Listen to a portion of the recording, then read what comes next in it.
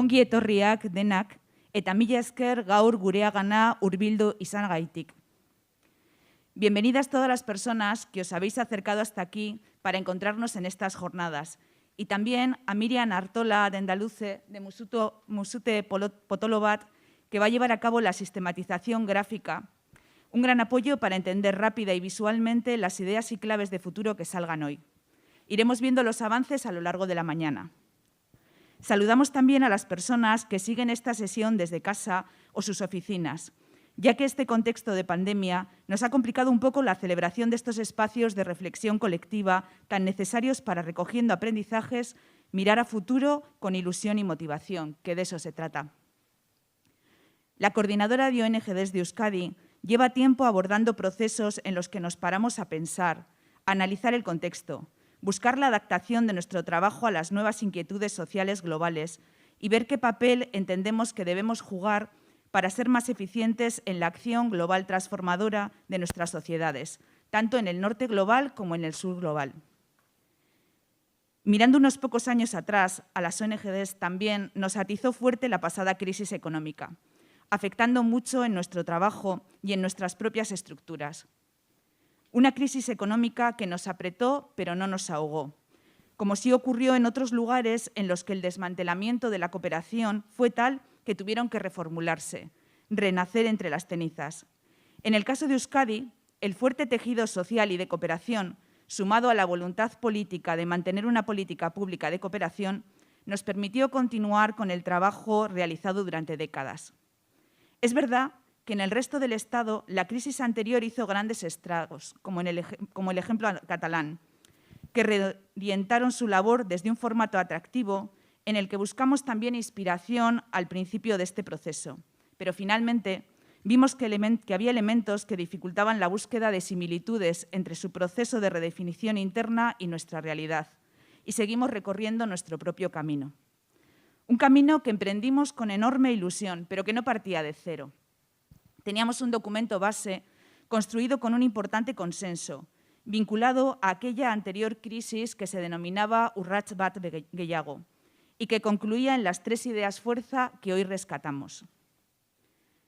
En este documento subrayábamos la necesidad de afianzar el enfoque de desarrollo humano sostenible para la erradicación de la pobreza y las desigualdades, transitando hacia un enfoque global local. Esto, en definitiva, requiere ampliar la mirada a un enfoque holístico de la realidad que interrelacione problemáticas. Un enfoque que en este contexto de pandemia, en el que ha quedado de manifiesto una vez más y de manera evidente la interrelación e interdependencia planetaria, con diferentes grados de afectación, por supuesto, pero que muestra su más absoluta vigencia. Consensuábamos también la necesidad de buscar complicidades y sinergias con otros agentes transformadores para lograr un mayor impacto de nuestra acción y para buscar luchas comunes. Los retos globales de problemáticas interrelacionadas debían tener una respuesta más coordinada de los agentes sociales o agentes transformadores de otros ámbitos, como el académico, social, sindical. Y detectábamos también que demandar la mejora de la política de cooperación debía servirnos para concentrar nuestra acción en estos principios anteriormente citados: trabajar con otros agentes, conectar con la ciudadanía, poner en la agenda política y social la solidaridad global y no perdernos en burocracias que dificultan nuestra tarea. Se identificaba la carga administrativa y burocrática como una gran carencia del sistema, al tiempo que se vinculaba la mejora o adecuación de los instrumentos al debido cumplimiento de los compromisos presupuestarios de sobra conocidos y definidos en Naciones Unidas, en la Ley Vasca de Cooperación o ratificados ahora en los ODS. Esos venían a ser 3 principios en los que nos comprometíamos a trabajar. Pero transcurrido un tiempo, vemos que algunas cuestiones siguen con una inmensa vigencia, pero que hay quizá algunos aspectos que nos han quedado algo más apartados, entre los que sin duda destaca el papel que debemos tener las ONGs en los debates globales de las políticas de cooperación. Hoy estamos inmersas en un contexto de profundos y acelerados cambios. Tenemos nuevos retos globales, salpicados encima en la vorágine de la gestión de una grave pandemia. Ante la crisis de la COVID-19 y sus repercusiones sociales y económicas, apelamos a fortalecer los lazos de solidaridad en todo el mundo. Creemos que la solidaridad entre las personas y los pueblos es de doble dirección. De manera que de la misma forma que hoy somos los países europeos quienes recibimos esa solidaridad, desde aquí también debemos ejercerla con aquellos otros países más vulnerables, donde esta crisis golpea con especial dureza. Lugares donde ya trabaja la cooperación vasca desde hace décadas. Por tanto, ante esta pandemia global, las soluciones que se planteen también deben ser globales y la solidaridad es parte de esta solución. Pero además, estos impactos tampoco son iguales en todas las partes del mundo. Vivimos una pandemia global que pone en evidencia la desigualdad creciente entre países y al interior de los países. Como bien sabemos, aquellos más vulnerables están teniendo un impacto mucho mayor, bien por tener sistemas sanitarios más débiles, bien por tener menores recursos y por muchos otros factores históricos y económicos que han configurado su desarrollo. Pero esta crisis sanitaria también ha hecho saltar las costuras de nuestro sistema de salud más cercanos, que han estado al borde del colapso y que han demostrado no estar preparados para una pandemia como la actual. Las ONGs continuamos alzando la voz y alertando con mirada crítica de lo que pasa, para seguir denunciando las injusticias globales, que siempre salpican de manera más directa a las personas más vulnerables. Por todo esto, no podemos obviar de dónde venimos ni hacia dónde queremos dirigirnos. Ahora, Maritere Guzmán Bonilla, miembro de la Junta de la Coordinadora de ONGs de Euskadi y que ha formado parte del equipo motor que ha organizado estas jornadas, nos va a presentar las ideas clave que surgieron en la reflexión anterior.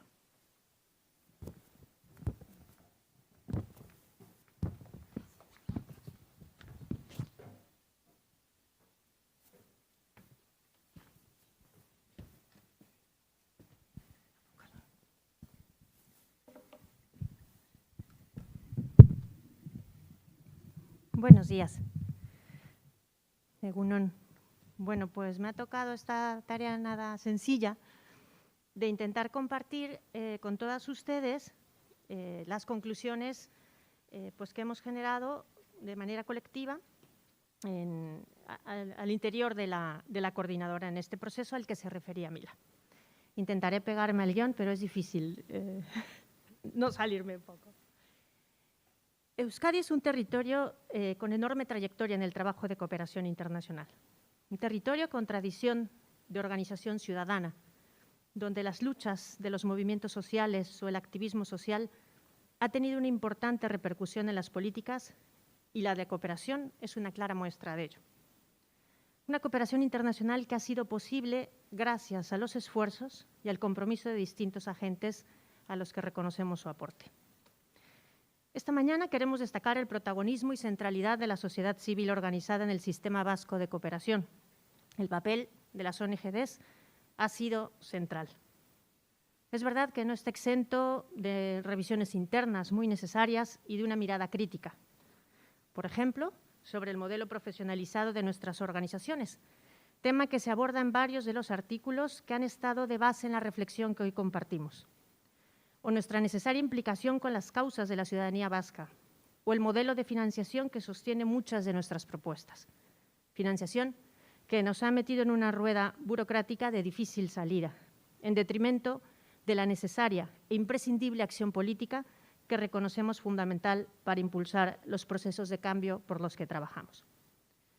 Todas estas cuestiones han ocupado parte de nuestros diálogos y reflexiones en años anteriores y tendrán que seguir siendo abordadas en el corto y en el mediano plazo. No huimos de ellas.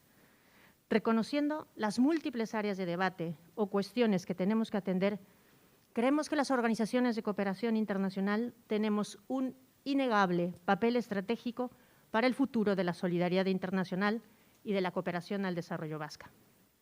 Tenemos una trayectoria muy reconocida internacionalmente y un papel que nos sentimos llamadas a potenciar porque su fortalecimiento redundará en procesos transformadores aquí y en muchos lugares del mundo. Procesos de cambio en los que se prioriza a las personas, la centralidad de las personas más vulneradas con las que trabajamos, por encima de intereses económicos y donde los derechos humanos son una máxima innegable. Para poner en valor ese papel, creemos que la coordinadora tiene un potencial de representación inigualable y que debe ser instrumentalizado, en el mejor de los sentidos, para llegar a unos consensos que son fundamentales para todas las ONGs. Consensos o debates que nos permitan seguir ocupando un lugar central en el sistema vasco de cooperación. Con esa voluntad se gestó este proceso, que partió de consensos previos y construyó líneas de trabajo que entendimos esenciales, donde la coordinadora nos dimos a la tarea de construir 5 ejes de debate que me permito recordar. El primero, el enfoque de género y la sinergia con el movimiento feminista. Segundo, la movilización social en clave de defensa de derechos, el papel de la educación para la transformación social. Tercero, especificidad de la cooperación vasca, con el peso específico en las ONGs y o sociedad civil organizada. Cuarto, construcción de puentes y sinergias con otros agentes. Y quinto, el impacto de la cooperación vasca. Estos ejes los quisimos alimentar con el análisis, miradas y propuestas de distintas personas que se plasmaron en un conjunto de artículos que nos llevaron a reflexiones enriquecedoras y de los cuales pues, queríamos retomar afirmaciones, intuiciones, debates, incluso contraargumentar algunas discrepancias que podíamos tener con ellos.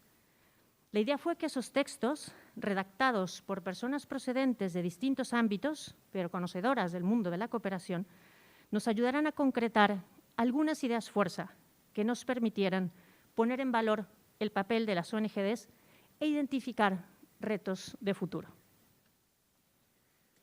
En alguno de estos textos, preparados para esta reflexión, se dice con claridad que la cooperación vasca vía ONGs es garantía, con sus debilidades, evidentemente, de la aplicación del enfoque de derechos humanos, de los avances en género y feminismos, de la construcción de conciencia crítica, del reconocimiento de las interdependencias que tenemos las sociedades del planeta o del fortalecimiento y empoderamiento de la sociedad civil, tanto en nuestro territorio como en el sur global.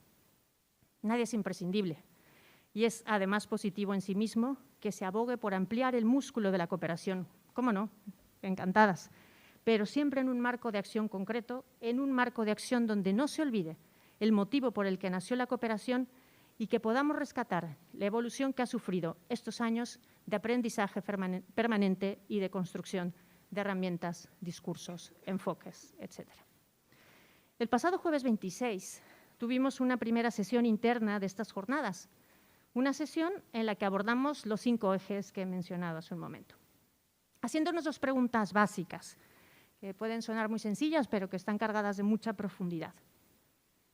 ¿Cuál ha sido la principal aportación que hemos hecho las ONGs a cada uno de esos ejes? Igual dicho de otra manera, ¿sería diferente la cooperación vasca si no hubiéramos estado las ONGs en estos ejes? Sin las ONGs como expresión de la sociedad civil organizada, como representación de una ciudadanía vasca, solidaria y comprometida, pues creemos que no existiría, ¿verdad?, la cooperación tal como la conocemos hoy. Con sus muchas luces, ¿verdad?, también con sus sombras. Nos preguntamos por los años de trayectoria y trabajo comprometido, por las alianzas que han unido a tantas personas, organizaciones, colegios, asociaciones, grupos, colectivos de barrios, instituciones públicas, etc. Pero también nos preguntamos por el futuro. En este contexto de profundas transformaciones, ¿cuáles son los principales retos que debemos abordar? ¿Qué elementos innovadores tenemos que impulsar? ¿Qué nos hace hoy pertinentes? ¿Qué nuevos modelos, formatos, ideas, discursos son necesarios para construir eso que anhelamos? Con estas 2 miradas, a lo que aportamos y al futuro que soñamos, es que hoy nos encontramos aquí. Les hemos invitado esencialmente a 3 cosas. Primero, a compartir. Compartir lo que hemos reflexionado, lo que queremos poner en valor y reconocer, escuchar sus reflexiones, aportes, cuestionamientos desde los movimientos sociales, desde el mundo universitario o desde las instituciones públicas presentes aquí. Queremos dialogar, escuchar, reconocernos. Un segundo elemento de por qué estamos aquí, ¿verdad? Les queremos invitar a sumar voluntades, a seguir construyendo juntas. Los retos que afrontamos como sistema de cooperación son inmensos y necesitamos sumar, recrear, innovar, Anhelamos ser promotoras de esa innovación transgresora tan necesaria para conseguir la transformación social que vislumbramos. Necesitamos confiar, apoyarnos, mirar hacia el mismo horizonte. Y tercera, pues queremos insistir en el tipo de cooperación en el que creemos firmemente que merece la pena, en el papel de la sociedad civil organizada y en la necesidad de poner los instrumentos y medios necesarios para fortalecer nuestra cooperación. Dicho esto, y para ser un poco ordenadas con la síntesis, que ya digo no fue fácil hacer, ¿verdad?, del jueves para acá, les voy a compartir siete rasgos o 7 elementos de ese aporte que el conjunto de las ONGs consensuábamos la semana pasada y que queremos subrayar, ¿verdad? El primero es la gratuidad y cercanía de nuestro trabajo. Una de las principales características de la cooperación descentralizada, una de las cuestiones que la diferencia es fundamentalmente el elemento de la gratuidad y la cercanía con las sociedades y los grupos vulnerados. Nos permite trabajar con gobiernos subestatales, con administraciones locales que se encuentran más cercanas a la ciudadanía vasca también, para que desde ahí podamos atender sus demandas y canalizar su solidaridad. A la hora de dar soluciones a la crisis de la cooperación descentralizada, a veces se parte de la premisa de la necesidad de acercar la realidad de la ayuda descentralizada vasca al discurso internacional sobre la cooperación. Y se plantea una cooperación más intergubernamental. Digamos que de la mano de muchas personas expertas se empieza a generalizar este discurso, que si bien bueno, pues, es perfectamente lógico y pertinente, desde nuestra mirada falta entender y conocer de primera mano nuestros procesos o la realidad más concreta de la cooperación vasca. Nosotras estimamos que esta propuesta a veces no tiene en cuenta las realidades locales de los países en los que trabajamos y obvia la necesaria reflexión sobre el débil sistema político y administrativo de esos países. La inexistencia de un cuerpo administrativo permanente puede llevarnos a perder años de experiencias que a veces fracasan. En este sentido, tenemos ejemplos evidentes, como la experiencia de Euskal Fondoa, que nació con ese objetivo de aliarse con administraciones pares y, en ocasiones, una vez identificadas las carencias anteriormente descritas, busca alianzas locales en la propia sociedad civil organizada, con quien habitualmente trabajamos las ONGs. Y es este hecho, precisamente, el que nos ha hecho diferentes y que ha supuesto importantes reconocimientos a nivel internacional. Así que no perdamos este hecho diferencial que está funcionando. Las ONGs estamos centralmente aliadas a otras organizaciones creadas para fortalecer a grupos de la sociedad civil, para articularla, para trabajar por unos procesos emancipadores que defiendan su dignidad y sus derechos humanos.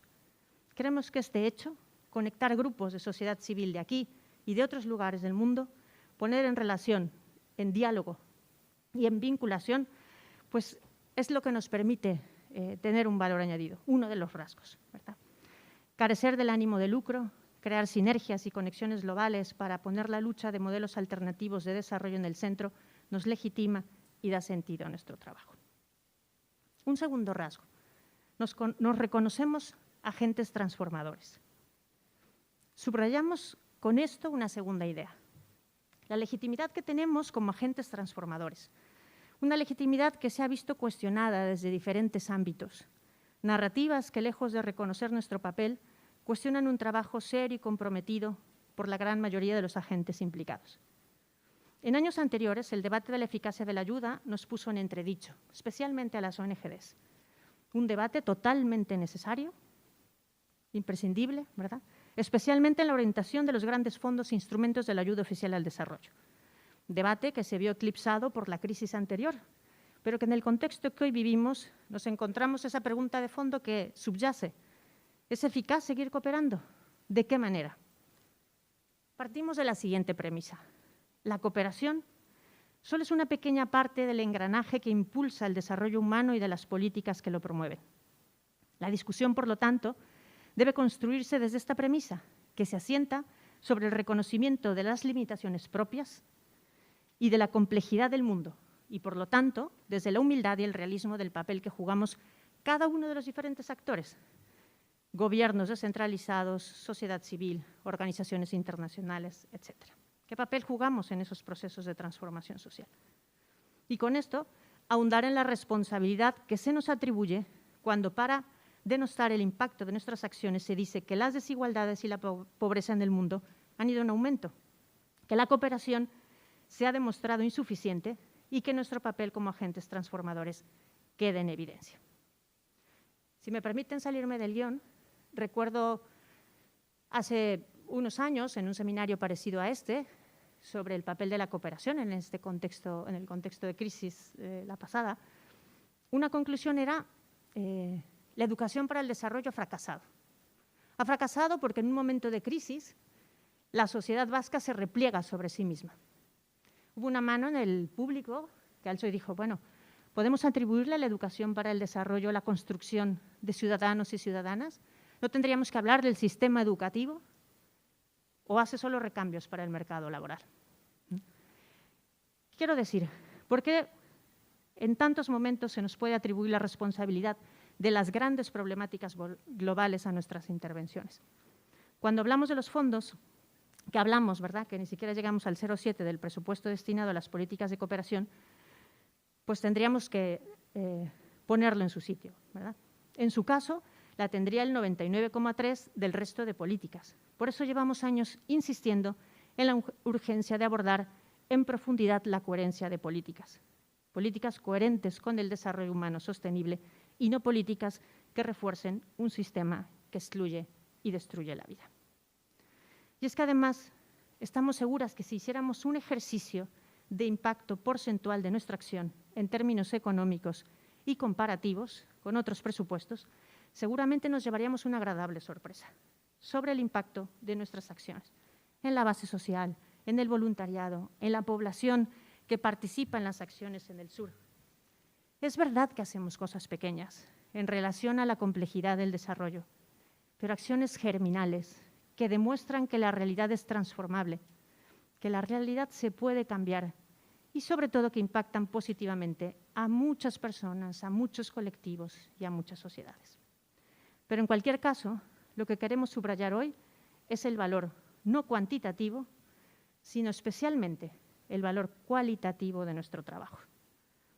Los frutos muchas veces son difíciles de medir, pero están presentes en nuestro trabajo, en esa cercanía que se demuestra en el acompañar, permanecer y estar al lado de las personas que más lo necesitan alrededor del mundo.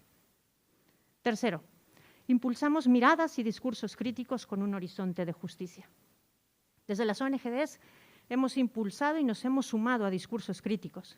Hemos cuestionado el modelo generador de desigualdades e injusticias. Hemos puesto sobre la mesa análisis, miradas de la realidad local y global que ayudan a entender los mecanismos de exclusión social o las interrelaciones globales. Nuestras propuestas de educación para la transformación social engloban y concretizan esa mirada y apuestan por la construcción de la idea de una ciudadanía global.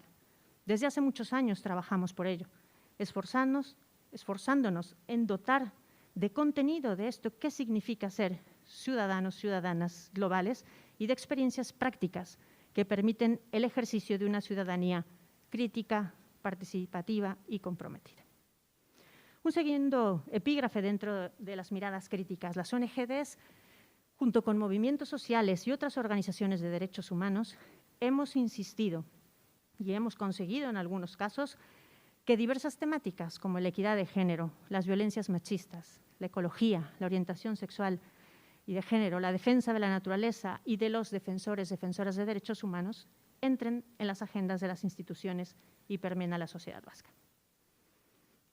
Creemos o queremos aportar también una mirada crítica a la agenda internacional. Nos hemos implicado en ella, en la promoción de unos ODS que han entrado llenos de fuerza en la agenda pública, pero que no tenemos claro hasta qué punto llegan cargados de todo su contenido o de toda la orientación social que quisiéramos. Una Agenda 2030 que vislumbramos como la gran oportunidad para poder transversalizar ciertos valores en los que creemos profundamente. Cuarto, somos puente, ponemos en relación.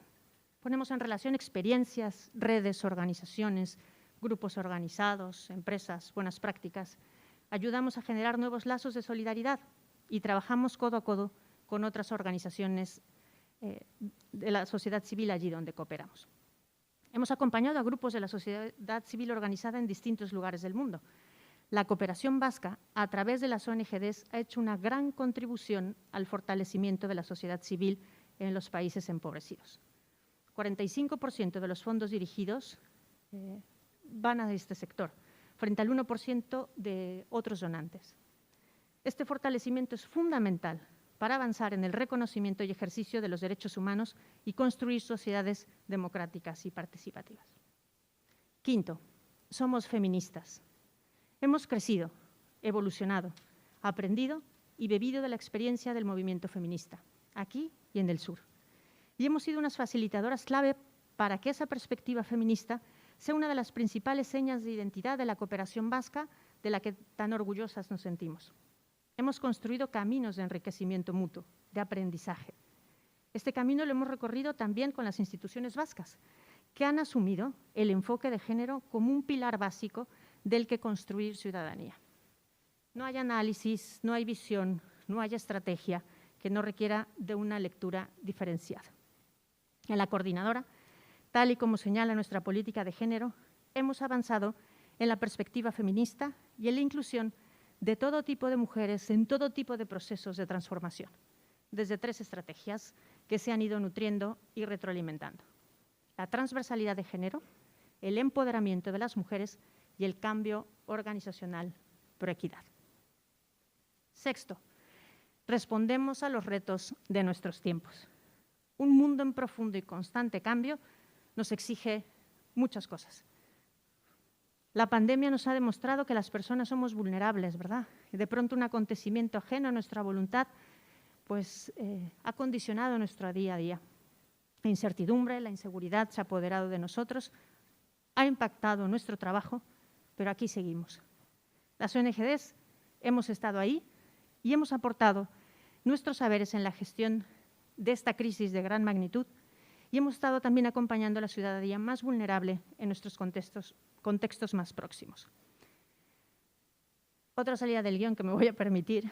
Hace poco hablaba con un director, una organización hondureña, pues con la que está cayendo en Honduras, ¿verdad?, en estos momentos. Y él nos decía, ¿qué significa hoy, en este contexto de múltiples crisis, estar al lado de los y las perdedoras? Una respuesta radical, pues tenemos que seguir respondiendo a nuestros tiempos.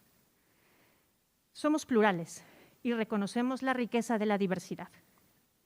Por nuestra configuración, somos un sector plural, diverso, de múltiples procedencias. Aportamos una visión muy integral de las problemáticas globales. Tenemos entidades especializadas en muy diversos ámbitos que enriquecen nuestro discurso y nuestra acción. Esta pluralidad nos permite acercarnos a la ciudadanía vasca de distintas maneras, con diversidad de propuestas. Ese es un potencial innegable que nos hace valiosas, ¿verdad? Y sirve además como un eje vertebrador con múltiples agentes. Tenemos una experiencia rica de trabajo con el movimiento feminista, con el ecologista, con organizaciones de personas migrantes. Estamos presentes en la articulación del tercer sector a través de la red Zaren Zarea, con las personas refugiadas.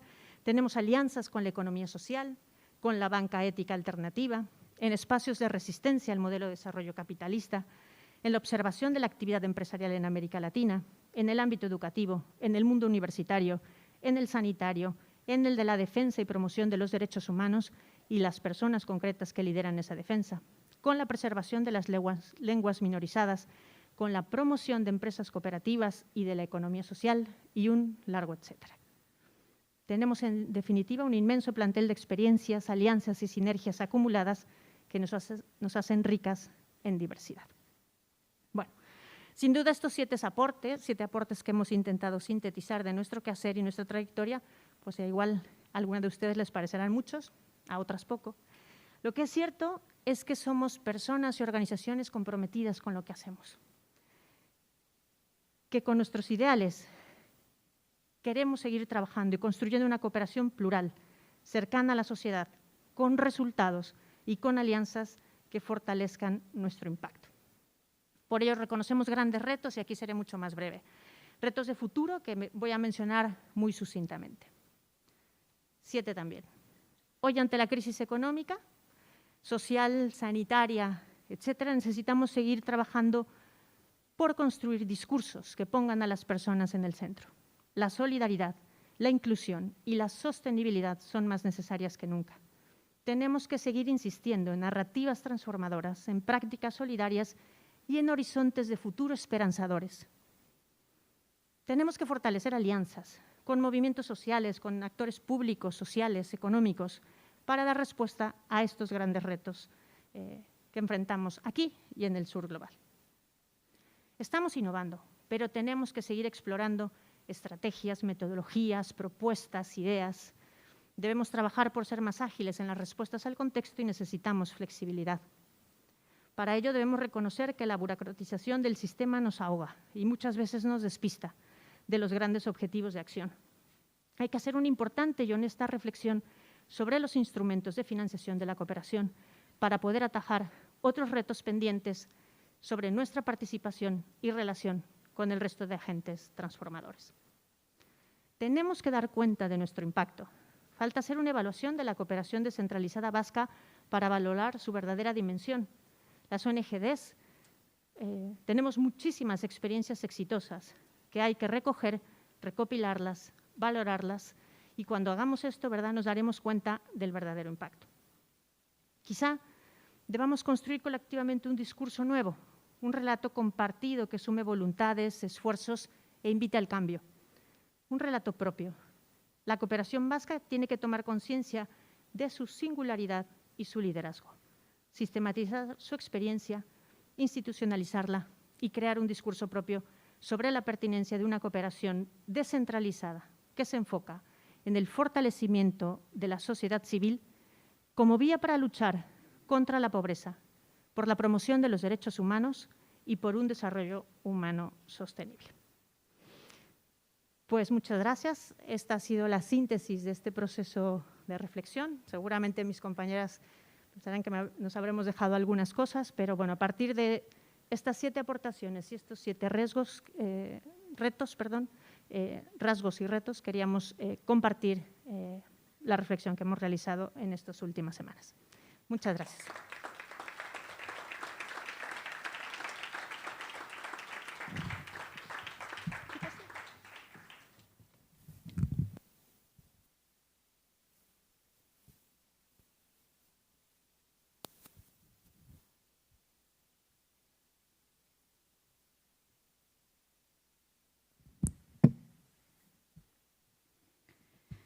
Bueno, eskerrik asko, Maritere, por tus explicaciones y por las conclusiones que has explicado de un gran trabajo en red realizado por las entidades miembro de la Coordinadora de ONGs de Desarrollo de Euskadi.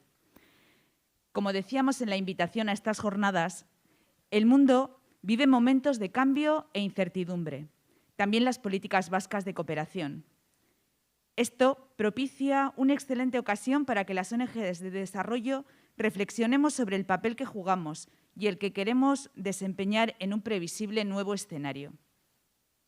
Pero además de reflexionar y debatir para continuar mejorando las políticas de cooperación, no debemos olvidar a las personas y organizaciones del sur con quienes trabajamos desde hace décadas. Por ello, a lo largo de esta jornada vamos a acercarnos a 3 lugares distintos del mundo para conocer 3 historias en las que la cooperación está transformando la vida de muchas personas. Sí, son solo 3 de los cientos y cientos de historias en todo el mundo que tenemos que contar en estos más de 30 años de cooperación vasca. Pero son 3 historias de transformación en lugares donde trabajan las ONGs vascas y que, sin duda, nos ayudan a mirar atrás para coger impulso en contextos no siempre favorables. Testimonio que pone rostro y a todo esto de lo que estamos hablando a lo largo del día de hoy. No es tiempo para viajar, pero nos acercamos a Mozambique para conocer algunos de los avances logrados gracias a las ONGs y a un desarrollo solidario compartido. No os adelanto más, lo mejor es que lo veamos. Adelante.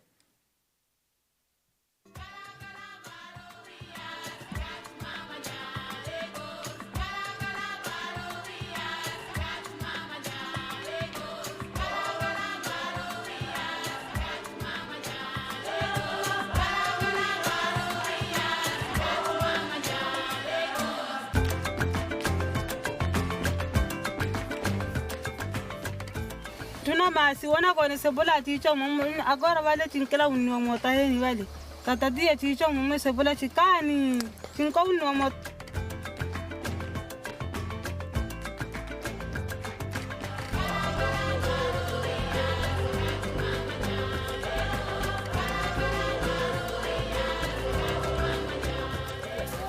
Comer é uma distância assim, então tem que ser a mesma também assim.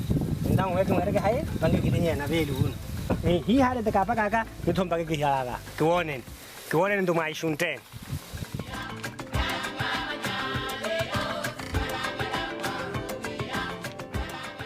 Kononi chivela. Kobi, ninotuna, erepolio, ninotuna, sebola, ninotuna, chitu chinchene. Checho tene chintakiwa na muna ni uliherie ketoko chichamo. Netela kankwa hato netaka tonirwa kanchulu.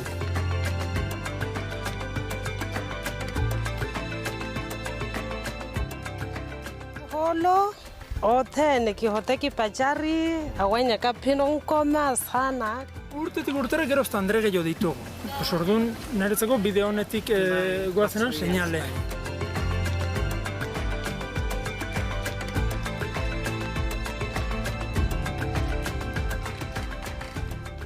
Azkeneko 10-15 urtetan hemen oso aldaketa positiboa izan da.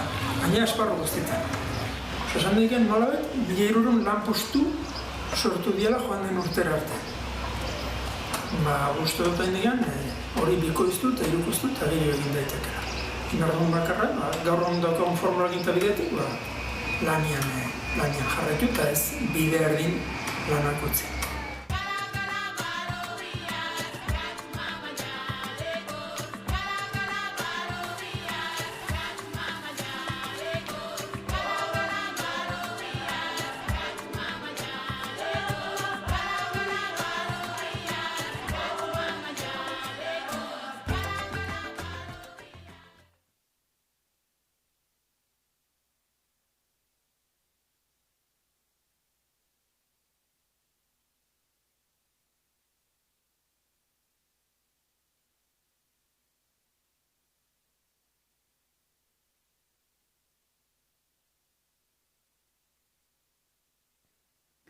Ahora vamos a dar paso a la primera de las mesas redondas, donde Begoña Yebra Isasi, periodista, va a moderar. Pero antes, y mientras las participantes suben a sus sitios, queríamos hacer un pequeño aporte. Como podéis observar, la composición de las mesas que tenemos hoy no es la deseable desde el punto de vista de género. La primera de ellas, aun siendo paritaria la autoría de los artículos, no lo es en la presencia en la sala. Muchas son las causas: diferencias horarias, académicas saturadas por el trabajo, planteamientos basados en los contenidos. Sin embargo, estas causas no pueden ni deben ser excusa, menos aún en la coordinadora de ONGDs. Y no las traemos aquí para excusarnos, sino para poner sobre la mesa que, a pesar de estar atentas y de procurar espacios no masculinizados, en ocasiones se nos va de las manos y nos tiene que servir como toque de atención y aprendizaje. La segunda mesa, en la que se encuentran las instituciones vascas, está claramente sobrerepresentada por hombres. Cierto que en este caso la coordinadora tiene menor responsabilidad, aunque podíamos haber comentado con las instituciones esta situación y haber intentado, con ayuda de todas, recomponerla. Pero tal vez así la foto de esta mesa sirva para recordarnos que nos queda mucho por construir y avanzar en género y en feminismos, en la sociedad, en las instituciones, en la cooperación y en la coordinadora. Adelante, Bego.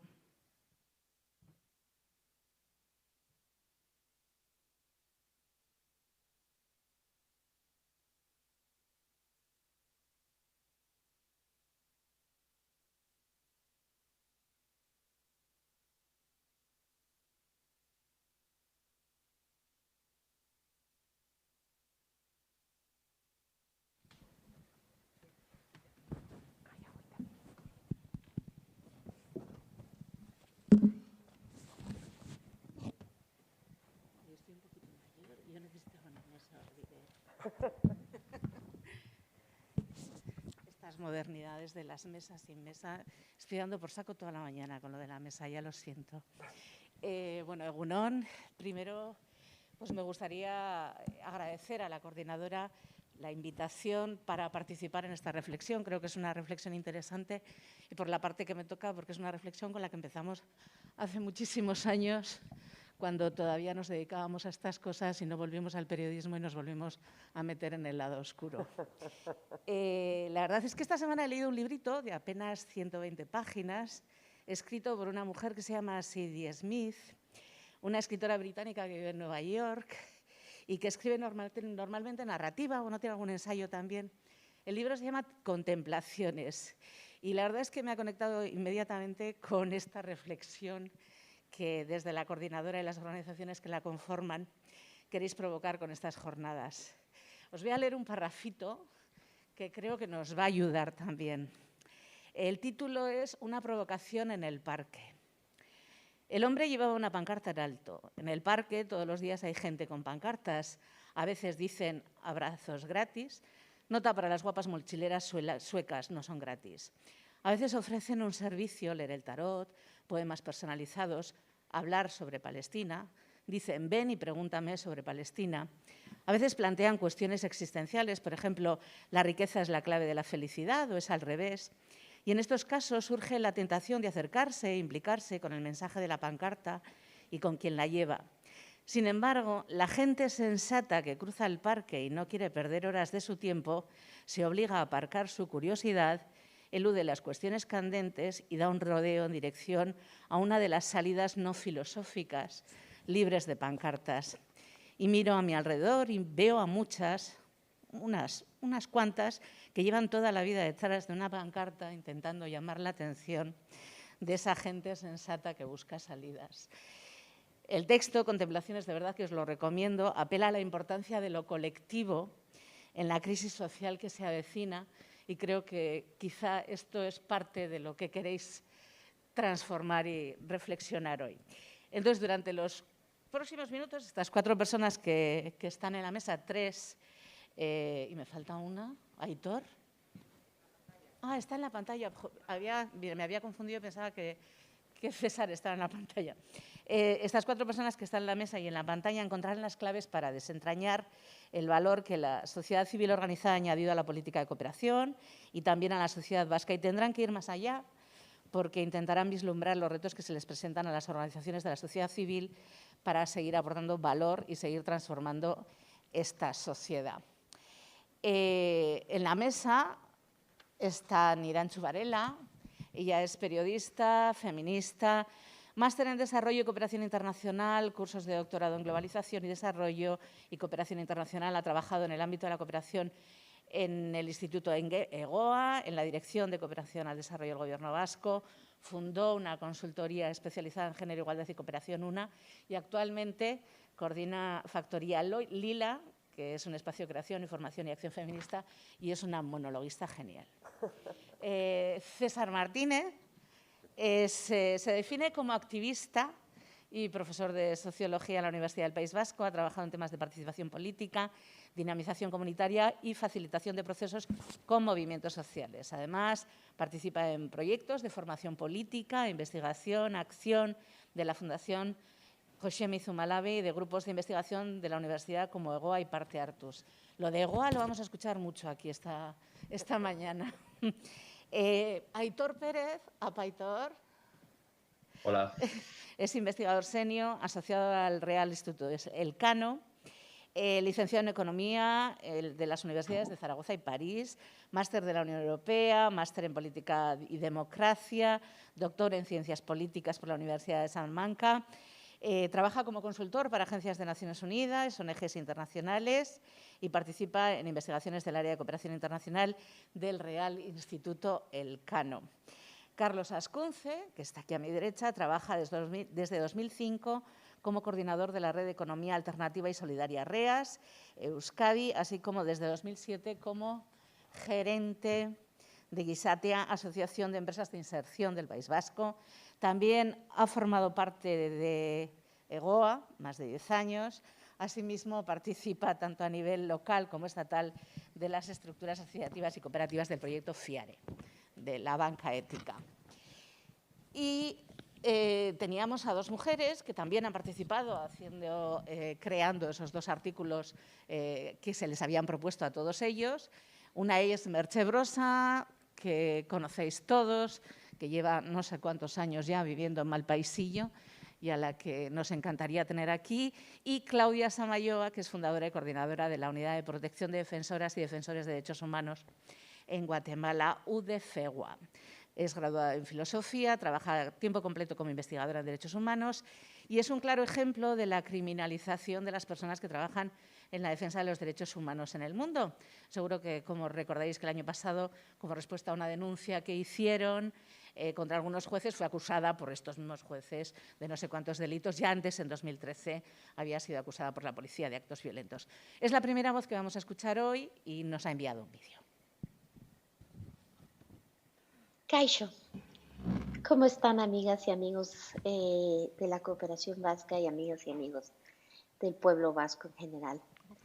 El día de hoy solo quiero resumir muy brevemente mi mensaje escrito en el artículo llamado El Cartazuna. Y es básicamente mi llamado a que tengamos como centro de la reflexión en torno a hacia dónde va la cooperación. Ahorita, después de la pandemia y en el marco del cambio climático, la solidaridad, el Cartazuna.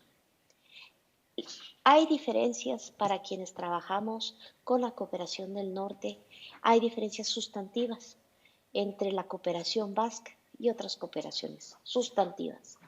Y esa diferencia sustantiva está en ese concepto de solidaridad que ha marcado nuestras relaciones y que particularmente en la última década, creo yo, al menos yo, aprendí que esa solidaridad no tenía por qué ser en solo una vía, sino que había tanto en común entre nuestros pueblos originarios, entre esta necesidad de mantener la tradición, entre la necesidad de tener un idioma y ese idioma representarnos, pero también compartir historias de violencia, mayores o menores silencios, mayores o menores impunidades, y compartir la necesidad de mantener la comunidad en el marco de un proceso de desarrollo. Todo lo que ustedes tienen que enseñar en función del cooperativismo, en función de una industria que paga o trata de pagar impuestos y que trata de cooperar para el desarrollo, y nuestra absoluta necesidad de empresariado que tenga una visión de comunidad y no solamente una visión egoísta. Todo eso creo yo que tenemos que tenerlo sobre la mesa ahora que discutimos hacia dónde va la cooperación. Hacia dónde va la cooperación ahora que la crisis económica reduce los ingresos y las capacidades de países como el País Vasco, pero también al mismo tiempo en donde las personas con las que ustedes han cooperado por las últimas décadas o casi medio siglo, sufrimos mayor pobreza, 50 millones más de pobres, restricciones económicas con el mismo sentido, impactos del cambio climático, impactos de la pandemia, en donde está cada vez más claro que la intervención tiene que ser más integral que especializada, que tiene que mantener cierto grado de especialización o de llamado de esos derechos humanos básicos que no se pueden olvidar, pero a la vez tenemos que lograr abordarlo el todo y no perder de vista que nuestro punto de partida es la solidaridad. Eso quiere decir cómo trabajar a través de instrumentos, de herramientas de cooperación que no rompan nuestra comunicación con las comunidades, que no rompan la solidaridad. Y ahí solo una advertencia que trato de plasmar en mi artículo, y es que en las circunstancias actuales se está hablando de empresarialidad o de empresarios como esa nueva herramienta.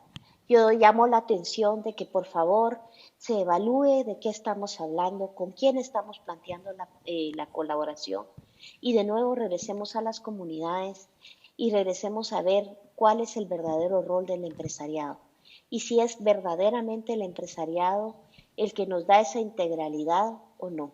A mi juicio, el apoyo a través de las empresas para el desarrollo no necesariamente genera desarrollo para todos, y puede y tiene el potencial de aumentar la conflictividad social que hemos estado viendo crecer precisamente por la extracción de recursos y por el impulso de una empresarial que es negativa.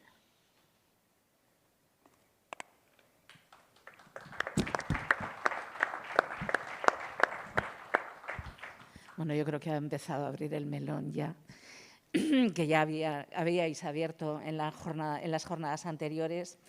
En cada uno de vuestros artículos, de los que habéis escrito, se recogen algunas reflexiones vinculadas al papel que ha tenido la cooperación vasca en esta sociedad y concretamente al papel que han tenido las organizaciones no gubernamentales de desarrollo.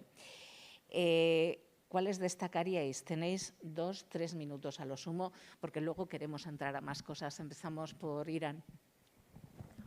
Bueno, yo creo que hay un paralelismo bastante grande en cómo está configurada la sociedad vasca y en cómo son los movimientos sociales en nuestro pueblo y cómo es la cooperación, ¿no? Yo creo que siento que mucho más que en otros sectores, por ejemplo, de las instituciones, que ha habido un contagio muy fuerte de cuáles son las reivindicaciones, incluso las maneras de funcionar, las preocupaciones y los espacios de articulación de la sociedad vasca se han trasladado bastante a la cooperación, ¿no? Y yo, por ejemplo, creo que pues, lo que ha dicho la compañera es bastante habitual. Yo creo que la mayoría de la gente que hemos estado en cooperación y que hemos estado en el sur sabemos que sí que hay es horrible. Creo que la única cosa en la que no es terrible lo del hecho diferencial vasco, que no tiene nada, o sea, tiene que ver, es más el hecho articulacional vasco, no sé ni si existe esta palabra, pero que de alguna manera hemos sido capaces,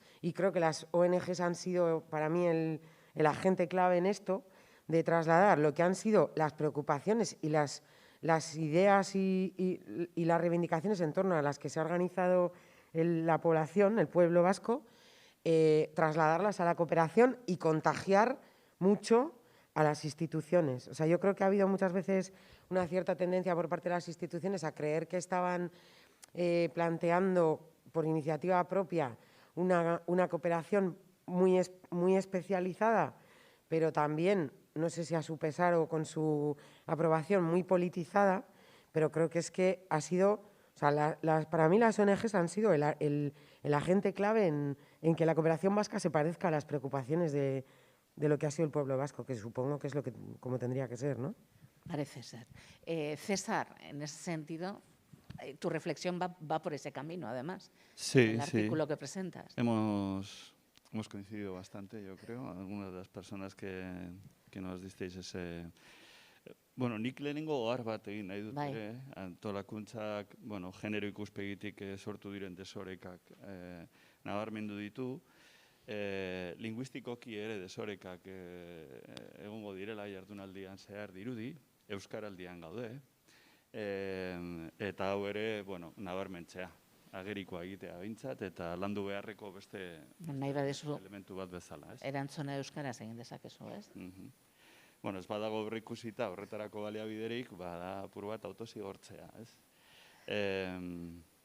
Bueno, entonces, respecto de esta pregunta inicial, sí, evidentemente, desde mi vivencia y desde mi mirada, por lo menos, el papel de las organizaciones sociales en la solidaridad internacional en nuestra sociedad pues, ha sido central y protagonista, ¿no? De hecho, seguramente las políticas institucionales llegan un poco posteriormente a este ámbito de trabajo, ¿no? Y coge la envergadura que tienen esas políticas institucionales también pues, por la reivindicación, por la presión social de movilizaciones populares como las campañas del 07 o como otros eventos, ¿no? Entonces, además, el ámbito de la cooperación tiene un precedente, ¿no? Que es el de la solidaridad internacional, pues todas las campañas de apoyo internacionalista a procesos revolucionarios, ¿no? En los 70 y en los 80, ¿no? Pues, luchas de liberación que se daban contra dictaduras, antiimperialistas, anticoloniales y todo eso, ¿no? Denunciando también en clave de derechos pues pues la realidad que tenían los sectores empobrecidos, excluidos, y también todas las políticas contrainsurgentes, de guerra sucia, de atentados contra los derechos humanos fundamentales que se daban en muchos países y que se estaban viviendo aquí, porque aquí también teníamos episodios muy fuertes de guerra sucia y de este tipo de episodios, ¿no? Entonces yo creo que precisamente la denuncia política del imperialismo, de terrorismos de Estado, de todo esto y la vinculación de muchas personas con procesos revolucionarios en diferentes países o procesos de liberación, estamos hablando de Cuba, de Nicaragua, de El Salvador, del Sáhara, de Palestina, de estas referencias, ¿no? Pues mucha gente se acercó, puso su granito de arena en esos procesos, aprendió muchas cosas y un poco el ámbito de la cooperación internacional aquí nace pues de la inquietud de esas personas de seguir apoyando de alguna manera esos procesos de lucha, ¿no? Yo así lo entiendo. Entonces, sí me parece importante que haya un reconocimiento de esto, ¿no? Porque, como se dice en euskera, pues, bakoitzari begerea, giza legea, ¿es? Entonces, eso me parece un tema bastante... Yo creo que en su día, precisamente, esas campañas bastante espontáneas y entusiastas de apoyo a esos procesos revolucionarios, pues fueron los primeros trabajos importantes de concienciación crítica, de sensibilización sobre pues, la dramática situación que vive todavía a día de hoy la mayor parte de las personas que viven en este planeta, ¿no? En situaciones de violencia y de carencias básicas, ¿no? Entonces, toda esa denuncia de esa realidad y concienciación sobre ella tiene ahí sus precedentes, ¿no? Incluso antes del tema de la cooperación, ¿no? Luego, posteriormente, las ONGs han seguido con la financiación pública, pues haciendo campañas más profesionalizadas, quizás con menor contenido ideológico, menos explícitas en ese sentido, pero seguramente que permiten llegar a otros públicos o a otros sectores sociales, aunque sea seguramente de manera más débil o más superficial, menos emotiva seguramente también.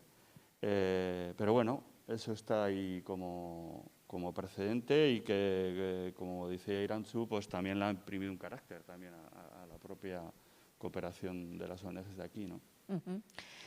Aitor, ¿contagio o incidencia política? ¿Cómo lo ves tú? Desde la perspectiva, además, de ese análisis de la cooperación descentralizada, ¿qué sientes que ha sido? ¿Más contagio o...? Bueno, yo creo que empieza, como dice César, con un trabajo de incidencia política, claro. Estoy de acuerdo que la cooperación no vasca, sino toda la cooperación española está muy marcada por el movimiento social que se produjo en los años 90 o que se estableció en los años 90 y que se materializó en la campaña del 07. Creo que eso explica por qué la cooperación oficial está tan arraigada en el territorio y no es una cuestión solo de la capital del Estado. Y luego, efectivamente, también se ha producido un contagio, pues, que efectivamente todavía hoy pues el canal de las ONGs es para la cooperación oficial vasca pues como el 90%, ¿no? del presupuesto. Entonces, esto pues, históricamente pues, ha hecho que los sectores de especialización de la cooperación oficial vasca hayan sido los de la sociedad civil vasca, ¿no? Más aún, ahora mismo nos encontramos con que el sector más fuerte de especialización del gobierno vasco, por ejemplo, es la propia construcción de sociedad civil, frente a otros sectores como agua, educación, sectores más clásicos, ¿no? de la cooperación internacional. Entonces, yo creo que esto no podría ocurrir sin esta fortaleza de la sociedad civil, ¿no? Habéis mencionado también el feminismo. La transversalización del género en la cooperación, digamos que es un planteamiento que es común a todas las agencias, común a todos los sectores de la cooperación, pero también sabemos que evidentemente no en todos los sectores se ha avanzado tanto, pues por las estructuras organizativas, también a veces por las necesidades operativas de concretar el principio de igualdad temáticamente. Y nos encontramos con que el País Vasco actualmente la transversalización del género está casi en el 90% de la ayuda, ¿no? Al menos de la comunidad autónoma, ¿no? Esto es un porcentaje muy alto. No creo que, por ejemplo, en qué sé yo, en Francia, el trabajo con la Agencia Francesa de Desarrollo, que tiene una cultura de banco, ¿no?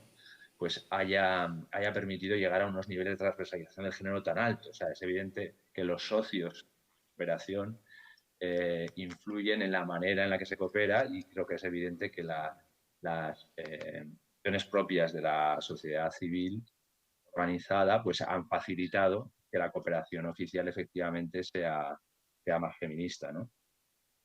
Entonces, las dos cosas, digamos, hay una incidencia política muy fuerte, sobre todo al principio, y hay un contagio permanente, ¿no? En cuanto a las opciones de sectores, de países, de modalidades de trabajo.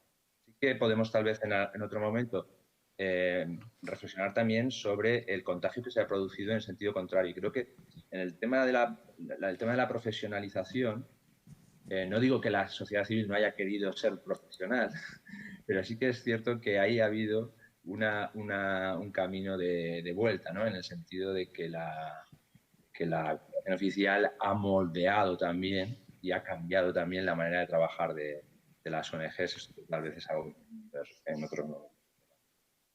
Carlos, esas características. Bueno, yo creo que sí que hay un consenso, ¿no?, entre todo el mundo, que la solidaridad y la cooperación en este entorno, pero también en otros entornos, la solidaridad y cooperación internacional, pero también la solidaridad y cooperación local, ha nacido siempre desde la base, desde la sociedad civil organizada.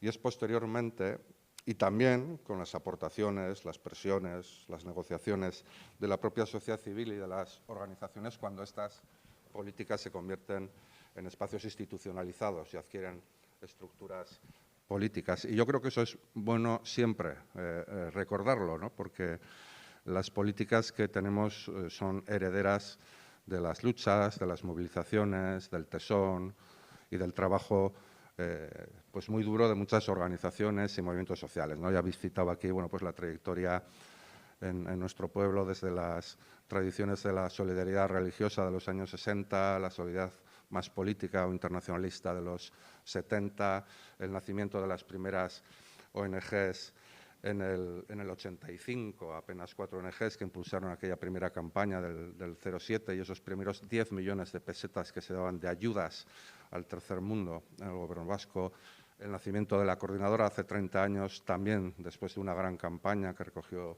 más de 50.000 firmas. Bueno, todo eso puso las bases de lo que iba a ser en el futuro las políticas de cooperación al desarrollo. Y también es bueno resaltar que fueron organizaciones, movimientos sociales, fueron ONGs, pero también fueron muchos sectores sociales. Pensemos en los hermanamientos, en las campañas, en los centros educativos, en la solidaridad entre movimientos, fuesen feministas o otro tipo de movimientos sectoriales, etcétera, ¿no? Obviamente también en el desarrollo después de la mejora de las políticas de cooperación, esas iniciales orientadas ya más hacia la calidad, la transparencia, la participación y tal, sin ninguna duda tuvo que ver con el nacimiento y el impulso del movimiento 07 y más y la acampada en Bilbao en el 2004, donde nos conocimos algunas personas.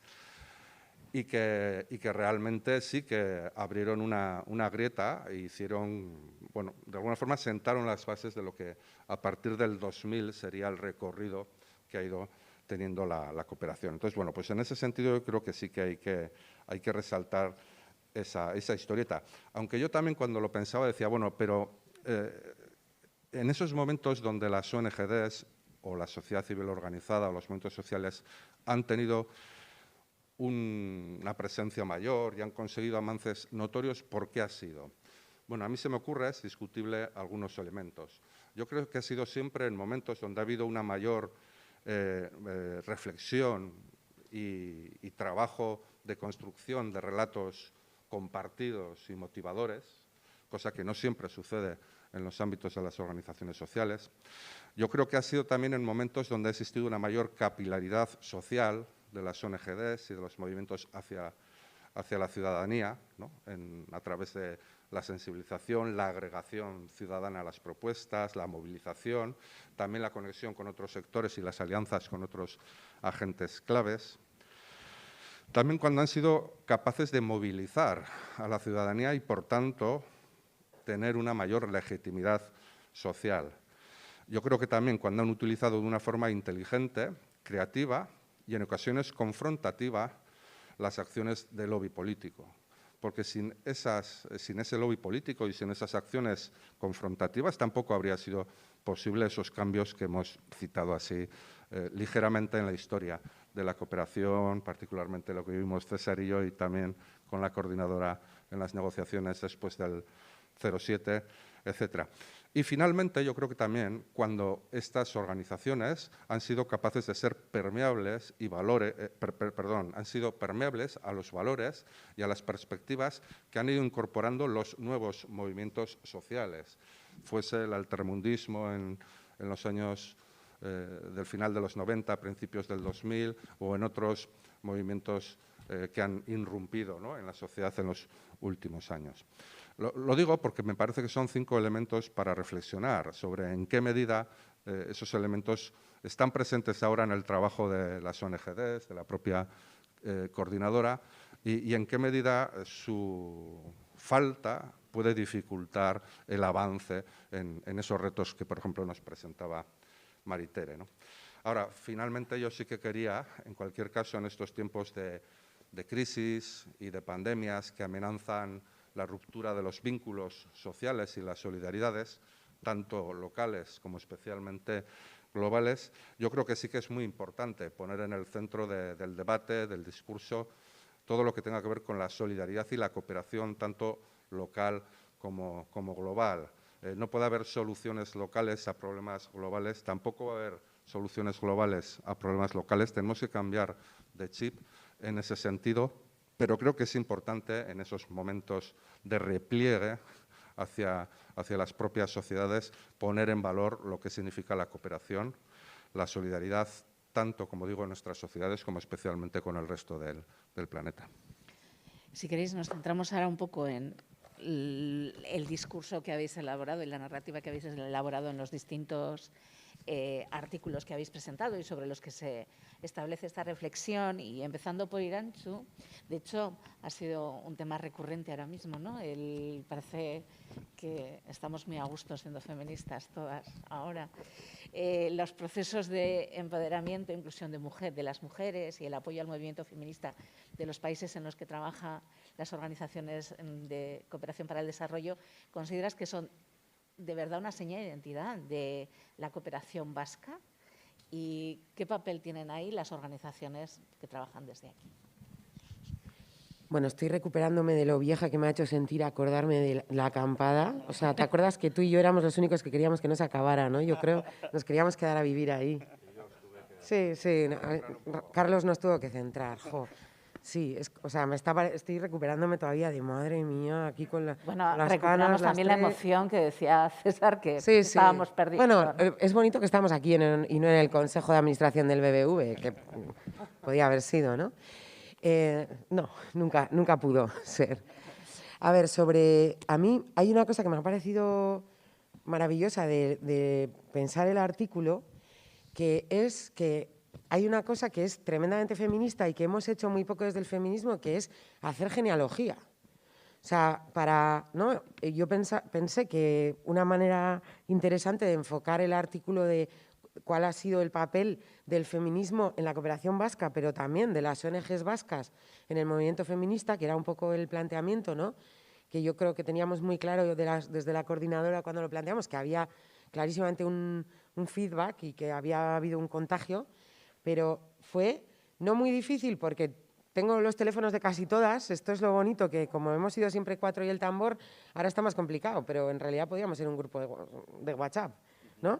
Las que estaban entonces. Pero es curioso ver que no había ni una genealogía ni una sistematización mínima de cuál ha sido el proceso de la incorporación del feminismo a la cooperación vasca, cosa que estoy segura que desde otros espacios llamaría mucho la atención, porque es bastante significativo.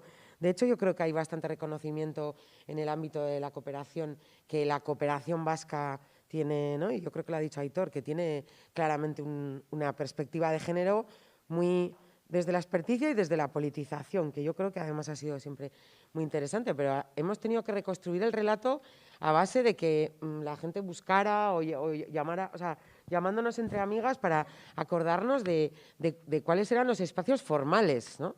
Entonces, pues por un lado, me parece un trabajo muy bonito, pero me parece que es una pena y que además es algo que creo que es como muy patriarcal, el hecho de que la historia de las mujeres y la historia del relato feminista se queda en lo informal y el día que no nos acordemos, porque ahora nos acordamos justo de la acampada y poco más para atrás no creo que nos acordemos de mucho, pero que, bueno, pues entonces me ha parecido como muy significativo.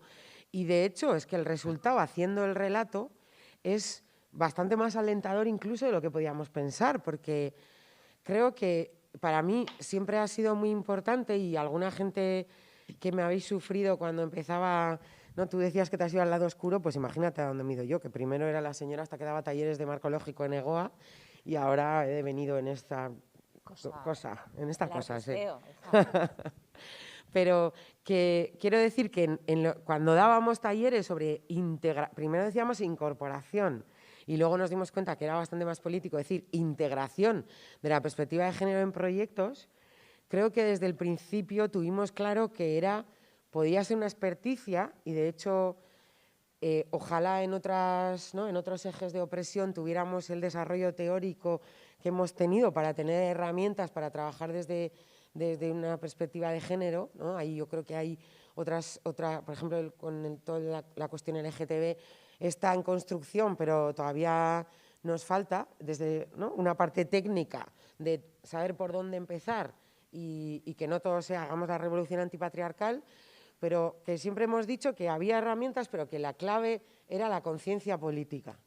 Y a mí me parece muy interesante poner en valor cómo esto ha sucedido en unas ONGs que además, como lo ha dicho Carlos, ahora ya lo puedo decir yo diciendo que es culpa suya, pero bueno, que en el artículo queda bastante claro, una cooperación que viene de organizaciones de solidaridad cristiana y de organizaciones de solidaridad política en los 80, que no son precisamente dos espacios muy feministas, como sabemos, ¿no? Entonces, una cooperación que viene de ahí y que además creo que se nota mucho, o sea, el tipo de cooperación que hay está muy atravesado por este origen doble, curioso, pero que además, como a mí por eso me encanta, ¿no?, este pueblo, ¿no? Es como juntamos esto y nos sale una cosa que no es especialmente extraña. Y además se convierte en una perspectiva feminista, ¿no? Pero me parece que muchas veces le hemos puesto el foco en cómo, o sea, para mí es claramente un contagio de la conciencia feminista que han ido desarrollando las personas y sobre todo las mujeres que forman las ONGs. O sea, para mí la cooperación vasca tiene la perspectiva feminista o la impronta feminista que tiene gracias a las ONGs, sí, pero a las mujeres que componían y que componen esas ONGs y que han estado peleándose, y además seguro que os acordáis hemos pasado por diferentes etapas, el punto focal de género, la de género, ¿no? También en todas las ONGs había una que era la de género y que ha tenido al principio sobre todo mucho que ver con empeños personales y peleas, como yo creo que tiene que ver el feminismo siempre. Pero ha sido súper bonito que desde el principio, en la coordinadora, incluso cuando no tenía una estructura muy articulada, ha habido espacios centrados en hablar y pensar sobre esto, que además a mí es una de las cosas que me parece muy chula, ¿no? Que no ha sido solo juntarnos para lo orgánico y para lo logístico, sino que había un seminario eran solo mujeres, hasta donde yo recuerdo, leyendo, pensando, debatiendo. O sea, todo esto empezó con el seminario aquel de género y desarrollo, que entonces a mí me ha parecido que eso se nota mucho, que siempre ha habido un deseo de pasarlo a lo técnico para que sea operativo, pero que ha habido una conciencia política clarísima y que las ONGs han ido, en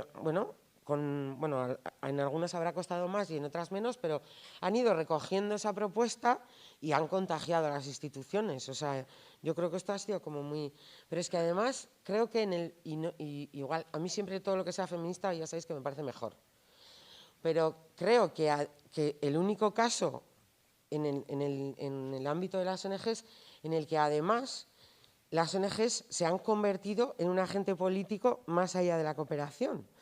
Porque a partir del 8 de marzo de 2018, que todo el mundo es feminista y que todo el mundo va a las manis y que todo el mundo punto morado y todo eso, fantástico, yo parece que estoy siendo irónica, pero solo un poco, pero hasta el 8 de marzo de 2018, ese día que mirábamos con estupefacción desde las escaleras del Ayuntamiento de Bilbao, yo le miraba a una amiga y le dije, ¿y ahora qué vamos a hacer con toda esta gente? Porque nadie esperaba todo eso. Pero el motor de lo que ha sido el movimiento feminista vasco, que es la coordinadora feminista, que ni siquiera tenía nombre, que ha sido la que se articulaba para organizar las manifestaciones del 8 de marzo y del 25 de noviembre, que os sorprenderá, pero no podéis imaginar la cantidad de trabajo que lleva. Todavía hoy, la coordinadora de ONGs y varias ONGs vascas forman parte de ese grupo motor, que tampoco es que esté compuesto por 200 personas. O sea, cuando todavía el movimiento feminista vasco éramos 4 y el tambor, de las 4, 1 o 2 eran una de la coordinadora de ONGs y otras de ONGs. Y a mí eso, por ejemplo, hasta que me puse frente al artículo, no había hecho esa reflexión de hasta qué punto las ONGs vascas forman parte orgánica del grupo motor del movimiento feminista vasco. Y a mí esto me parece una cosa muy significativa, muy importante, y además creo que de alguna manera marca cómo son las ONGs. Entonces, a la pregunta que me has hecho, la cooperación, ¿es un carácter de la cooperación vasca la perspectiva feminista? Pues creo que sí, pero solo en la medida en que no creo que sea un carácter, sino un trabajo del pueblo vasco y del movimiento feminista vasco. O sea, creo que claramente sí, pero porque ha habido una implicación directa en cuestiones transformadoras aquí, que muchas veces es como lo que nos poníamos de deberes, pero no era lo que hacíamos. Y en este caso, total, que como veis yo últimamente estoy en el optimismo, pues con esa cuestión, o sea, desde aquí, mis felicitaciones. César, no sé si pasa lo mismo al hilo de lo que ha dicho Irantzu. No sé si pasa lo mismo con otros movimientos sociales, y estoy hablando del movimiento ecologista u otros movimientos, si también tienen esa incidencia en el trabajo de las organizaciones, en el trabajo que se hace en cooperación, en educación para el desarrollo que llamábamos hace años, ahora para la transformación social. No sé si puedes seguir un poquito por ese camino, aunque se va un poquito de lo que planteabas en el artículo, pero me parece que es interesante, ¿no? Que definamos, ¿no?, de qué manera hay ciertos movimientos que sí tienen capacidad de meterse muchísimo más y de hacer una incidencia diferente que otros, ¿no? Sí, sí. A mí también lo que acaba de contar Irantzu me parecía muy estimulante. Yo no tengo la respuesta a lo que me preguntas. Sería un poco, por mi parte, saber en qué medida personas de las ONGs también forman parte orgánica, potente, de coordinaciones de otras luchas, de otros movimientos, ¿no? Como nos contaba Irantzu. Intuyo que no, pero no puedo dar es que es mi intuición, por eso me parecía que desde el punto de vista digamos, de la sociología. Más allá de la intuitiva, no, lo que es evidente es que, no sé, que la capacidad de movilización, de reivindicación y de iniciativa de la sociedad vasca en diferentes ámbitos es bastante relevante, ¿no? Es verdad que con cierta tendencia al decaimiento de esa capacidad de movilización, de reivindicación y de iniciativa para crear cosas, para crear alternativas, pues porque la propia penetración en nuestras vidas, en nuestras formas de vivir, en nuestras mentalidades, de las prácticas y de las ideologías racistas, machistas, clasistas, pues está ahí, y yo creo que es creciente. Entonces siguen produciendo subjetividades y siguen colorizando nuestras prácticas y nuestros imaginarios también, ¿no? Entonces yo creo que sí es importante esa capacidad que existe en esta sociedad, pero no alcanza. Es una condición necesaria, pero no suficiente, digamos, ¿no? Y entonces el papel de la educación y la línea de trabajo de educación que han desarrollado muchas ONGs en las últimas décadas, pues se me antoja algo muy débil frente a la situación que estamos viviendo hoy en día, y con una débil capacidad de desarrollar procesos formativos, comunidades pedagógicas bien articuladas, que investiguen, que desarrollen otras propuestas formativas. Y encima yo creo que existen referencias para eso. O sea, yo creo que las propias escuelas formativas en agroecología, por ejemplo, que abandera la articulación de la vía campesina, las propias escuelas feministas que la Marcha Mundial, están sí, en muchísimos países, articuladas también con la Marcha Mundial de las Mujeres, etcétera. Experiencias formativas de movimientos emancipatorios potentes como el EZLN o el MST brasileiro y su escuela de formación política, Florestan Fernández. O sea, ahí han desarrollado planteamientos formativos y pedagógicos propios, muy potentes, capaces de disputar esa colonización de las subjetividades, ¿sí?, para poder crear realmente luego, pues de alguna manera, sujeto político y poder colectivo, ¿no? Poder colectivo para disputar políticas y para disputar gobiernos también, ¿no? Porque, bueno, hay que aspirar a eso, desde mi punto de vista, ¿no? ¿Y los porqués de eso? Bueno, pues yo creo que ahí quería llegar, tiene relación con lo que me preguntabas inicialmente. Yo creo que cuando existe una vinculación, una cercanía, una apuesta por formar parte de luchas que se dan en nuestra sociedad, en la sociedad vasca, eso lleva a este contagio del que estamos hablando, además de reforzar esas articulaciones, también permite una mayor coherencia con el propio discurso respecto de la transformación social, ¿no? Aquí existen articulaciones de movimientos feministas, pero ecologistas, pensionistas, sindicalistas, incluso existe articulación en torno a una Carta de Derechos Sociales de muchos de esos ámbitos, ¿no? Que se movilizan en clave de derechos fundamentales, construir una sociedad más igualitaria, más democrática, libre de machismos, de racismos, de clasismos, sin las violencias que generan estas formas de opresión, y luchando un poco porque se garantizan unas condiciones de vida para todas las personas, ¿no? Yo creo que ahí las ONGs tendrían mucho que aportar a esas articulaciones, los aprendizajes que tienen las ONGs del acompañamiento a luchas de otros pueblos, una mirada más global, más internacionalista, todo eso sería un aporte y un fortalecimiento de esas articulaciones, ¿no? Y seguramente se daría esa doble vía de la que hablaba Iranzu, y también nos acercaría a otro tipo de procesos formativos, porque tampoco podemos olvidar que la principal agencia formativa como de nuestras personas y de nuestras organizaciones no debería ser la Agencia Vasca de Cooperación al Desarrollo, sino debería ser la propia práctica de las organizaciones. ¿En qué están? ¿Con quién están?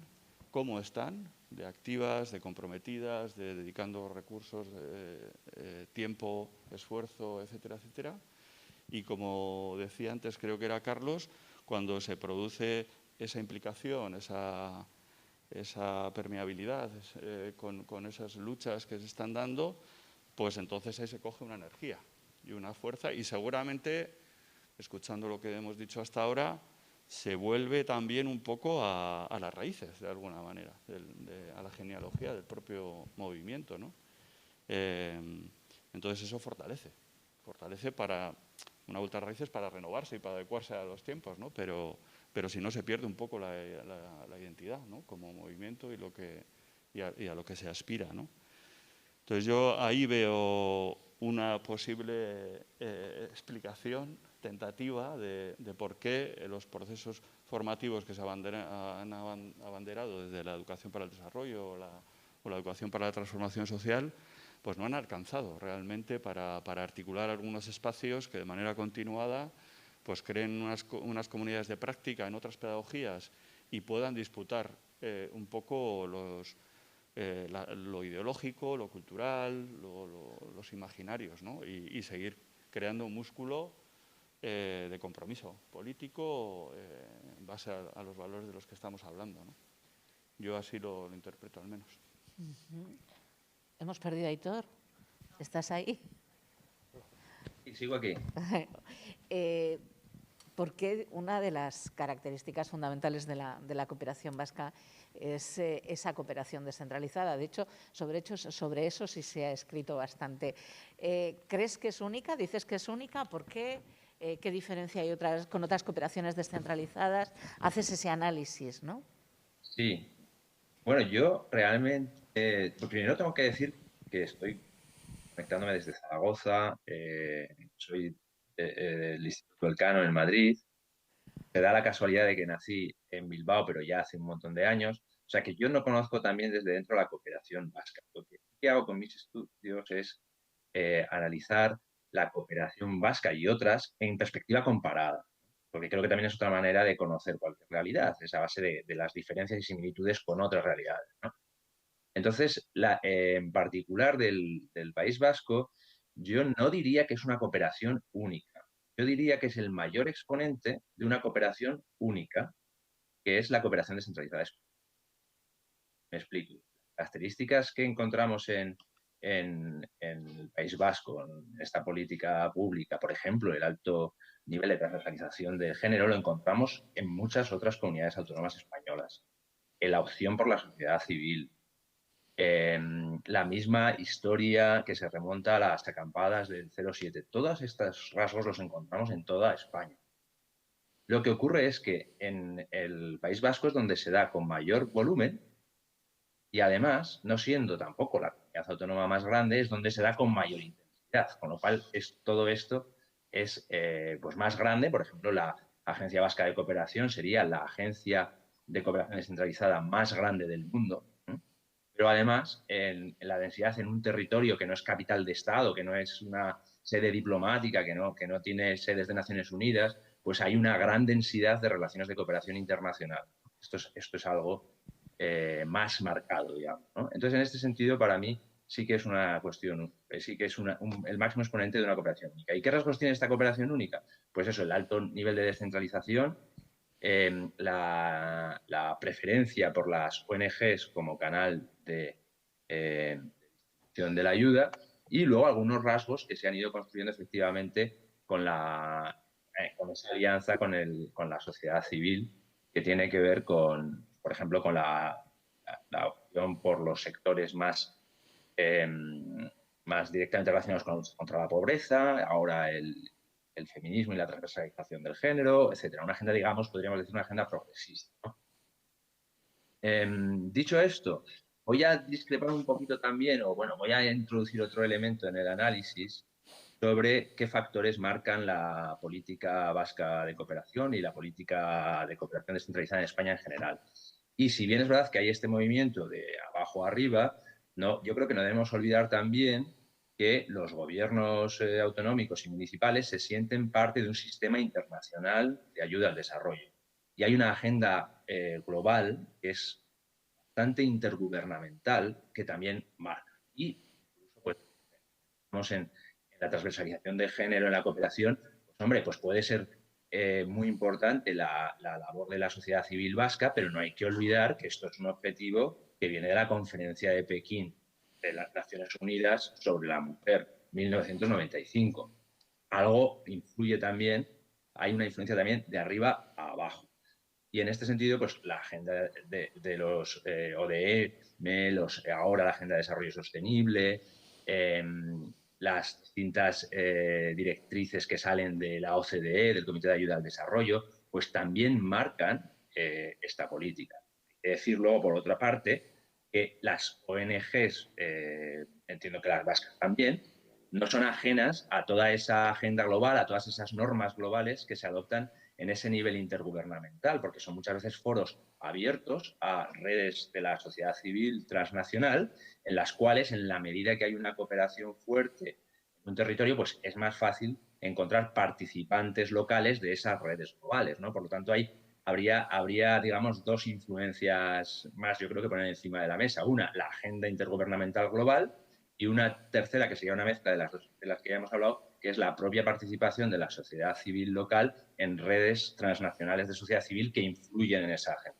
Entonces, estas dos cosas las que quería también remarcar, porque en realidad son digamos, dos bloques de la argumentación que yo he construido en el artículo, según la cual pues, la sociedad civil vasca tiene ahora que reaccionar ante una serie de desafíos que ha planteado la Agenda Internacional de Desarrollo, desde foros un poco más intergubernamentales, ¿no?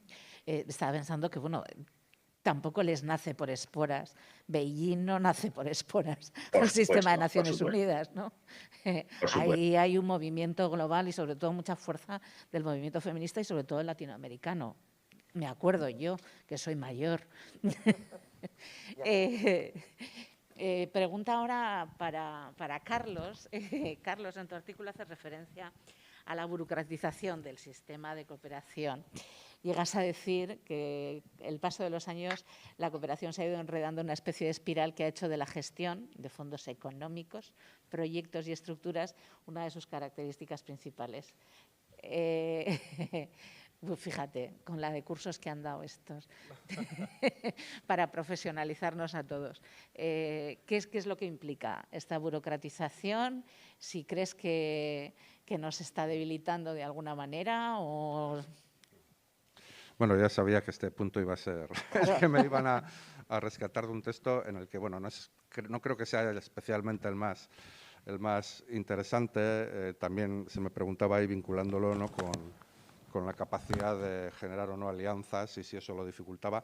También tengo que avisar que mi artículo, aunque va en el espacio ese de la relación con otros agentes, no está planteado así como tal, sino que son una serie de apuntes generales sobre lo que yo entiendo que debiera ser una cooperación, llamo intercooperación transformadora, y lo que sucede es que en casi todos esos apuntes, obviamente, y porque yo creo que es así, tiene que haber esa generación de alianzas, esos espacios multiagente de intercooperación, etcétera, etcétera.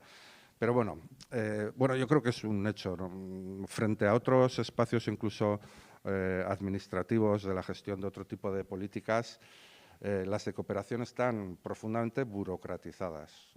Yo diría que demasiado.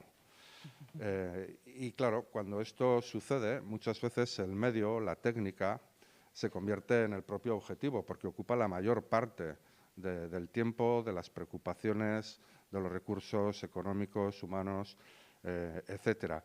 Y claro, pues pueden quedar en segundo plano, yo no digo que pase, pero digo pueden quedar en segundo plano aspectos importantes como la dimensión analítica y crítica, la construcción de relatos alternativos, la formación, el debate, o ciertamente la conexión con otros agentes, claro, porque tú eres tan especializado en hacer tornillos que cómo te vas a juntar con la persona que planta semillas en la tierra, ¿no?, por hacer un ejemplo. Y esto yo creo que es una dinámica que ha afectado tanto a lo que son las políticas de cooperación, desde corte institucional, como también al trabajo de las propias ONGs, hasta el punto que han creado como una especie de mundo encerrado en sí mismo.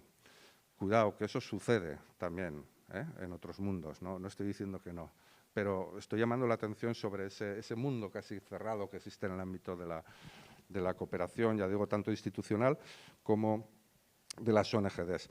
Porque, claro, de una parte a nivel institucional, pues esa excesiva complejización en el acceso y en la gestión de los fondos públicos convierten en la cooperación en una tarea altamente y aparentemente tecnificada, muy tecnificada.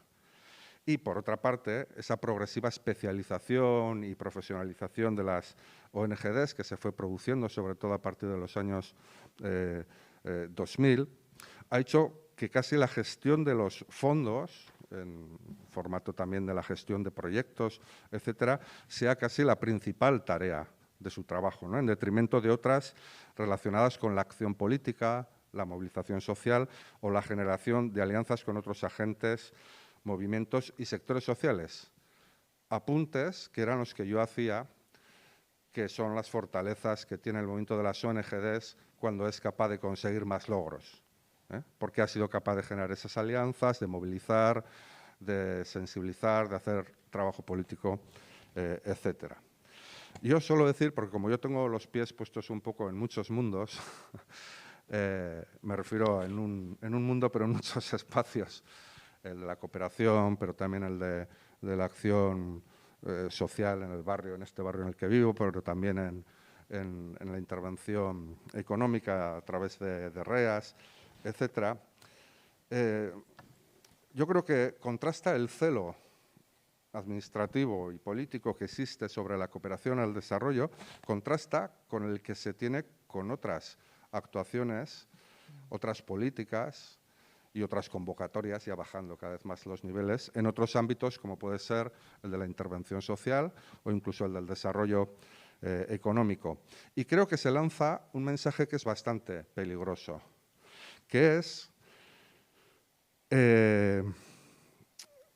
que la cooperación y el trabajo de las ONGs necesitan un plus de control sobre las acciones de cooperación que desarrollan frente a otro tipo de acciones que la Administración Pública y otras organizaciones sociales desarrollan, además de requerirles una especie de coherencia absoluta en el desarrollo de esas acciones, y aquí no nos vamos a meter en esta triste semana después de la publicación de los proyectos financiados sobre esa carrera loca, ¿no?, de competencia sobre quién escribe el mejor libro, ¿no?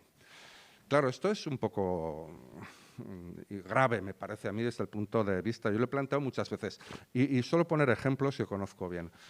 Plantear un proyecto de cooperación para impulsar una iniciativa económica de emprendizaje social, de economías populares alternativas, en pueblos donde los contextos son mucho más complicados, donde no hay institucionalidades que lo apoyen, etcétera, se le exige en la cooperación un nivel de coherencia y de integralidad muchísimo mayor que a quienes aquí, en esta sociedad, impulsan o impulsamos iniciativas económicas alternativas, programas de emprendizaje, etcétera, etcétera. Que si tuviesen todos esos requisitos, lo de la moda esta de tener emprendedores no la tendríamos.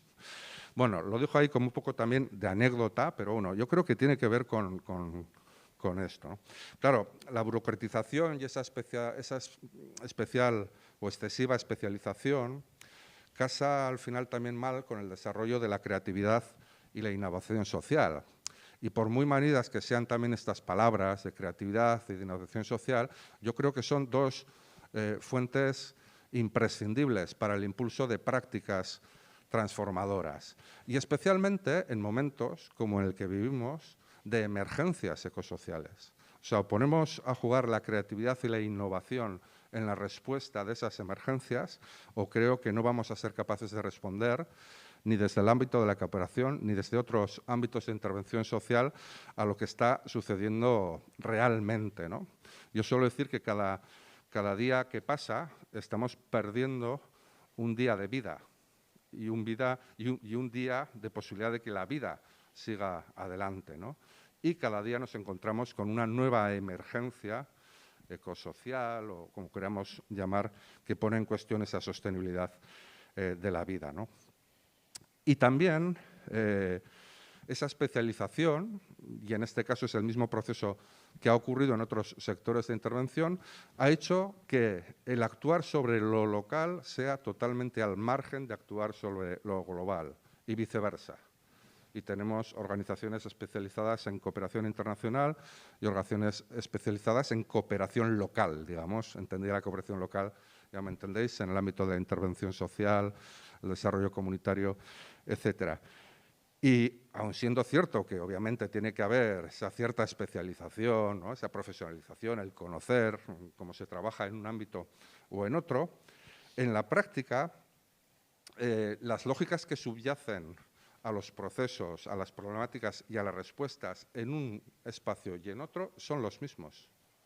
Son los mismos. Pero es que incluso los discursos que lanzamos, donde queremos integrar lo local y global en una misma práctica, lo apuntarían así. Pero, sin embargo, pues no somos capaces de hacerlo, ¿no? Y claro, ciertamente también la burocratización, la profesionalización, y eso lo hemos vivido todos y todas con el paso de los años, en nuestras propias organizaciones, sean las que sean, pues muchas veces también ponen en peligro pues el mantenimiento de esos rasgos originarios pues más disruptivos con los que nacieron nuestras organizaciones, más proféticos, permitirme esa palabra, más movilizadores, ¿no? Esos rasgos en los que se esconde quizás el potencial sociopolítico más innovador y transformador, que insisto que son elementos que son de especial relevancia y de especial importancia en estos tiempos de repliegue y de destrucción de vínculos. La idea de la destrucción de vínculos yo creo que es importantísima y que la tendremos que abordar de una forma seria. No solo la destrucción de vínculos que vemos habitualmente entre las personas en la sociedad a través de esas disputas y demás, tampoco esa destrucción de vínculos intencionada que se nos lanza desde los debates políticos, partidarios y de los ámbitos mediáticos, sino realmente la destrucción de los vínculos comunitarios de las personas, tanto, repito, en nuestras sociedades como con las del mundo global. Y creo que habrá que poner el foco precisamente en la reconstrucción o en la construcción, perdón, de unos nuevos vínculos de solidaridad fuerte, como apunto en algún momento del artículo, una solidaridad fuerte que realmente sea capaz de construir esos vínculos necesarios para acometer un futuro y un sentido común, para afrontar el desarrollo de una buena vida y de un bienestar para todas las personas en cualquier parte del planeta, etcétera. Y nada, ya me habéis despistado y acabo. Ya, pero todos hemos tenido problemas para conseguir una factura que fuera solvente en Etiopía, por ejemplo, para entregar a la agencia vasca. Es el momento entonces de dar paso a vuestras intervenciones, vuestras preguntas. ¿Qué queréis preguntarles? Contadme, yo no veo.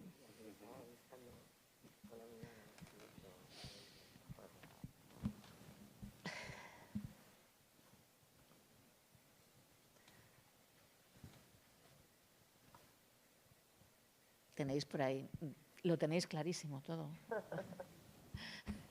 Todas las reflexiones que habéis hecho ya, cuánto viene masticado esto ya, ¿no? Tanto los artículos de todos ellos. Hombre, claro que tenéis más rollo y además es que una de las cosas que has dicho, Irantxu te la desmonta inmediatamente. Nada de disrupción, fíjate la perfecta relación y simbiosis que hay entre el movimiento feminista y la coordinadora de ONGs. Cosa que no pasa, insisto, con otros movimientos. Y no sé si tenéis alguien... Ah, sí, vale. Cuéntanos.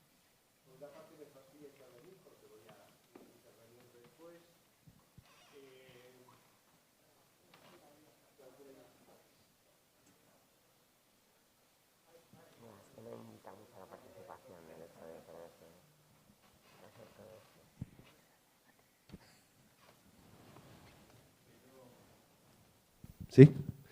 Sí. Me sigue sorprendiendo un poco este discurso tan homogeneizador sobre las ONGs. Me parece en un sector sumamente diverso, desde muchos puntos de vista, ideológico, de dimensión, de especializaciones, y fundir todo en las ONGs somos transformadoras, me parece un poco limitado como análisis. Sobre todo porque falta una pieza clave en el análisis, que es las organizaciones de allí. Las ONGs son en buena medida el puente, el intermediario con organizaciones de allí que hacen cosas. Y esas organizaciones son igual de diversas o más que las de aquí. Igual tampoco debemos olvidar que en la génesis de las ONGs del sur, también allá por los 80, la ola neoliberal hizo que se derrumbara lo poco de público que había y se propiciara el surgimiento de ONGs locales que asumían cosas que el Estado decía que no quería asumir. Si jugamos con esos orígenes, no sé si realmente vamos a ir siempre en el sentido de la transformación. Entonces, me parece que este discurso así, que todos iguales, todos transformadores, todas feministas, yo no me lo acabo de creer. Aitor Gabilondo desde el Ayuntamiento de Vitoria, o sea, y desde el 93 en el Ayuntamiento de Vitoria y desde el 86 en Cooperación. No me lo acabo de creer. Reconozco los grandes avances que ha habido, o sea, en particular en el avance feminista, en temas de género, etcétera, pero hay momentos en que me chirría. O sea, me parece que el discurso va por un lado y la práctica que se expresa en los proyectos, la práctica que se expresa en los presupuestos de los proyectos va por otro. Y eso yo creo que convendría hacer análisis un poco más críticos. Yo creo que César, de alguna manera, lo has tocado, ¿no? En el artículo, de alguna manera, igual aunque sea tangencialmente. Pero ahora puedo comentar más cosas sobre esta intervención. Pues adelante.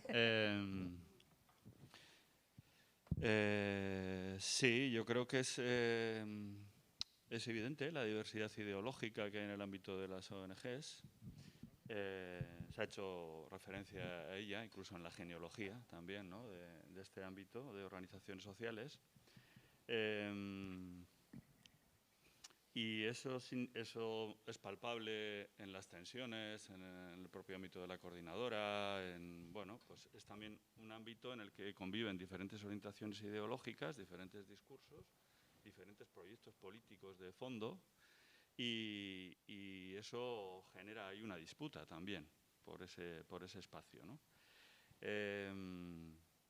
Es verdad que hay veces que luego en los debates, pues igual, pues por las propias etiquetas que utilizamos, pues puede quedar como en un segundo plano ese aspecto, ¿no? Lo que sí me parece que es bastante común y me parece clave es que, independientemente de las adscripciones ideológicas y políticas de cada organización, casi siempre hay un discurso que apela a querer cambiar cosas, a la transformación social, ¿sí? Entendida de diferentes maneras, inevitablemente, ¿no? Y a mí esa es la parte que me parece también importante. Ver, como decías en la última parte de tu intervención, en qué medida el discurso tiene coherencia con la práctica, ¿no? O tiene conexión, ¿no? Yo, tal y como lo entiendo los procesos de transformación social, que son conceptos que vienen de una herencia ideológica de izquierdas, ¿sí? Vinculada, dando por supuesto que cuando hablamos de cambio social o de transformación social estamos hablando de cambios emancipadores, es decir, que sacan de la subordinación y de la dependencia a sectores que permanecen en ella, ¿sí? Porque si no, no estamos hablando de nada, porque las sociedades, el mundo económico, político, cultural está en permanente cambio. Siempre hay cambios sociales, siempre hay transformaciones. De hecho, seguramente la mayor transformación social que se ha dado en las últimas décadas ha sido neoliberal. Eso ha sido toda una revolución, ¿sí? Entonces, los cambios y las transformaciones pueden ser en muy diferentes direcciones y pueden acrecentar las relaciones de opresión y de subordinación o intentar revertirlas, digamos, ¿no? Entonces, yo tal y como entiendo, este espacio de la práctica por transformaciones sociales tiene una dimensión personal, tiene una dimensión organizacional y tiene una dimensión estructural, digamos. Y si solo nos quedamos sin práctica personal y sin práctica organizacional, nos quedamos en el mero discurso estructural, entonces se queda en eso, en algo simbólico, incluso que puede ser una utilización casi de marketing, de marca, de distinción respecto a otras cuestiones, ¿no? Entonces, por eso aludía yo antes a esa necesidad también de realmente, si se apuesta de manera decidida por transformar situaciones de dependencia y de subordinación, clasistas, coloniales, machistas, etcétera, entonces, a nivel personal y a nivel organizacional hay que hacer una reflexión de en qué se está, con quién se está, cómo se está, también en nuestra propia realidad, aportando lo de lo global y todo eso, pero poniendo los pies en la tierra de aquí, porque aquí hay procesos también y hay relaciones de subordinación machistas, clasistas y coloniales, ¿no?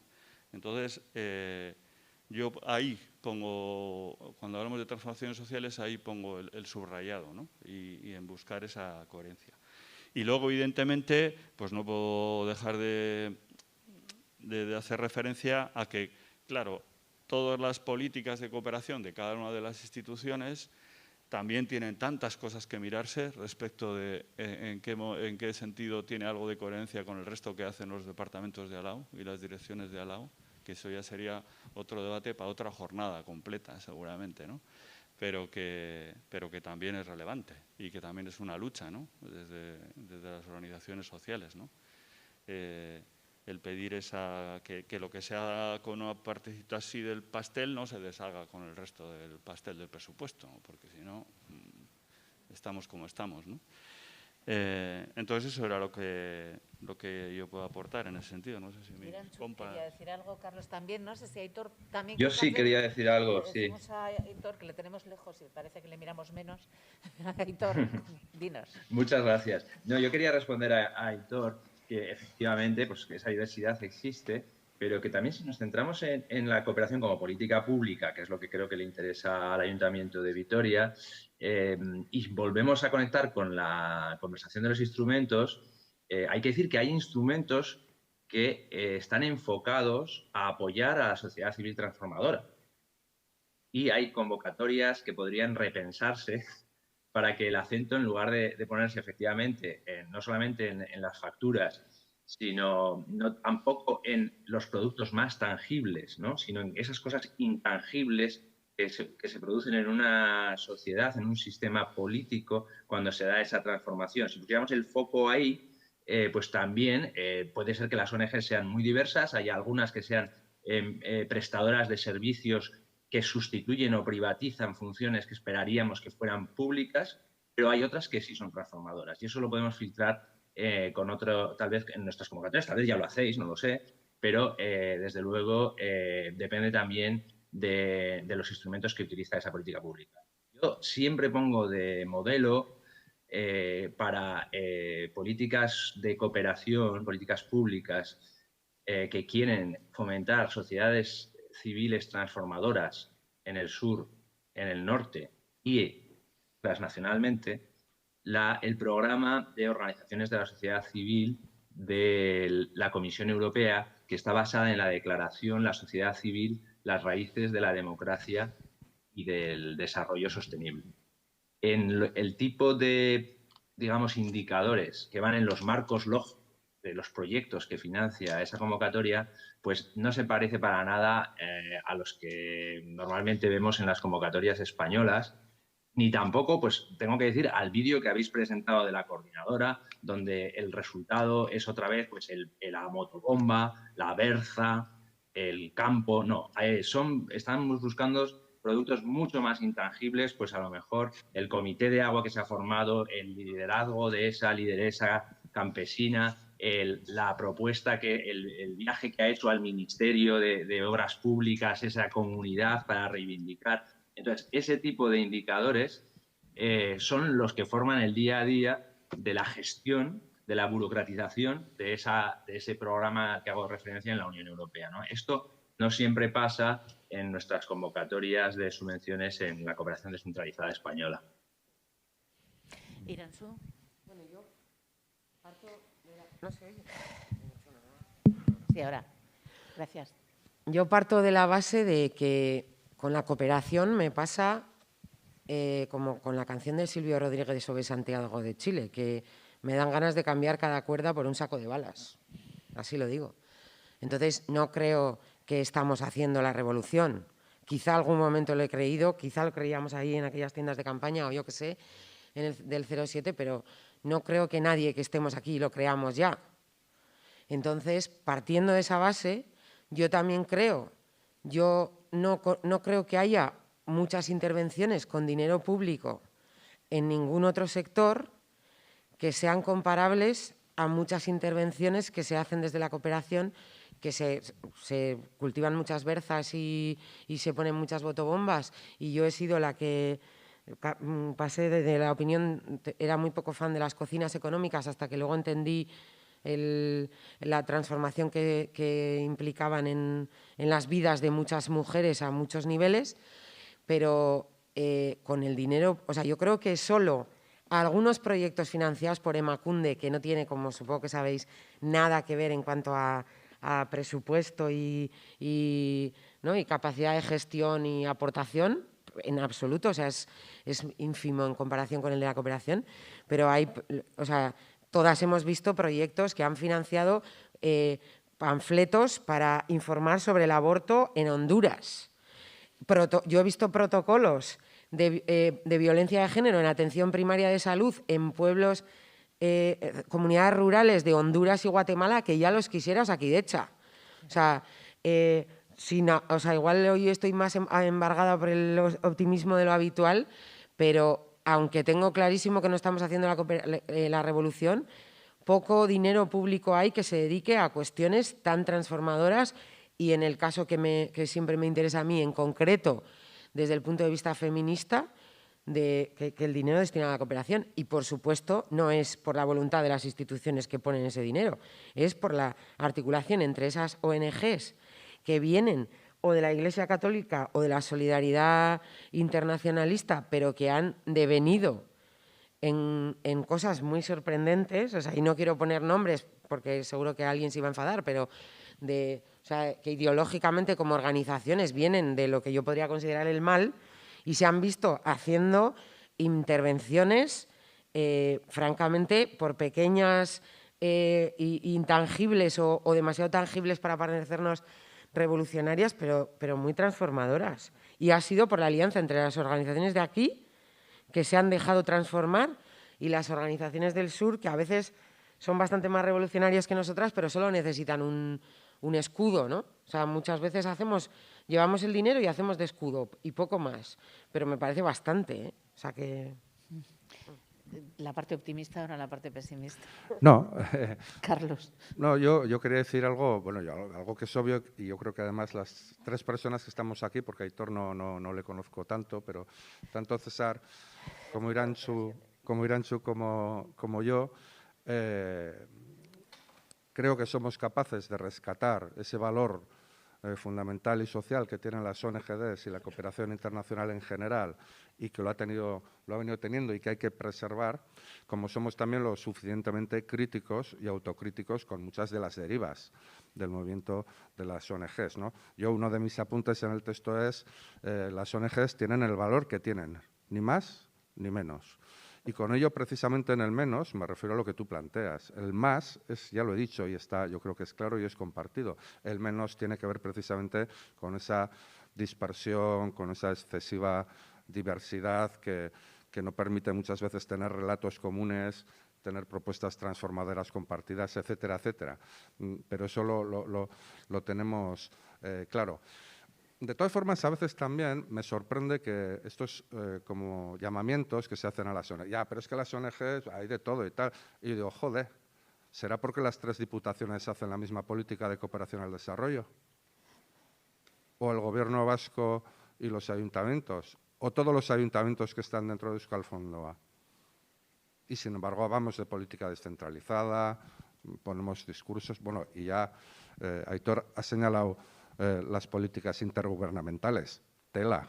Si es que creemos que hay políticas intergubernamentales globales y asumidas por el conjunto de los países en este mundo, tal y como estamos viendo, por cierto, en estos tiempos. O sea que hay que tener también un poco cuidado, porque sin embargo luego para lo que interesa sí, si hacemos un examen de la fatiga de la ayuda o de la ineficacia de la ayuda, hablamos de las ONGs. punto, de todas las ONGs. Curiosamente, a pesar de que las ONGs siguen siendo la parte más pequeñita del conjunto de la ayuda oficial al desarrollo que se produce en todo el mundo. Entonces, yo soy muy autocrítico. En el texto, por ejemplo, acabo el texto señalando algunas líneas que yo considero que el sector de las ONGs tendrían que impulsar. Hablo pasar de esa cooperación para el desarrollo a esa cooperación para la sostenibilidad de la vida.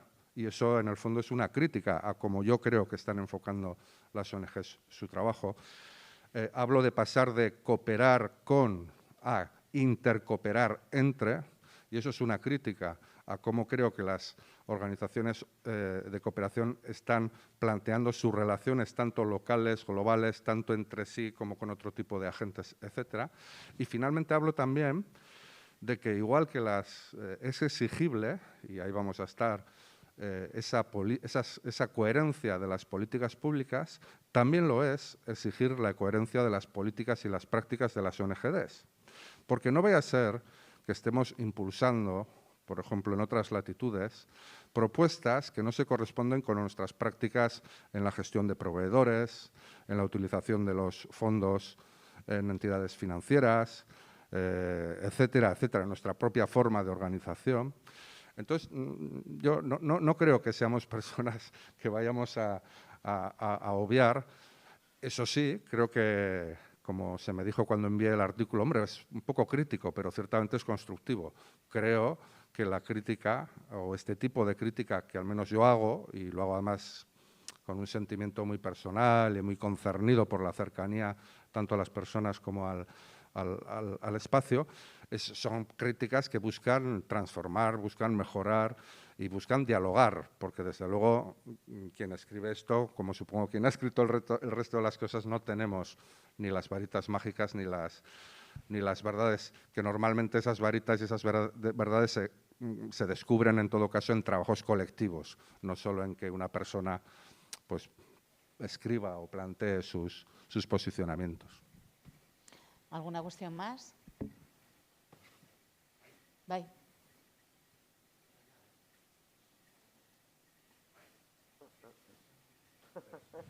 Es.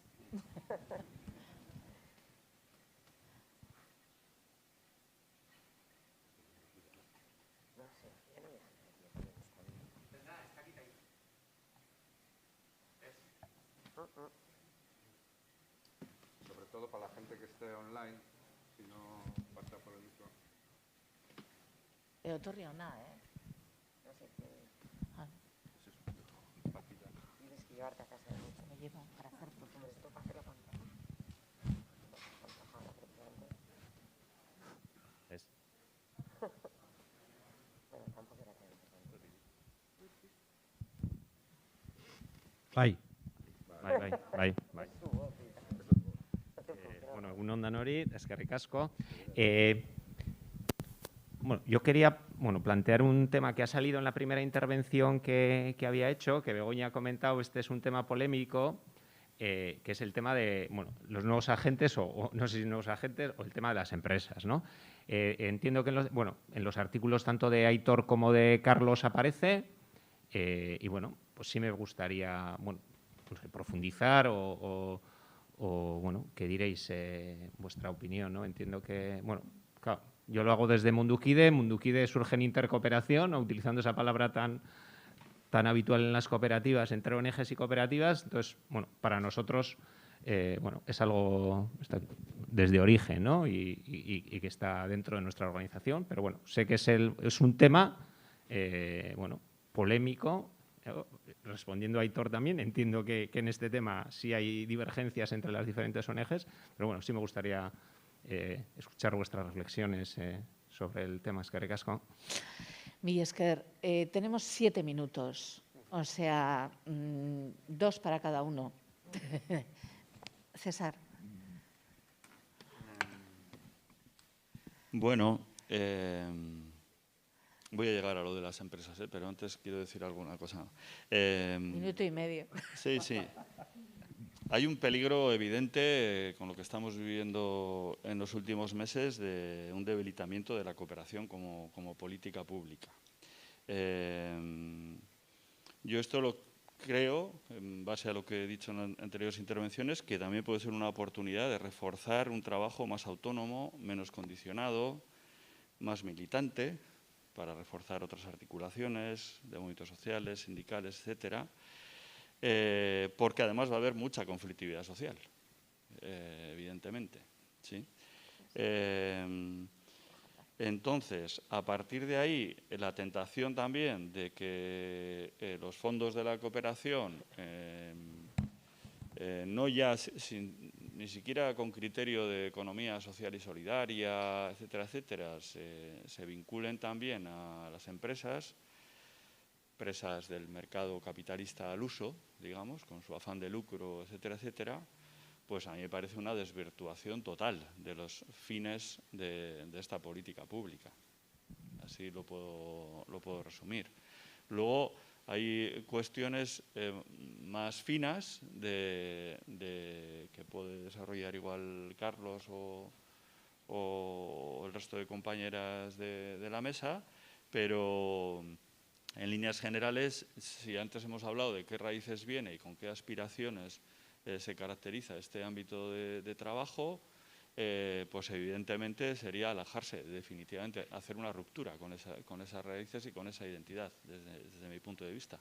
Y yo lo que estoy planteando es que entiendo que para tener cierta coherencia con esas aspiraciones y con esos discursos que se hacen, pues la cuestión no va por alejarse de ese origen histórico y de esa evolución, sino precisamente por recuperar algunos elementos de ello, y siendo factible hacerlo además, ¿no? Por cómo es nuestra realidad social. César, Carlos, perdona. Bueno, como todo el mundo sabe, este es un tema tan complejo y que tiene tantas aristas que, claro, resolverlo aquí en 4 frases es un poco difícil.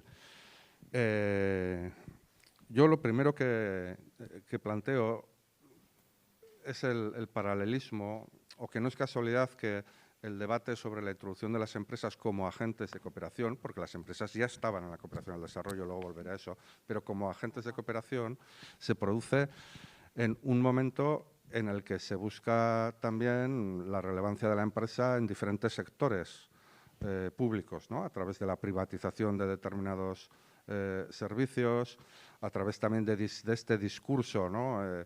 Repetido 1000 veces, de que obviamente el sector privado es mucho más eficiente y es más eficaz que las prácticas de otro tipo de organizaciones. No es casualidad que esto se dé también en tiempos de crisis y de medidas de austeridad y de recorte de fondos. Digo que no es casualidad para que cada quien lo piense. Yo no tengo muy claro, pero lanzo esas ideas, ¿no? O sea, ¿por qué debatimos de esto? Precisamente cuando el contexto está apuntando estas cosas. Bueno, como decía, las empresas privadas ya están en la cooperación, son las proveedoras de las ONGs, son las proveedoras de muchos de los trabajos y tareas que se hacen en los países en desarrollo. Son empresas que producen bienes y servicios y, por lo tanto, se les compra esos productos y servicios para el desarrollo, aquí de estos proyectos de cooperación, para hacer esas cajas, o allí para comprar las herramientas necesarias para hacer ese pozo, o la consultoría de determinada entidad para ver cómo podemos influir en las políticas públicas. Esas empresas ya están. Lo que yo planteo es un aspecto que para mí no es menor, que es: ¿puede comportar beneficios económicos la práctica de la cooperación y la solidaridad? Y esa es la pregunta central. ¿Ya lo dejas? No. Quiero acabar. Me parece que es la pregunta central en el sentido de ver qué orientación queremos dar a la cooperación. A mí me parecería fundamental, fundamental no, me parecería muy interesante, muy importante que hubiese alianzas entre organizaciones sociales, empresas y otro tipo de agentes, donde no van a obtener ningún beneficio económico por su participación en determinadas labores. Bueno, y eso ya se hace, como digo. Pero es que ya, y lo último que quería decir es que hablamos de ámbito empresarial como si existiese un único ámbito empresarial. Y existe un ámbito empresarial que yo aquí estoy obligado a defenderlo, que es el ámbito de la economía social y solidaria, que tiene otra serie de valores, que pone a las personas la participación y el compromiso con el entorno por encima del capital, que repierte los beneficios o es de carácter lucrativo, etcétera, y que son empresas. Pues bueno, juguemos también a incorporar a ese tipo de iniciativas económicas empresariales al trabajo de la cooperación internacional, rompiendo lo que yo decía antes, esa disociación entre el trabajo local y el trabajo global. Después de la propaganda, Irantxu, rápidamente. Y ahí Yo voy a hacer nada, tienes un minuto. Voy a hacer un uso no patriarcal del tiempo. Yo soy muy consciente de que en parte de las prioridades de la cooperación es la cobertura de necesidades prácticas de personas y entiendo todo el trabajo que se ha hecho desde ahí, pero a mí no se me puede escapar el análisis básico que todas las que estamos aquí estoy segura que hemos hecho de que el hecho de que la cooperación sea necesaria lo explica el capitalismo. Es decir, el sur global existe por el capitalismo. Así, brocha gorda. No, lo dejo en la frase, el titular era, en estos términos, para mí, hacer cooperación empresarial o meter a las empresas o incluso determinados proyectos productivos me parecería como plantear evangelizar en el cristianismo. O sea, mal. Vale, ahora sí que sí, Aitor, un titular. Bueno, simplemente que si miramos a la Agenda de Desarrollo Sostenible, encontramos inmediatamente un montón de temas y sectores en los cuales es muy difícil pensar en actores relevantes que no sean del sector empresarial, ¿no?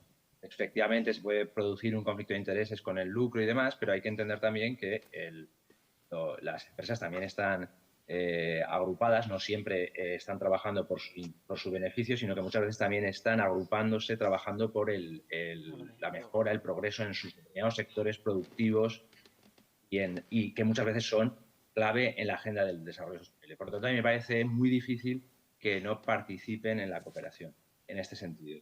Y por último, quiero decir que esas organizaciones empresariales también son sociedad civil organizada.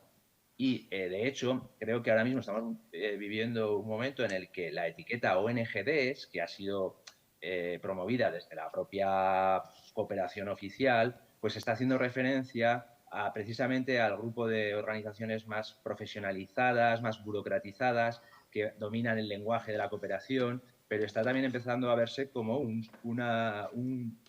sector una muestra poco representativa de la riqueza, variedad y potencial que tiene la sociedad civil del País Vasco, en este caso, y también de las necesidades de transferencia de conocimientos y de asociación que tienen pues, los países receptores de ayuda. Por lo tanto, yo sí que veo pertinente una búsqueda de un mayor espacio de participación del sector empresarial en las políticas. Un 3-1 quedaría más o menos. Muchísimas gracias tanto a Aitor Pérez, Irantxu Varela, César Martínez y a Carlos Ascunce por acompañar esta mañana y por todo el trabajo que habéis hecho. Y lo siento, Jon, me he pasado 2 minutos.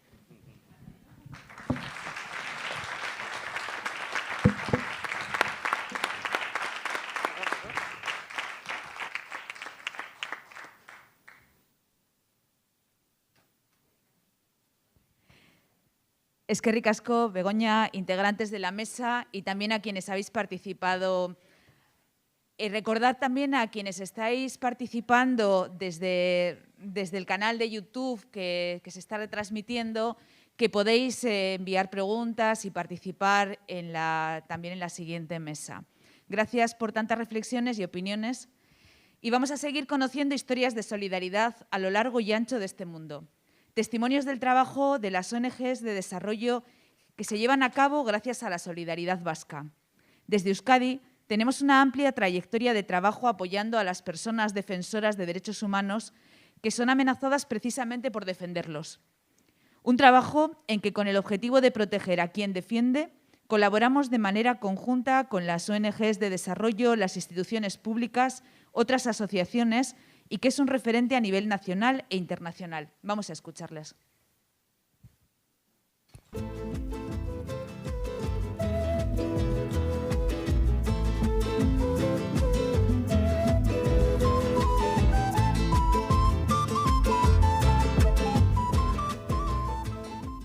nuestro trabajo en la defensa de los derechos humanos es defender los derechos de las comunidades indígenas, que se garanticen y que se implementen los derechos que han sido firmados, que han sido luchados durante años.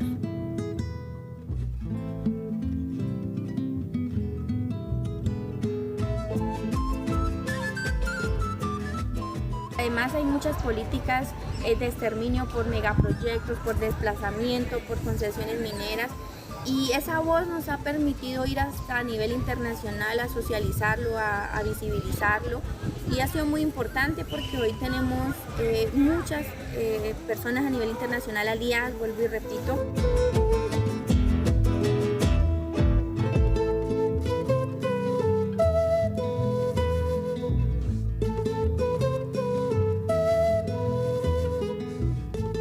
Gran parte del apoyo que tenemos nosotros es precisamente de las organizaciones internacionales, donde nos han apoyado con proyectos productivos, proyectos de fortalecimiento organizativo, de fortalecimiento de nuestra propia cultura. Además nos han garantizado como esa voz a nivel internacional.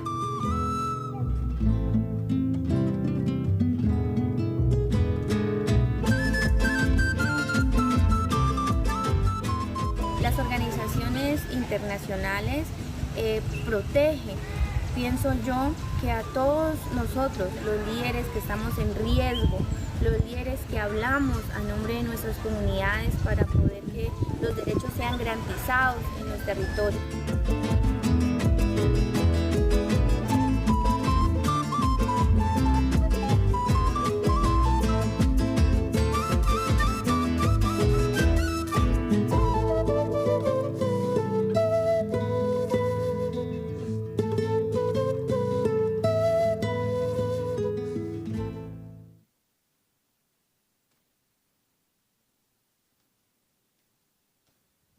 Ahora tenemos 10 minutos para un breve descanso que nos permita estirar las piernas. Damos lugar a la segunda mesa, en la que Xavier Madariaga Iridín moderará y estarán representadas las instituciones. Van subiendo las ponentes. Mientras estábamos aquí nos llegaba una publicación de La Vanguardia de hoy, una información sobre la dimisión de la subsecretaria de Estado británica debido a los recortes en cooperación de su gobierno. Una vez más, como contexto a esta mesa redonda, nos quedan entredichos si la voluntad de no dejar a nadie atrás vehicula las políticas gubernamentales.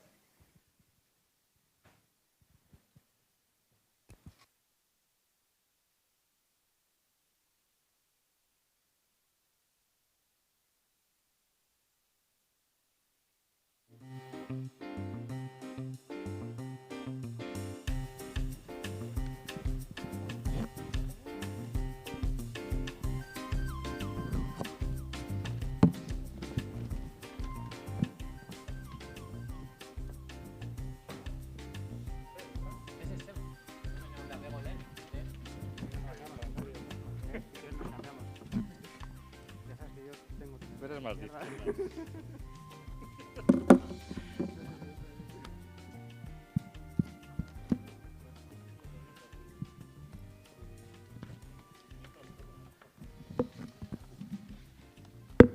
Listo, danak eroso.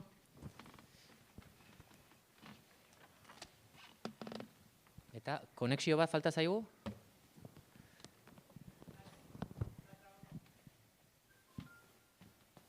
Vale, ondo dago, vale. Bueno, listo, daukagu.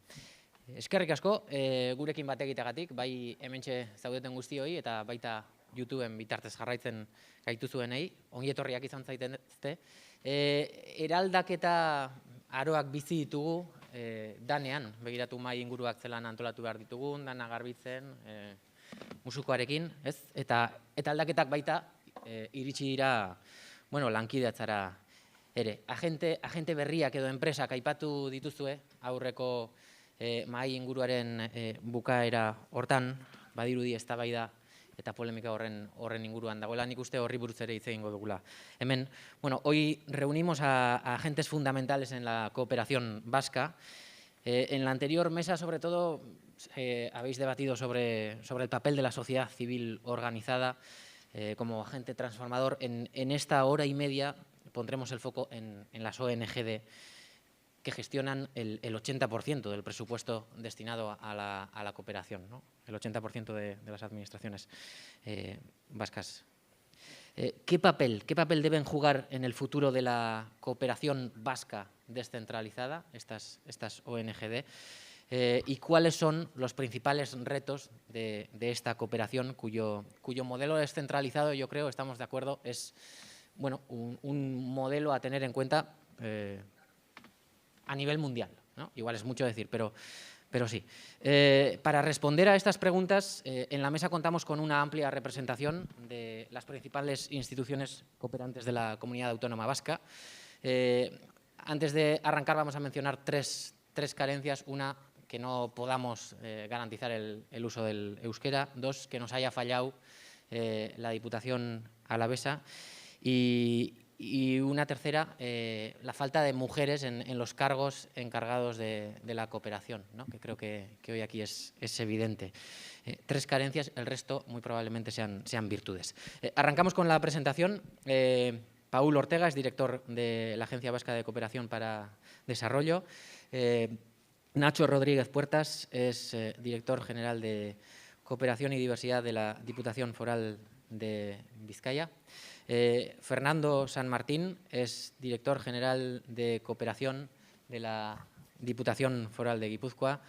Alberto Ruiz de Azúa Solozábal es director de Cooperación en el Ayuntamiento de Bilbao. Silvia Carballo Paz es jefa del Servicio de Cooperación del Ayuntamiento de Donostia. Y Aitor Gabilondo, y he apuntado mal el apellido de tu ama. Arina. Eso es, me lo has dicho. Arina, director técnico del Servicio de Cooperación del Ayuntamiento de Gasteiz. Vamos a arrancar con... No soy director, soy técnico y en todo director caso, técnico, no. Y en todo caso, decano. Barkatu. Había leído en la página del Ayuntamiento director técnico. No. Pues entonces hay que cambiarlo. Comenzamos contigo, Paul, que yo creo que además los ojos están bastante más puestos en ti, tal vez por la amplitud del presupuesto, ¿no? que maneja la Agencia Vasca de Cooperación para el Desarrollo. Paul, cuéntanos qué papel han jugado las ONGD en el modelo de cooperación vasca que tenemos actualmente, y no sé si nos puedes mencionar tanto virtudes como debilidades de las ONGD.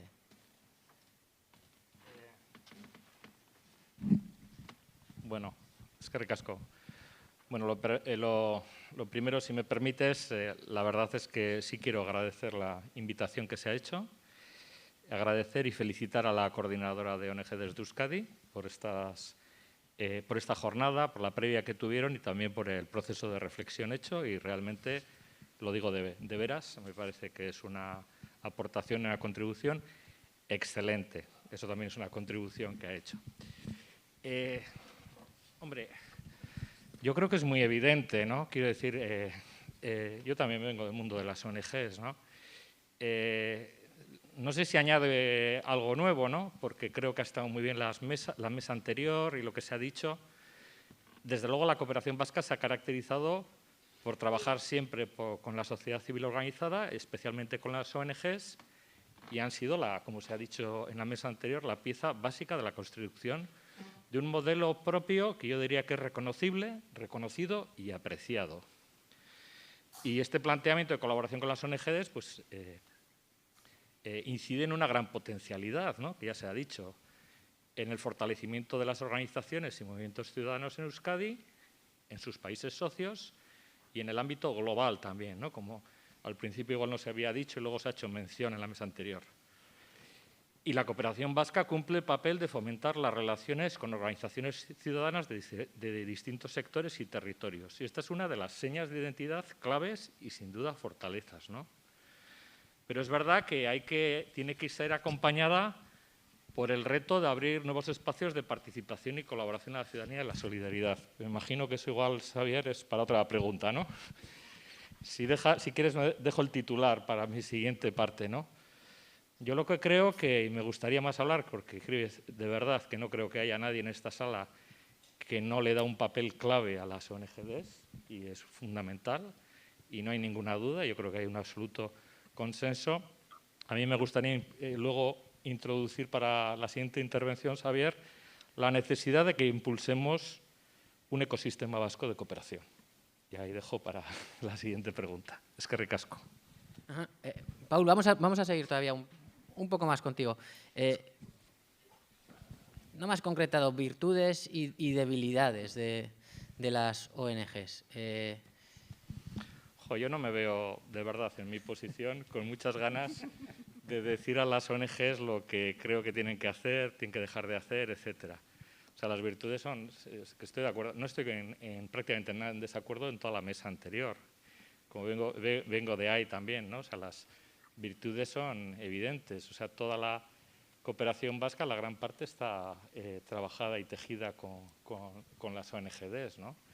Pero bueno, pues lo que creo que yo podríamos, pero creo que tampoco tenemos que caer en la autocomplacencia. Eso es una realidad, hay que esto, pero las ONGs no son fines en sí mismos, y eso es lo que yo me interesa más, que igual hablemos luego de futuro, ¿no? Pero el papel es innegable. O sea, yo en cualquier lugar del mundo, cuando vas a visitar proyectos, todo el trabajo es articulado con las ONGs. Es que, decir, creo que no hay debate. O sea, ¿En ellas los riesgos serían mucho mayores a la hora de acercarse a un país? Claro, bueno, a ver, es que todo lo mejor que se genera en todas las sociedades a través de la sociedad civil organizada y de las ONGs aquí, con el labor que se ha hecho aquí, como he mencionado antes, poniendo en conexión con las sociedades civiles de otros países y también de las redes globales. Es que para mí es que no hay debate, digo, es tan evidente, es tan constatable, es tan abrumador, que para mí ese no es el tema, o sea, es decir, es evidentísimo. O sea, no creo que haya nadie, por supuesto, en esta sala que no se esté básicamente de acuerdo con lo que se ha puesto en valor en la mesa anterior, ¿no? Y eso me parece fundamental. Debilidades, pues lo que a cada una le ha tocado en el camino en situaciones tremendas, ¿no? La dependencia pues hoy mismo debilidades de todo el momento, ¿no? Pues ayer nos veíamos en ETV, que informaba de la cooperante que está desaparecida en Tigray, y pues esas dificultades de abajo, o las situaciones tan tremendas. El grupo de organizaciones, la mayoría aquí presentes, con la Administración y con el Parlamento, hemos emitido ayer un comunicado sobre la situación concreta de defensores de derechos humanos y de líderes de la sociedad civil en el norte de Cauca, etcétera, ¿no? O sea, las dificultades son, si me permites el símil, el directo, ¿no? Estar en las situaciones que se dan, etcétera, ¿no? Entonces, bueno, ese es un elemento incuestionable, ¿no? ¿La dependencia hacia fondos públicos se considera, desde vuestro punto de vista, una debilidad? Bueno, es una realidad. Hombre, hay dependencia, es decir, aquí hay toda una historia, ¿no?, que se ha mencionado esta mañana, ¿no?, de cómo ha ido surgiendo el movimiento de la cooperación y... No, tengo ahí, es carcasco. Cómo ha surgido en el movimiento de la cooperación y es una realidad que hay, pero también eso ha hecho posible que tenemos un tejido de sociedad civil organizada de cooperación muy fuerte, ¿no?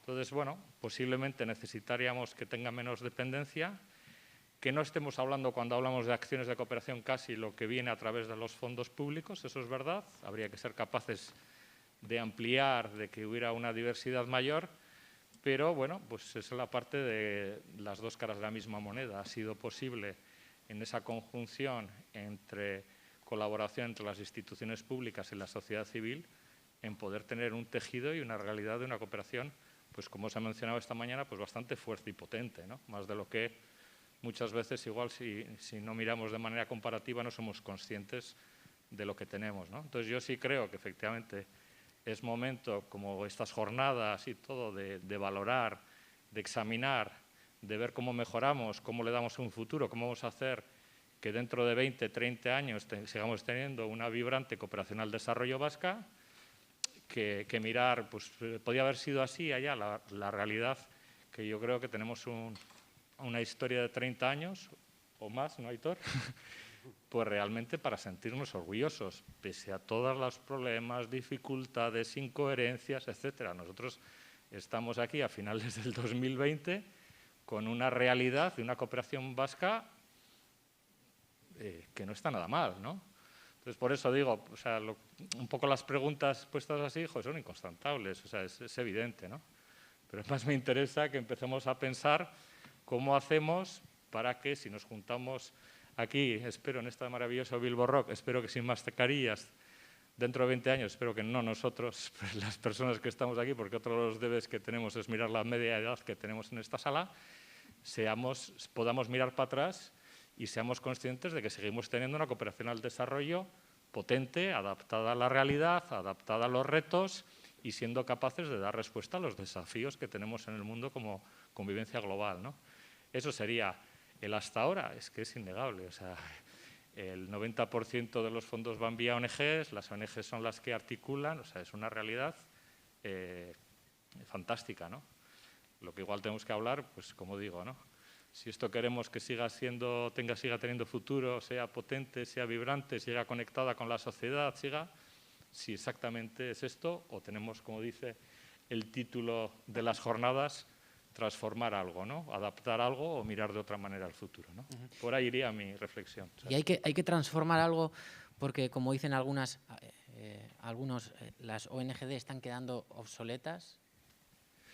No, obsoletas no, ¿no? Yo creo que lo que ocurre es que tenemos otro escenario, ¿no? Tenemos un escenario en que todos, de alguna manera, personas, instituciones, organizaciones, tenemos que hacer agendas de desarrollo, ¿no? Ya lo sabíamos, pero igual con la Agenda 2030 es más evidente, ¿no? De repente nos damos cuenta que esto del desarrollo no es una cosa que tienen que hacer otros, porque no están, sino nos damos cuenta de las responsabilidades que tenemos todos, ¿no? No iguales, pero sí compartidas, tanto a nivel personal, es decir, lo que la Agenda 2030 te dice, como no te transformes personalmente, como sociedad, etcétera, esto va mal, ¿no?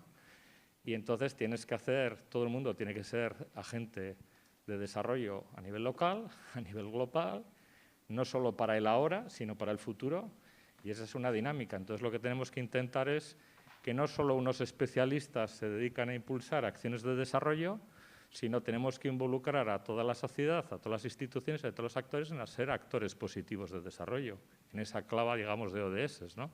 Entonces aquí hay recados, responsabilidades, retos para todo el mundo, y no solo para las ONGDs, que son los actores especializados y tradicionales de la cooperación y del desarrollo, que son fantásticos, pero lo que tenemos que intentar entre todos es que haya más agentes de desarrollo, no posiblemente haciendo este tipo de cosas, pero tenemos que expandir la mirada del desarrollo y las responsabilidades y los compromisos de desarrollo mucho más que estrictamente de una Agencia Vasca de Cooperación al Desarrollo, de una diputación, de una ONG, de la coordinadora. Hay muchísimos más retos que los tenemos que ampliar y tenemos que movilizar mucho más, ¿no? Hay que hacer unas alianzas para el desarrollo pues mucho más potentes. No sé si todos van a ser muy transformadores en la misma medida, pero en alguna medida tenemos el planeta de tal manera, tenemos el mundo de tal manera que nos hace falta una alianza más amplia para los retos al desarrollo. Entonces, el problema no es lo que le falta a una ONG o lo que le falta a las ONGs, sino la necesidad, como se decía aquí, que con esto solo no nos alcanza, ¿no? Habrá que ampliar un poco esa acción de desarrollo con mayúsculas a más capas de la sociedad, etcétera, a más actores. Empezando, por cierto, por la misma administración, ¿no? El reto que tiene también la administración de transformarse y de ser capaz de también ser un actor para la consecución de los ODS, explicado de una manera, o ser capaz de una acción pues, en que las políticas públicas sean capaces de responder más a los desafíos que tenemos, ¿no? Enseguida vamos con el resto, ¿eh? Paul, has hablado de ecosistemas vascos. Última y vamos con el resto. Has hablado de ecosistemas vascos, de crear un ecosistema vasco de cooperación como objetivo de cara al futuro. ¿Cómo se consigue eso y qué papel tienen que jugar ahí las ONGD? No, yo pensaba un poco, ¿no?, por pensar en una imagen, ¿no?, de esto que estoy comentando, que estamos comentando, ¿no?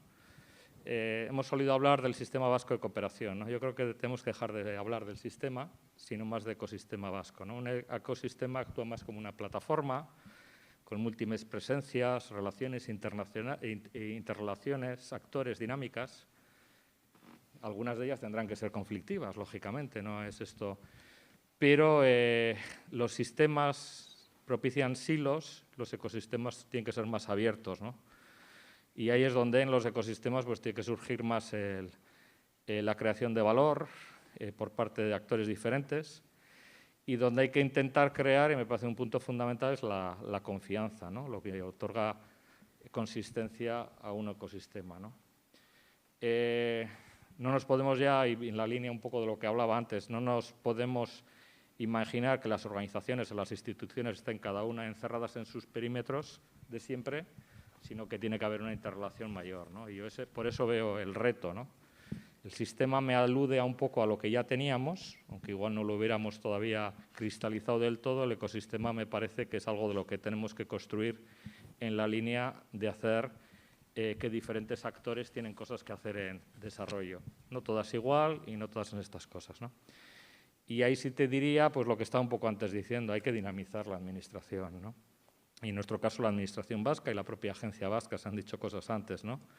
Y posiblemente tenemos, y es la parte de innovación pública que tenemos también pendiente, y la capacidad para generar confianza haciendo que sea un actor confiable, ¿no?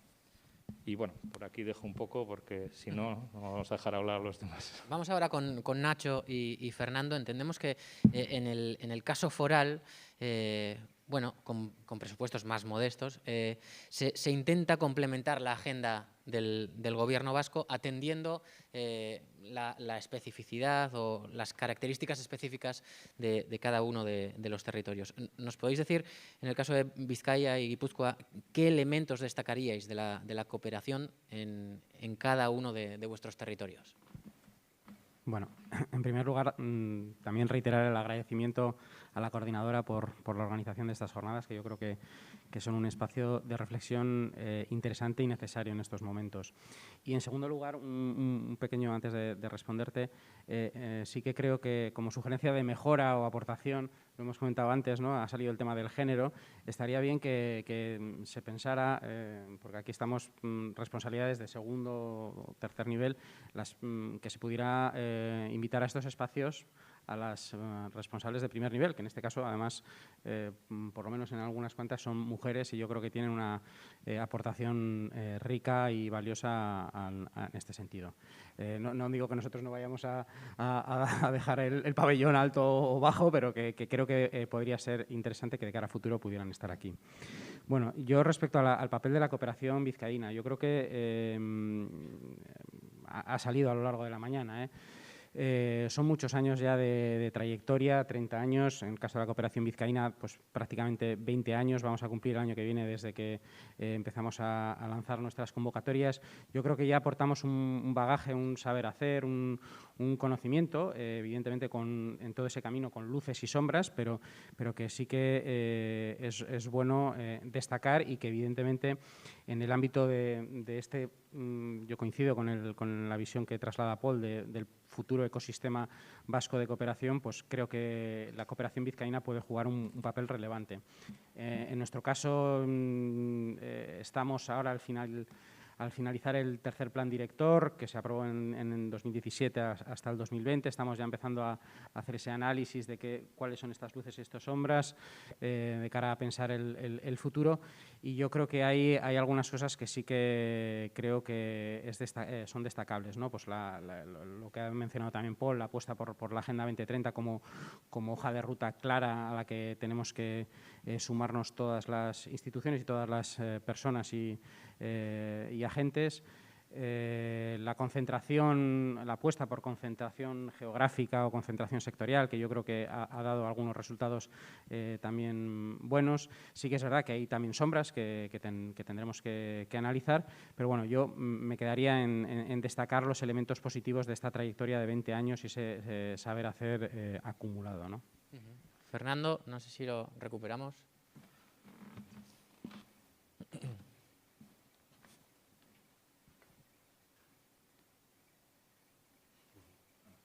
Fernando, sí, Aurora. ¿Se me oye? Sí.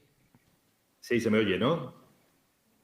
Bien, bueno, lo primero, gracias también por darme la oportunidad. No he podido hacerlo presencialmente, entre otras cosas porque hoy teníamos una jornada bastante intensa de reuniones, ¿no? De hecho, me acabo de escapar de una de ellas y yo no he podido pues, estar escuchando, ¿no? Salvo el final del debate anterior. Mi primera palabra, aparte del agradecimiento, quiero que sea para Maider Arostegui, ¿no? La habéis mencionado ya, y es esta compañera cooperante que está en Etiopía, bueno, pues que no sabemos exactamente cómo está la situación, pero que de alguna forma también nos enseña lo que es y lo que está siendo y lo que ha sido durante muchísimos años la cooperación, no solo guipuzcoana, vasca y bueno, pues de todos los territorios, ¿no? Una cooperación que lleva desde muchísimos años, incluso antes de que pudiéramos casi pensar nosotros en lo que era casi la cooperación, ¿no? ¿Cuál es la especificidad? Bueno, lo primero que quería decir, Xavier, es una cuestión. Yo creo que las diputaciones forales y los ayuntamientos no somos complementarios de una política concreta, ¿no? Como tampoco lo somos con respecto al gobierno del Estado español, ¿no? Yo creo que lo que somos es, desde nuestra propia soberanía, todos coincidimos en algo importante, y es el que los territorios vascos tienen que tener una concepción muy clara de que somos un territorio dispuestos a trabajar por una justicia mayor en el mundo, ¿no? Y yo creo que ahí todas nuestras agendas particulares se van coordinando, por así decirlo, o juntando en un deseo común, ¿no? Yo creo que eso sería lo importante. En ese sentido, sí quisiera también el hacer un poco de recuerdo y de valoración de lo que ha sido estos 30 últimos años, o quizá un poco más, lo que ha sido la cooperación vasca, ¿no? A mí me tocó ser concejal de cooperación en el año 95, es cuando le conocí a Aitor y cuando empezamos a trabajar desde los ayuntamientos a lo que era Euskal Fondoa en aquel momento, ¿no? Desde luego, desde las tiendas de campaña en el Paseo de Recoletos a lo que tenemos ahora mismo de cooperación, con todas sus sombras, con sus luces, con lo que sea, hay un avance enorme, ¿no? Y sobre todo, yo creo que ha habido una conciencia cada vez más clara y más crítica de lo que es nuestras propias políticas de cooperación, incluso los propios que estamos haciendo las cosas. Me da igual que sean las ONGs, me da igual que sean las instituciones. Yo creo que todos tenemos un recorrido anterior y sabemos que tenemos qué errores cometemos, qué aciertos tenemos. Y yo creo que en este momento, precisamente, que tenemos el reto, yo creo que brutal, de lo que es la pandemia, que nos ha cogido en pleno intento de desarrollo, de cambio de un paradigma como es el de los ODS, pues yo creo que nos toca otra vez reformularnos, pero eso estamos acostumbrados, yo creo. Los que venimos del mundo de la cooperación y los que hemos estado de alguna manera, da igual en el otro lado que es el mismo al final, o en las instituciones, sabemos reinventarnos y tenemos una capacidad de resiliencia enorme, ¿no? Lo cual no quiere decir que no nos cueste también, y no vaya. Entonces, dicho esto, estoy en la misma línea que Nacho acaba de decir, ¿no?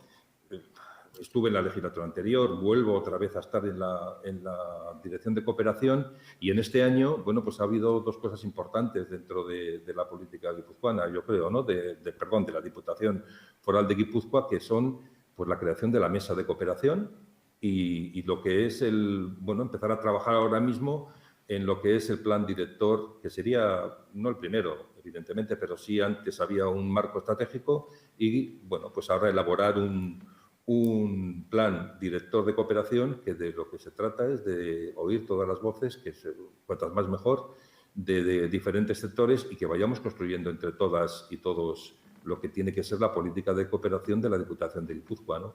Evidentemente uno tiene sus pensamientos, pero yo creo que tenemos que ir caminando juntos todos, ¿no? Y todas.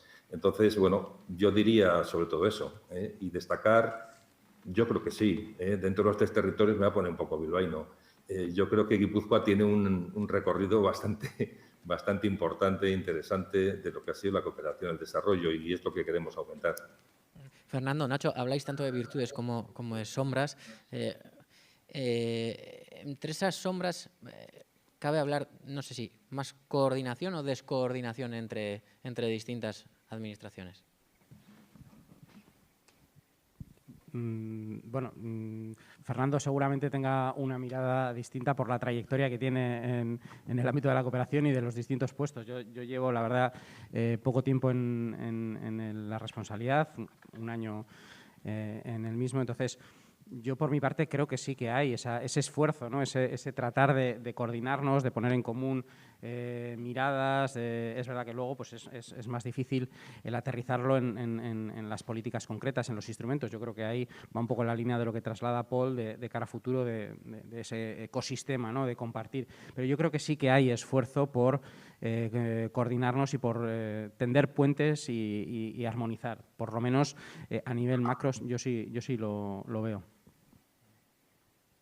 Yo, si te parece, diría, vamos, es redundar en lo que acaba de decir Nacho y lo que ha dicho Paul antes, ¿no? Desde luego, los 4 años anteriores que yo estuve, la experiencia personal que he tenido ha sido la de una coordinación casi, no digo perfecta, porque lógicamente somos seres humanos, ¿no?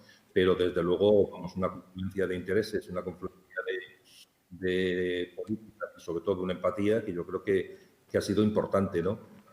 Pero también hablo de Euskal Fondoa en concreto, ¿no? Y lo digo porque ahora me estoy refiriendo a lo meramente institucional, en el que se comenzó con muy poquitos ayuntamientos y hoy prácticamente, no digo la totalidad, pero desde luego la inmensa mayoría de los ayuntamientos de los 3 territorios y alguno también de la Comunidad Foral de Navarra, pues estamos trabajando conjuntamente, ¿no? Para ir coordinando, para ir, bueno, pues que no chirríen las políticas de cooperación, ¿no? Que no vayamos cada uno por nuestro camino, sino que tengamos por lo menos una serie de elementos comunes, ¿no? Y yo creo que la coordinación en el sentido que se puede mejorar, por supuestísimo que sí, pero yo creo que vamos por el buen camino para ese, por lo menos el ecosistema institucional, ¿no? Al que hay que bueno, pues añadir, o nosotros nos añadimos a lo que es la sociedad civil organizada también, ¿no? En lo que son las ONGs y lo que son otros colectivos también. Enseguida hablamos del papel de esos ayuntamientos. Antes, una última pregunta para Fernando, para Nacho. ¿Cómo os ayudan las ONGD a la hora de reforzar estas características específicas de cada uno de los territorios? Bueno, yo creo que reiterar un poco lo que hemos dicho, ¿no? Yo creo que la experiencia acumulada, todo lo que ha salido esta mañana, ¿no? Esos rasgos que definen a las propias ONGDs, yo creo que son elementos que nos ayudan, evidentemente, a las instituciones a la hora de desarrollar y poner en práctica esas políticas, ¿no? El conocimiento del terreno, la capacidad que tienen de relacionarse con la sociedad civil en otros lugares, el poder ser más ágiles en trasladar algunas cuestiones. Yo creo que en ese sentido facilitan mucho o por lo menos hay más cercanía a la hora de desarrollar esas políticas. Te hago la pregunta más cronqueta para no repetir tanto. ¿Busca Vizcaya en las ONGs con las que trabaja algo concreto, específico de la cooperación de su territorio? Yo no diría que algo específico. O sea, yo creo que lo que estamos hablando a lo largo de la mañana es que el papel que ponemos en valor de las ONGs vascas, me da igual que sean Vizcaya, en Guipúzcoa o en Álava, que creo que es reconocido y evidente, yo creo que es un elemento que hay que mantener y desde la Diputación Foral de Vizcaya, y entiendo que en el resto de las instituciones, es algo que buscamos, ¿no? Ese conocimiento, ese saber hacer, esa capacidad de ser ágiles. Yo creo que ahí no buscamos, o por lo menos desde mi punto de vista, nada distinto. Lo que sí que a lo mejor buscamos en general es, lo ligo con lo que decía antes Paul, es con los retos que tenemos planteados encima de la mesa, qué elementos nuevos tenemos que incorporar, qué nuevas apuestas tenemos que hacer. Y yo creo que sí que creo que tanto a las instituciones como a las ONGs tenemos que empezar a introducir algunos elementos nuevos. Y ahí sí que hay una demanda de innovación en ese sentido, pero que no solo es a las ONGs, O sea, entiendo que esto es algo también a las instituciones y a otros agentes. Fernando. Me toca. Sí, es que claro, somos más o menos como los trillizos de oro, ¿no? Pero prácticamente tenemos los mismos criterios, yo creo, ¿no? Y qué se espera o qué espero o qué es fundamental. Es decir, las ONGs bien reunidas en coordinadora o alguna que pueda estar más o menos dispersa y tal, yo creo que sobre todo aportan, aparte de la experiencia, aportan, perdonadme la expresión, ¿no? La condición de Pepito Grillo, de no nos apartemos del camino que tenemos que conducirnos todos, y sobre todo aportan todo un mundo teórico y práctico, de praxis que es, vamos, inigualable, ¿no? Entonces, en ese sentido, yo creo que la cuestión está clara. Lo que se puede esperar de la coordinadora y de las ONGs en general. Yo creo que caminamos en ese sentido con nuestras a veces discrepancias, coincidencias, pero nos sentamos muchas veces. Igual no tantas como las que quisiéramos, pero desde luego nos sentamos y decidimos criterios y bueno, yo creo que ahí nos ayudamos todos en ese tema, ¿no? En mi caso concreto, pues evidentemente me va a hacer falta seguir estando con vosotros y vosotras, ¿no? Hemos empezado en la Diputación de Guipúzcoa lo que es intentar aplicar los ODS, los 17 objetivos, en la vida diaria de la Diputación, ¿no? Y ahí estamos, bueno, pues unas cuantas direcciones y departamentos, pero cooperación está. Y yo creo que de alguna manera tenemos que ser la voz de que esa implementación de los objetivos de desarrollo sostenible, conducirlos a una coherencia de políticas dentro de la propia Diputación de Guipúzcoa, creo que es muy importante y a mi lado es que tenemos que estar juntos, ¿no? Para que podamos transmitir la voz de la sociedad, ¿no? Civil en el tema de la cooperación al desarrollo. Entonces, yo creo que con esto respondo, tenemos que seguir caminando juntos. A nivel municipal, Silvia, Aitor, Alberto, hay 3 elementos clave, ¿no? Por un lado, Euskal Fondoa, también están los hermanamientos o compromisos directos, ¿no? que se adquieren, y después el papel de las ONGD. En vuestros ayuntamientos, ¿cómo se han articulado estas 3 líneas y cuál creéis que ha sido el papel de las ONGD?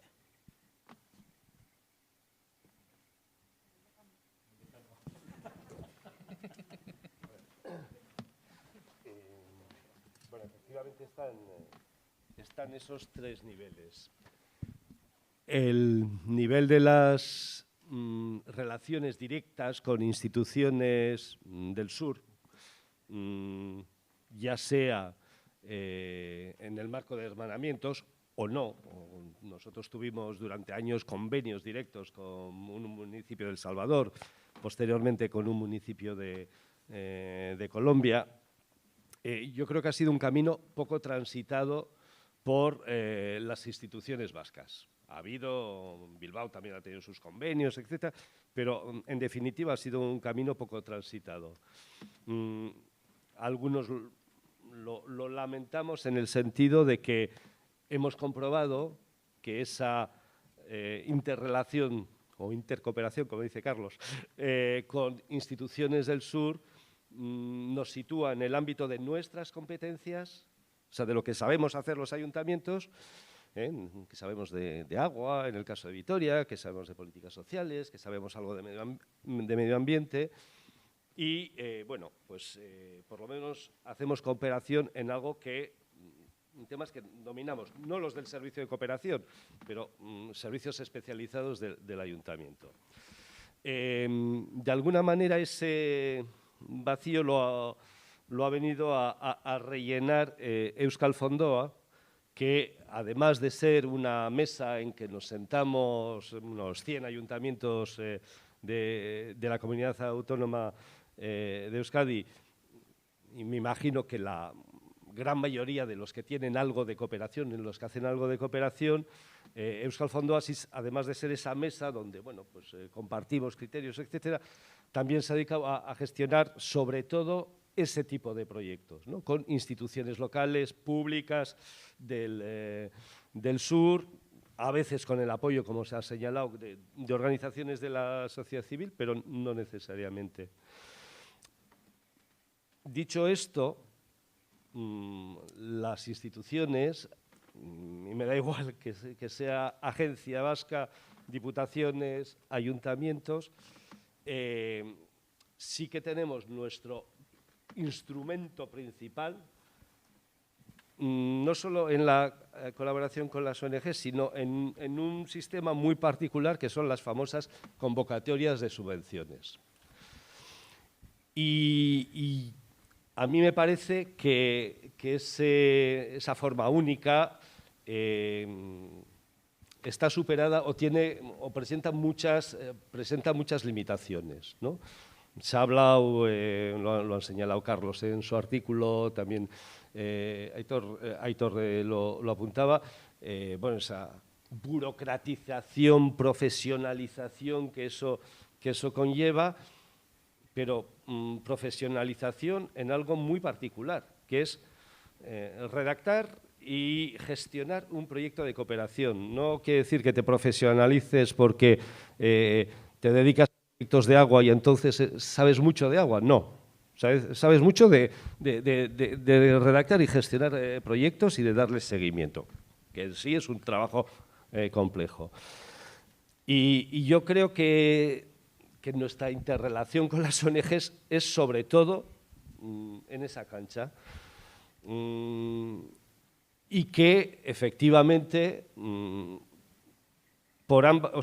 se ha venido complejizando, ¿no? Que las ONGs tienen la sensación de que cada vez somos más exigentes, pero también nos han exigido más, ¿no? O sea, si en cada proyecto tiene que haber 4 transversales, pues el proyecto se vuelve un poquito complicado.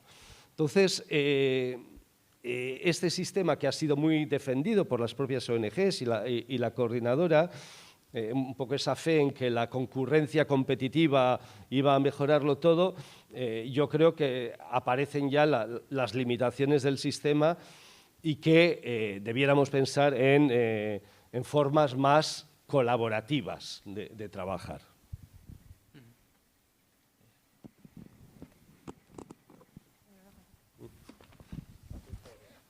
Bai. Bueno, eskerrik asko ere gonbidapenagatik. Yo igual comentar antes de empezar que lo que voy a exponer aquí es un poco mi opinión personal y las reflexiones del equipo técnico del Departamento de Cooperación, porque claro, la concejala por agenda y además justo esta semana cambiamos de concejala, no ha podido venir y bueno, yo soy técnica, entonces no represento, digamos, al Ayuntamiento de Donosti, ¿no? Por no repetir un poco lo que ya ha comentado Aitor, que efectivamente es así, en nuestro caso muchísimo menos que Vitoria, no le hemos entrado nunca demasiado a esa cooperación directa gestionada por nosotras en cuanto a cooperación en el sur. Sí que hemos intentado reforzar la parte de educación para la transformación social en Donosti, o sea, digamos que nos hemos volcado un poco ahí porque nos parecía que es donde podíamos tener más fortaleza y bueno, siempre intentando no solaparnos con lo que ya hacen las ONGs y tal. Y la cooperación directa que hacemos pues es a través de Euskal Fondoa y luego ya en un tema ya de solidaridad como muy política y que tiene una enorme historia en Donosti, que es con el pueblo saharaui, y con entidades que son más de una entidad, vaya, que grupos, en este caso la coordinadora de ONGs, el grupo de comercio justo y demás. Entonces, bueno, el panorama es un poco ese. No sé si sigo metiendo el rollo. El papel de las ONGs a la hora de desarrollar todo esto, claro. Claro, las ONGs, claro, yo hablo desde una ciudad chiquita y conozco lo nuestro, que sé que puede ser muy diferente al panorama visto desde una agencia vasca o desde un ayuntamiento grande, ¿no? En nuestro caso, la relación que tenemos es muy buena con las ONGs, veo las debilidades, todas se han mencionado y creo que en la mesa anterior son las propias ONGs quienes tienen que hablar de sí mismas. No sé, no me siento cómoda haciendo una especie de listado, ¿no? Me gustaría al revés, igual más señalar algunas fortalezas, porque en nuestra experiencia, que insisto que es una experiencia muy concreta, un ayuntamiento pequeñito y bueno, pues ahí tenemos nuestro ecosistema, en gran parte a través del Consejo de Cooperación Municipal, que en este caso yo creo que funciona muy bien dentro de lo que es un consejo con su encorsetamiento y su tal. Yo valoro mucho el papel, por ejemplo, de incidencia política que han hecho las ONGs donostiarras en el propio ayuntamiento, con gobiernos de diferente color, además. O sea, a lo largo de las legislaturas que me ha tocado estar, me parece que no han dejado de insistir en la importancia de la incidencia política y en algo que ahora espero que vaya a ser la clave del próximo plan director, que justo este viernes tenemos la primera reunión interna para empezar a prepararlo, que es la coherencia de políticas, que es donde nosotras creemos que está la clave. O sea, hablando rápido, es un poco lo que ha comentado Irantxu antes, pues al final el capitalismo neoliberal es el problema, es el que genera anticooperación. Hay una herida abierta inmensa y la cooperación son tiritas que ponemos, y yo para no agobiarme y no deprimirme siempre me acuerdo de la frase que siempre decimos de Galeano, ¿no? De las cosas chiquitas que al menos sirven para demostrar que la realidad se puede cambiar, pero no dejan de ser parchecitos que vamos poniendo, ¿no? Entonces, bueno, pues la cooperación es una política social más redistributiva, o sea, es parte de esa redistribución que tiene que hacer la institución, de intentar compensar las desigualdades, pero bueno, yo creo que la clave es bueno, pues que en un futuro maravilloso los planes de cooperación sean planes transversales y bueno, yo a mí la Agenda 2030 personalmente me da un poco de pereza, no la acabo de pillar, pero vamos a usarla, es un instrumento internacional que nos puede servir para eso, ¿no? Para que realmente por lo menos no dejar de hacer daño primero y luego mejorar y luchar contra las desigualdades y con una perspectiva internacionalista, pues que acabe siendo parte del hacer diario de todos los departamentos de nuestras instituciones, ¿no? Pero bueno, eso es como la utopía a la que nos queremos acercar. Fernando. Bai, eskerrik asko, Silvia, eta eskerrik asko, Xavier. Alberto. Nire amaren abizena galdetzearren, niretzat importantea da. Bai. Eta polita gainera, solo zabal. Bueno, en primer lugar, me gustaría agradecer también a la coordinadora de ONGs de Euskadi la invitación que ha hecho al Ayuntamiento de Bilbao. Ni oraintxe nagoen lekuan egon beharko zan Itziar Urtasun Jimeno. Aquí debería de estar la concejala de, entre otras secciones, la de Cooperación Internacional al Desarrollo y Derechos Humanos del Ayuntamiento de Bilbao. No está pasando por sus mejores momentos de salud y, aunque es fuerte y tiene carácter, pues hoy no ha podido venir porque se le ha amontonado el trabajo. Entonces os pido disculpas en su nombre y os doy las gracias también. Dicho esto, con respecto a las tres herramientas un poco que has comentado, ¿no? Los hermanamientos yo creo que como herramienta es una herramienta superada desde hace tiempo. Quiero decir que al final firmabas un hermanamiento, pues el Ayuntamiento de Bilbao con el Ayuntamiento o con una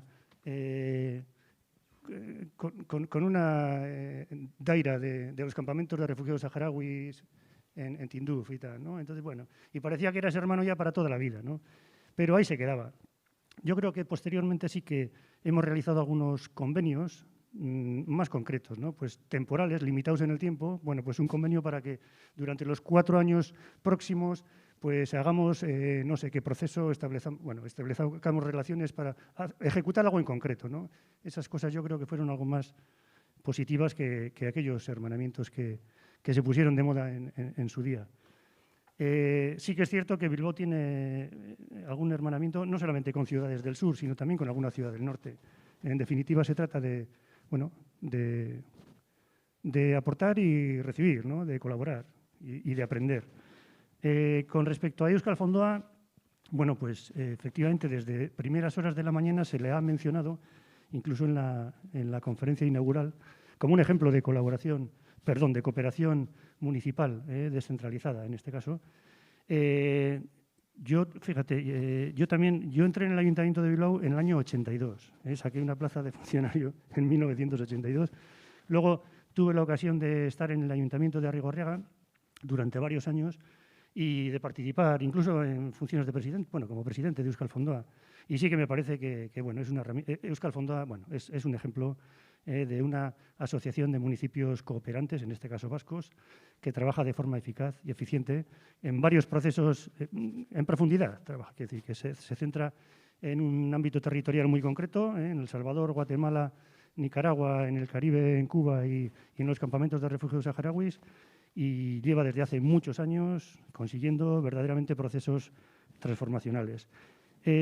Con respecto a nuestra relación como Ayuntamiento de Bilbao con las ONGs, bueno, pues aquí viene donde la matan. Voy a hablar desde la libertad que me concede la veteranía, y voy a deciros a las ONGs que os necesitamos, cómo no, Pero no lo toméis como una declaración de amor, sino como un arrebato de sinceridad. Quiero decir, ¿cómo nos vamos a necesitar si en el Ayuntamiento de Bilbao tenemos 3 millones, hablo en números redondos, 3 millones de euros para la cooperación cada año, para la cooperación al desarrollo, y en la sección en el negociado de cooperación al desarrollo estamos 2 técnicas y una administrativa? O sea, con 2 técnicas y una administrativa es imposible que gestionemos 3 millones de euros. O sea, os necesitamos. ¿Cómo nos vamos a necesitar? Eso no significa que a mí no me gustaría cambiar el status quo, porque, bueno, lo que comentaba antes Carlos también, ¿no? El tema de la burocratización, de todo esto. Claro, les tengo a las 2 técnicas, digo a las 2 personas técnicas, porque Miguel está allí y Aichiber está conectada por ahí, pues están todo el año gestionando la convocatoria. O sea, repasando las bases, sacando, publicando en el boletín, recibiendo llamadas y consultas, luego recibes, pues eso, las formulaciones, hay que estudiarlas, claro, son 100 y pico expedientes muy gordos, que hay que estar estudiándolos, valorándolos, en fin, están todo el año dedicados a la convocatoria de subvenciones. A mí ya me gustaría hacer cooperación directa, ya me gustaría, como actor político local, tener criterios y poder identificar algún proyecto y poder hacer algo, pero pues es imposible. Entonces, la relación que tenemos con las ONGs es esa, damos dinero y recibir, ¿qué recibimos? Pues alguna bronca de vez en cuando, la última bastante gorda. Pues ya sabéis, os podéis imaginar, que no llegamos al 0,7 y que no llegamos al 0,7 y que no llegamos al 0,7. Pues efectivamente. Entonces, esa relación de dar dinero y recibir broncas, para mí y para el equipo del ayuntamiento, no es nada cómoda. Yo ya sé que cada uno tiene que jugar su papel, pero, hombre, a mí me gustaría superar la relación que tenemos el Ayuntamiento de Bilbao con las ONGs. Y trabajar esa relación más en profundidad, tejer alianzas, no solamente con las ONGs, sino, bueno, pues ahora un poco en el marco, ¿no?, de la agenda mundial, de la Agenda 2030. Hasta ahora los objetivos de desarrollo del milenio miraban hacia el sur. Todo había que hacerlo en el sur, todos focalizados en el sur. Bueno, pues ahora nos hemos dado cuenta que no, que somos nosotros los que tenemos que transformarnos primero, como decía antes Paul, que en el Ayuntamiento de Bilbao tenemos que trabajar con cada una de las áreas de forma transversal y al concejal o concejala de movilidad decirle pues, que hay que comprar más autobuses eléctricos o, en fin, ¿qué queréis que os diga, ¿no? Entonces, primero tenemos que convencernos nosotros, trabajar nosotros aquí también y para poder transformar el mundo, ¿no? Entonces, bueno, pues de alguna manera sí que me gustaría superar un poco la situación, la relación que tenemos con las ONGs y plantearnos otros escenarios de alianza, de colaboración, pero diferentes. ¿Y cómo se supera ese escenario y se supera ese sistema de burocratización que decís limita demasiado vuestras relaciones? Sí. Hombre, yo comprendo, como antes Carlos también lo mencionaba, ¿no? Quiero decir que las administraciones públicas manejamos dinero de la ciudadanía. Tenemos que tener mucho cuidado. Y tenemos unas intervenciones, vamos, o sea, los interventores y las interventoras de los ayuntamientos o de las diputaciones o de gobiernos son muy duros. Entonces hay que justificar cada euro, cada céntimo. Entonces, bueno, pues no sé si será fácil, será difícil probablemente. Pero bueno, pues en ello estamos. ¿Y cómo superamos todo esto? Pues en foros como el que estamos actualmente, ¿no? El foro en el que de forma compartida analizamos la situación actual, analizamos nuestras relaciones y nos comprometemos a trabajar de una manera más eficaz. Aitor creo que quería tomar la palabra. Sí, yo creo que, puesto que estamos hablando de los retos, ¿no? Que era uno de los objetivos de esta jornada, para hablar de retos hay que situarse en escenarios, y en eso el artículo de Aitor Pérez yo creo que es especialmente útil, ¿no? Porque nos sitúa un escenario, un escenario en que se refuerza la cooperación intergubernamental, dice él, pero al final interinstitucional en el nivel que estamos, un escenario en que se refuerza lo que llama cooperación ciudadana, más enfocado al fortalecimiento de la sociedad civil, y plantea un escenario como mixto, ¿no? Yo creo que por una parte hay margen para escenarios distintos, ¿eh? O sea, quiero decir que de repente las instituciones públicas vascas nos pongamos de acuerdo, cooperantes o parte de ellas, nos pongamos de acuerdo y movilicemos a URA, Agencia Vasca del Agua, movilicemos al Consorcio de Aguas de Bilbao Vizcaya, a Anvisa en Álava y al Consorcio de Guipúzcoa para un proyecto donde interactúan con sus homólogos públicos de El Salvador y de Costa Rica, pues es algo que será muy institucional, pero es algo que resulta útil, en opinión de la parte centroamericana, y es algo que evidentemente las ONGs no podrían hacer, ¿no? Entonces, creo que no hay, o sea, por parte de las ONGs también hay que tener la generosidad de potenciar esas experiencias, ¿no? Y luego yo creo que la colaboración, existen ya prácticas de colaboraciones distintas, en que además del ayuntamiento como institución financiadora, además de la ONG gestora, se implican actores del territorio que saben hacer cosas, que en Álava, UDAPA, Cooperativa Patateras y las hay, y de segundo rango, colabore desde hace años en proyectos de República Democrática del Congo con cooperativas de mujeres, aporta un saber hacer que Alboan por sí sola no aportaría. Que una organización implantada en Vitoria con personas de origen colombiano movilicen a actores de la gestión cultural en Vitoria para participar en un proyecto en Ibagué, también son aportaciones. Yo creo que esos escenarios de multiactor, como se dice, o lo que en su momento Nacho Eguizábal llamaba los cuadriláteros virtuosos, en que participaban las instituciones del norte y del sur y organizaciones concretas y que saben hacer cosas tanto del sur y del norte, pues es un modelo que tiene interés, que es eficaz, que es enriquecedor, que genera relación personal, pero es un modelo que creo que no se puede replicar al infinito. En eso no cabe la convocatoria de Café para Todos. Es decir, si apostamos por ese tipo de cosas, vamos a tener que concentrarnos en ese tipo de actuaciones. Paul, creo que... Sí, un poco en la misma línea, ¿no? Yo cuando decía lo de, vamos a impulsar ecosistema vasco de cooperación. La podemos llamar de cualquier manera, ¿no? Bueno, yo lo que primero que tenemos que hacer es que tenemos que abrir conversaciones.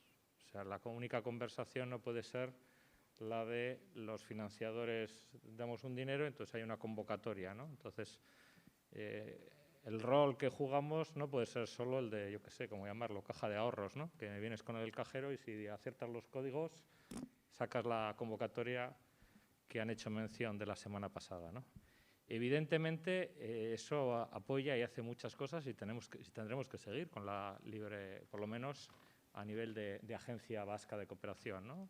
No sé otras entidades, ¿no? Igual sería una conversación de más largo aliento, ¿no? Evidentemente, libre concurrencia, no sé si con este instrumento o con otro, pues tendrá que seguir habiendo, ¿no? Y tiene sus potencialidades. Igual tenemos que afinar más también en qué líneas estratégicas, qué prioridades, etcétera.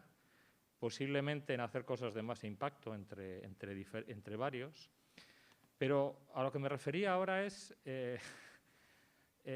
yo no aspiro que la agencia, y supongo que ninguno de los financiadores, nuestro único elemento distintivo sea el de repartir recursos económicos. Es decir, yo lo que aspiro es que estar enmarcada con un enfoque de coherencia de políticas, con unas conversaciones creadas con otros departamentos y otros espacios de la Administración y con otras conversaciones con otras entidades del País Vasco, seamos capaces de darle un impulso de enfoque territorial, de todas las capacidades que tiene todo nuestro territorio. Es decir, nosotros hemos impulsado una cantidad de políticas públicas dentro del País Vasco, muchas ejemplares, otras posiblemente no, ¿no? ¿Eso cómo no lo ponemos al servicio del desarrollo? ¿Cómo nuestras políticas sociales, nuestras políticas medioambientales, nuestras políticas, etcétera, no somos capaces, los actores de la cooperación, somos capaces de eso ponerlo al servicio del desarrollo? ¿Qué conversaciones no somos capaces de crear? ¿Qué iniciativas entre intercooperación que decía Carlos, no somos capaces? Eso va más allá del debate si la convocatoria. Es decir, que alguien se dirija a la agencia vasca diciendo te propongo esto, ¿por qué no intentamos hacer esto más allá de si me presento ese día a la convocatoria o lo que sea, ¿no? Eso me parece fundamental. Se ha dicho antes, lo ha dicho Fernando, yo creo que nosotros estamos activando una conversación interinstitucional muy positivo. Para mí, la Euskal Fondoa es un aliado fundamental de la Agencia Vasca de Cooperación. Cada una de estas instituciones, pues si no lo es, va a ser. Yo le querría pedir a la coordinadora de ONGs y a las ONGs en particular que sean absolutamente aliados de la Agencia Vasca de Cooperación. Claro que luego haréis vuestro papel de incidencia, entre cosas, pero nos tendremos que juntar, ¿no? Sí hay iniciativas que os estáis dirigiendo, ¿no? Pero ¿cómo podemos convocar a otros actores para aportar a la cooperación? Vosotros tendréis líneas e iniciativas que podremos aportar, ¿no? Ejemplos, ha puesto algunos ejemplos Aitor que son muy positivos. Pero además es que no os dais cuenta de una cosa fantástica, bueno, sí la sabéis, porque la sabéis mejor que nadie. El fenómeno que le ocurre cuando el funcionario de URA, de Anvisa, del Consorcio Vasco, del Consorcio de Bilbao, se mete en ese proyecto, a esa gente les transforma la vida y su espíritu de trabajo. El funcionario de URA le ha cambiado su visión del trabajo solo por estar involucrado en ese programa triangular. Lo que está aprendiendo en la interrelación con los del agua y saneamiento de Costa Rica y del Salvador es único. Esos luego son los mayores propagadores y divulgadores de la cooperación que os podéis encontrar en la Administración Pública Vasca. A los del Departamento de Educación, funcionarios del Berrichegune, que les llevamos el año pasado a Camerún con un proyecto de UNICEF y que estamos mirando otra cosa, o sea, esos no os podéis imaginar lo que impulsan la cooperación entre sus compañeros y en el mundo educativo. O sea, es que es tremendo. Y esa experiencia tenéis porque también vosotros habéis llevado. Es decir, lo que no nos damos cuenta, porque lo hemos dejado enclaustrado en el ámbito de los agentes tradicionales, agencia, ONGs, es el poder transformador que tiene la cooperación a la gente de buena voluntad. Entonces, si tú a un funcionario de URA, a unos médicos de Osakidecha o enfermeras de Osakidecha, les das la oportunidad de ir en medio de la pandemia en Perú a transmitir lo que han aprendido en el pico de la pandemia, o sea, no solo la labor que hacen es fantástica, sino van a ser mejores médicos, Osakidecha va a ser mejor Y le tenemos a una cantidad de gente con unas ganas para cualquier otra experiencia que sea positiva. Y además lo que contagian a todo el mundo, o sea, es tremendo, ¿no? Y podemos poner ejemplos ad infinitum, y no solo en el mundo del funcionariado y la administración. O sea, la cooperación tiene un potencial que la tenemos que sacar de sus barreras tradicionales, porque la única manera que en 20 años podemos estar aquí es porque hemos abierto a la cooperación a otros actores, hemos generado otras líneas de cooperación que no tienen que ver con la convocatoria concreta. Los fondos que hemos movilizado por el Programa Interinstitucional del Agua no vienen de la Agencia Vasca, vienen de URA, de la parte del Gobierno vasco. Los fondos que se han movilizado para ir a Perú han movilizado el Departamento de Salud de Osakidetza en especie posiblemente cerca de 2 millones de euros. Y no los ha puesto la Agencia Vasca ni están en el presupuesto. Los fondos que se generan ayudando al programa de patrimonial del Sáhara lo mueve el Departamento de Cultura. Si todo eso está mayor visto, vamos a generar muchos más recursos que estrictamente el AOD. O sea, tenemos un compromiso de generar la ilusión de la cooperación a otros actores, a otra gente. Eso es lo que necesitamos. Entonces, por eso digo que, claro que no tengo nada que decir del trabajo de las ONGs en 30 años, fantástico. Lo que quiero preguntar es, ¿cómo vamos a ser capaces de seguir contrastando, haciendo cómplice a la gente en la cooperación? Es fundamental actores que son, por supuesto, el movimiento feminista. Todo el movimiento de economía social y solidaria debería estar muchísimo más enmarcado. O sea, tenemos una realidad de economía social y solidaria en Euskadi que cómo no tiene más impacto en el desarrollo. ¿Cómo no somos capaces de que esto tenga más impacto? Lo ha explicado Carlos, y no solo un problema de la burocracia, que también, ¿no? Etcétera, etcétera. Es decir, todo el mundo tiene la posibilidad de responsabilidad y de expandir la cooperación, que en el fondo es todo el mundo tiene responsabilidad en el desarrollo de este mundo, local, global, ahora y en el futuro. Si no somos capaces de activar eso, y las dos claves son alianzas, llámala intercooperación o como quieras, e innovación. Muchas veces la innovación solo te la hace generando agentes. Estamos en un momento de muchas incertidumbres. Está bien, muy bien los planes y los planeamientos. Yo haré todos que me marque la ley. Pero tenemos que experimentar. Sin experimentar, con nuevas acciones, nuevas cosas. Y, por supuesto, hay que seguir haciendo lo que se hace fenomenal y de eso no hay que quitar nada. Pero tenemos muchísimas más posibilidades y que no es el dinero de la convocatoria que saca la agencia de PRO todos los años. Hay muchísimas otras actividades, ¿no? Algunas iniciativas hemos empezado, con los Solanquid, etcétera, pero a mí me gustaría que vengáis con más iniciativas. Yo desde hoy os digo que una de las cosas que quiero hacer desde enero, si queréis, si podéis, ir juntándome con las diferentes ONGs y tener conversaciones más estratégicas. Pero me gustará que vengáis con ideas para hacer con otros y que veamos qué se puede hacer y cómo involucramos a otros sectores de la administración y de la sociedad. Y perdona el meeting, pero me ha salido un poco de las tripas. Qué casco. Bueno, la verdad es que después del meeting, como dices, es difícil intervenir porque en este caso además coincido con muchos de los elementos que has introducido. Yo sí quería decir que, un poco en la línea de lo que decías, creo que se abre una ventana de oportunidad. Es verdad que estamos viviendo un momento, estamos todavía inmersos en esta situación de pandemia y que todavía nos va a acompañar durante unos meses, pero si algo reivindica esta situación de crisis es el relato, la narrativa, la capacidad que tiene la cooperación internacional para cambiar cosas. Entonces yo creo que eso es una ventana de oportunidad que tenemos que saber aprovechar. Luego, más allá de los elementos discutibles que tiene la Agenda 2030, yo creo que es una hoja de ruta que todos sabemos que no vamos a cumplir en 2030, pero es eso, es una hoja de ruta, es un camino que nos marca unas líneas y yo creo que es otra ventana de oportunidad que tenemos que saber aprovechar. Yo creo, como dice Paul, yo creo que es necesaria una renovación en el ámbito de la cooperación, una cooperación transformada, más allá de la mera transferencia de recursos. Creo que la transferencia de recursos vía convocatorias o vía otros instrumentos tiene que seguir siendo necesaria, eso es indiscutible, pero hay que abrir, hay que pensar en otras posibilidades que hasta ahora no se han explorado. Yo creo que la cooperación, las instituciones que estamos aquí representadas, tenemos que ser elementos palanca, ¿no? de cambiar a nivel institucional muchas cosas. A mí me gustaría incorporar también a los departamentos de Hacienda en esto, ¿no? Nosotros tenemos capacidad fiscal en los 3 territorios vascos. Ojalá se pudieran incorporar los departamentos de Hacienda en la mirada a la cooperación. Tienen mucho que aportar, tenemos mucha trayectoria en ese sentido, ¿no? En definitiva, yo creo que hay un potencial enorme por explorar y yo creo que hay, me uno un poco al planteamiento que hace Paul de os necesitamos en ese sentido también. Queremos que en este viaje tenéis mucho que aportar y creo que es necesario que entre todos abramos esa mirada para intentar cambiar las cosas. Creo que en estos últimos discursos ha quedado bastante claro un poco cuál es la visión y cuáles son las líneas que marcáis desde la agencia, sobre todo. Pero, claro, ahí donde vosotros veis tantas oportunidades, no sé si las ONGD lo ven así y creo que ahora en el turno de preguntas que vamos a abrir, pues se va a poder ver un poco. Abrimos la mesa a todo aquel que quiera plantear preguntas.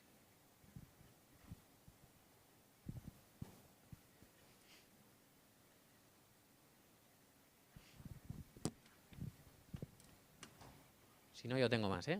Venga, ahora. El micro.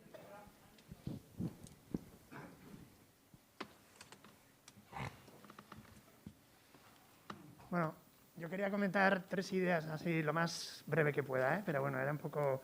Una primera, igual, empezar con una noticia que justo leí ayer a la noche, que era que el gobierno chino, dicen el gobierno chino, que ha acabado con la pobreza extrema. Que no sé, bueno, cuánto podemos creer eso, pero a lo que voy es que el gobierno chino es el que se supone que ha acabado con la pobreza extrema, no los movimientos sociales o las ONGs chinas, ¿no? Entonces, a lo que voy, que creo que si hablamos de ayuda, de eficacia de ayuda, creo que tiene mucha más responsabilidad las instituciones o las políticas públicas, ¿no? Que igual lo que podamos hacer en la cooperación, que coincide un poco con lo que decía Silvia o Irantxu, ¿no? Que igual son más tiritas, experiencias, que queremos que se conviertan en experiencias piloto, pero que no vamos a arreglar el mundo nosotras, ¿no? Entonces, creo que está muy bien hacer crítica, y era un poco la segunda idea que quería hacer. Creo que tenemos que ser autocríticas, es verdad. Creo que tenemos que mejorar muchísimo las alianzas pues, con gente como Carlos, César, Irantxu. Igual nos tendríamos que juntar la semana que viene con ellas para hacer mejor las cosas, es verdad. Creo que también tendríamos que intentar aprovechar mucho más las experiencias de las instituciones y juntarnos también con los departamentos y las áreas. Yo creo que esto también es así. Y bueno, lo que decía Aitor, ¿no? Que sí que tenemos... Creo que nosotras también hemos empezado a cuestionarnos las convocatorias, que hay que trabajar por formas más colaborativas, por la burocratización. Creo que está en nuestros debates internos, o sea que creo que sí que tenemos que ir por ahí. Pero también quiero decir que yo creo que la cooperación intergubernamental, la cooperación con empresas o los paradigmas internacionales, yo creo que eso que tenemos que tener cuidado. Y muy brevemente digo, pero la cooperación intergubernamental, ya habéis hablado mucho aquí de Centroamérica, o sea, creo que muchas personas aquí conocemos la realidad de Centroamérica y los gobiernos locales son muy débiles, no tienen cuerpos administrativos y es muy difícil trabajar con ellos. Y es más, y me atrevo a decirlo aquí porque cada uno aquí puede expresar como quiera, ¿no? En muchos casos los gobiernos locales son enemigas de movimientos sociales o de organizaciones o de ONGs que trabajan allá y persiguen a defensoras de derechos humanos como las que hemos visto ahí. Eso es una realidad que está pasando en Centroamérica y en otros muchos países en los que trabajamos. Entonces, hay que tener un poco cuidado también, aunque las experiencias de URA y todo eso me parecen maravillosas y lo que acaba de contar Paul. Y bueno, y en cuanto a paradigmas internacionales, también lo más rápido que puedo, perdonar, en la Unión Europea, que estuvimos una representación de ONGs hace muy poco, nos explicaron que el paradigma central, o sea, uno de los paradigmas que iba a coger más importancia en la cooperación europea iba a ser el de la seguridad. Entonces, vamos a tener cuidado, pues es verdad que está ahí la Agenda 2030 y demás, pero cuidado con paradigmas de fuera que igual no nos aportan a mejorar lo que estamos haciendo bien, ¿no? Entonces, y ya acababa con mi tercera idea, y es que yo creo que lo que nos falta es un poco lo que ya se ha mencionado antes, pero pues tener nuestro discurso propio, que tenemos una trayectoria y unas experiencias de 30 y pico años, con gente aquí súper valiosa que ha hablado antes y ha hablado ahora, en la que joder, poder incluso exportar fuera lo que estamos haciendo bien aquí. O sea, que creo que estamos mirando fuera para aprender de cosas y quizá debería ser al revés, mejorando lo que hemos dicho, ¿eh? Es verdad, con las alianzas con los agentes sociales, con alianzas con las instituciones, pero creo que aquí tenemos un modelo de cooperación descentralizada, que es así, que es modélico. Es que si tú vas a Centroamérica y a Sudamérica, te lo ponen como modelo por encima de cooperaciones gubernamentales. Entonces, vamos a mejorar, pero vamos a poner en valor nuestra cooperación, que yo creo que es exportable a otras. Y es que... Lo que me temía, donde vosotros veis oportunidades, el otro lado dice, cuidado. Actualmente tenemos una ley vasca de cooperación al desarrollo de 2007. Creo que en esta legislatura se plantea modificarla. Dice esta ley que los agentes de cooperación han de carecer de ánimo de lucro. ¿Esa va a seguir siendo una línea roja? Hombre, yo creo que es innegable que la cooperación vasca tendrá que adaptarse, etcétera, pero las señas de identidad las tiene que mantener, ¿no? Entonces, el enfoque de cooperación desinteresada yo creo que tiene que ser central, ¿no? Por todo, por tradición, por el tipo de cosas que se hacen, por el tipo de actores que se convocan, etcétera, ¿no? Hombre, se puede entrar en la reflexión, que sí me parece que ha introducido Carlos, pero que no creo que rompe con ese principio. Es decir, las cosas que plantea Carlos, que me parecen que hay que introducirlas al debate y hay que hablar de determinados actores que pueden ser válidos porque son actores de desarrollo a nivel de aquí, ¿por qué no van a ser de otro desarrollo? Pero siempre con esa premisa, yo no digo, no es lo que depende de mí, yo me parece que es un proceso normal, es decir, no creo que nadie se esté planteando que el enfoque de la cooperación vasca no sea la de cooperación desinteresada y sin ánimo de lucro y con actores que no busquen el lucro, ¿no? Porque además, digo, decir, no es un debate en abstracto en general de todo, es un debate para la cooperación de este territorio, ¿no? Entonces, pues yo no veo que nadie tiene que estar intranquilo con eso, o yo no percibo, por lo que yo, es decir, no he visto en ningún sitio que eso esté en cuestión. No lo sé. Igual alguien lo ha visto y puede compartirlo. Yo creo que ese tema no está en cuestión. Aitor. Sí, micro, respondiendo a lo que decía Iñaki, parece que a veces nos andamos peloteando entre las instituciones y las ONGs, ¿no? Es decir, cuidado con las instituciones locales en tal área del mundo, como yo decía antes, cuidado a la hora de elegir las contrapartes, por más ONGs que sean, ¿no? Evidentemente, la responsabilidad de elegir socios es de todo aquel que quiera cooperar. Y cabe pensar que las instituciones vascas pueden tener criterio a la hora de decir, pues con tal ayuntamiento, con tal municipalidad de tal país trabajo y con tal otra no. De todas formas, también me parece que a veces, al insistir tanto en la sociedad civil, fortalecimiento de la sociedad civil, caemos en una contradicción, porque imaginar un proceso virtuoso de desarrollo sin que lo público se consolide, a mí me resulta un poco difícil. O sea, estamos diciendo por una parte que la pandemia lo que nos dice es que hay que fortalecer lo público. Pues también habrá que ayudar a fortalecerlo en otras latitudes. Y las instituciones podemos jugar un papel, evidentemente, ¿no? Un apunte. Es verdad que en muchos contextos las actuales instituciones públicas locales son muy débiles. Es verdad que la relación entre ONGs del sur y ayuntamientos o municipalidades es inversa a la de aquí. La ONG que tiene fondos de cooperación tiene más recursos que la institución pública encargada del desarrollo en ese área. Eso le da una palanca importante para poder fortalecer transformaciones, pero también configura un modelo de sociedad en que, claro, miramos el presupuesto y la experta de la ONG gana 10 veces más que la de la alcaldía de no sé dónde. Entonces, habrá que fortalecer también lo público. Sí, yo en esa idea, es decir, si yo quiero lo mejor para mi país, para Euskadi, también lo quiero para los demás, ¿no? El ejemplo que se ha puesto 1000 veces, pero yo creo que es muy pertinente, ¿no? Si en el año 80, cuando arranca la autonomía vasca, el primer Sailburu de Salud, que no sé quién fue, varón seguro que fue, en vez de poner en la agenda crear Osakidetza, llama a todas las ONGs sanitarias internacionales del mundo y cree que la mejor manera de organizar su sistema de salud es así, hubiera sido un error.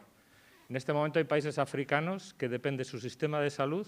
O sea, lo que el ministro de Salud o ministro de Salud hace en algunos países de África es todas las mañanas tiene una ronda de reuniones con los directores nacionales de ONGs sanitarias con las que tiene que hablar para determinados cachos del sistema de salud. Es decir, si yo quiero un sistema de salud potente para Euskadi, lo quiero para otros, etcétera, etcétera. Voy un poco en la línea de Aitor.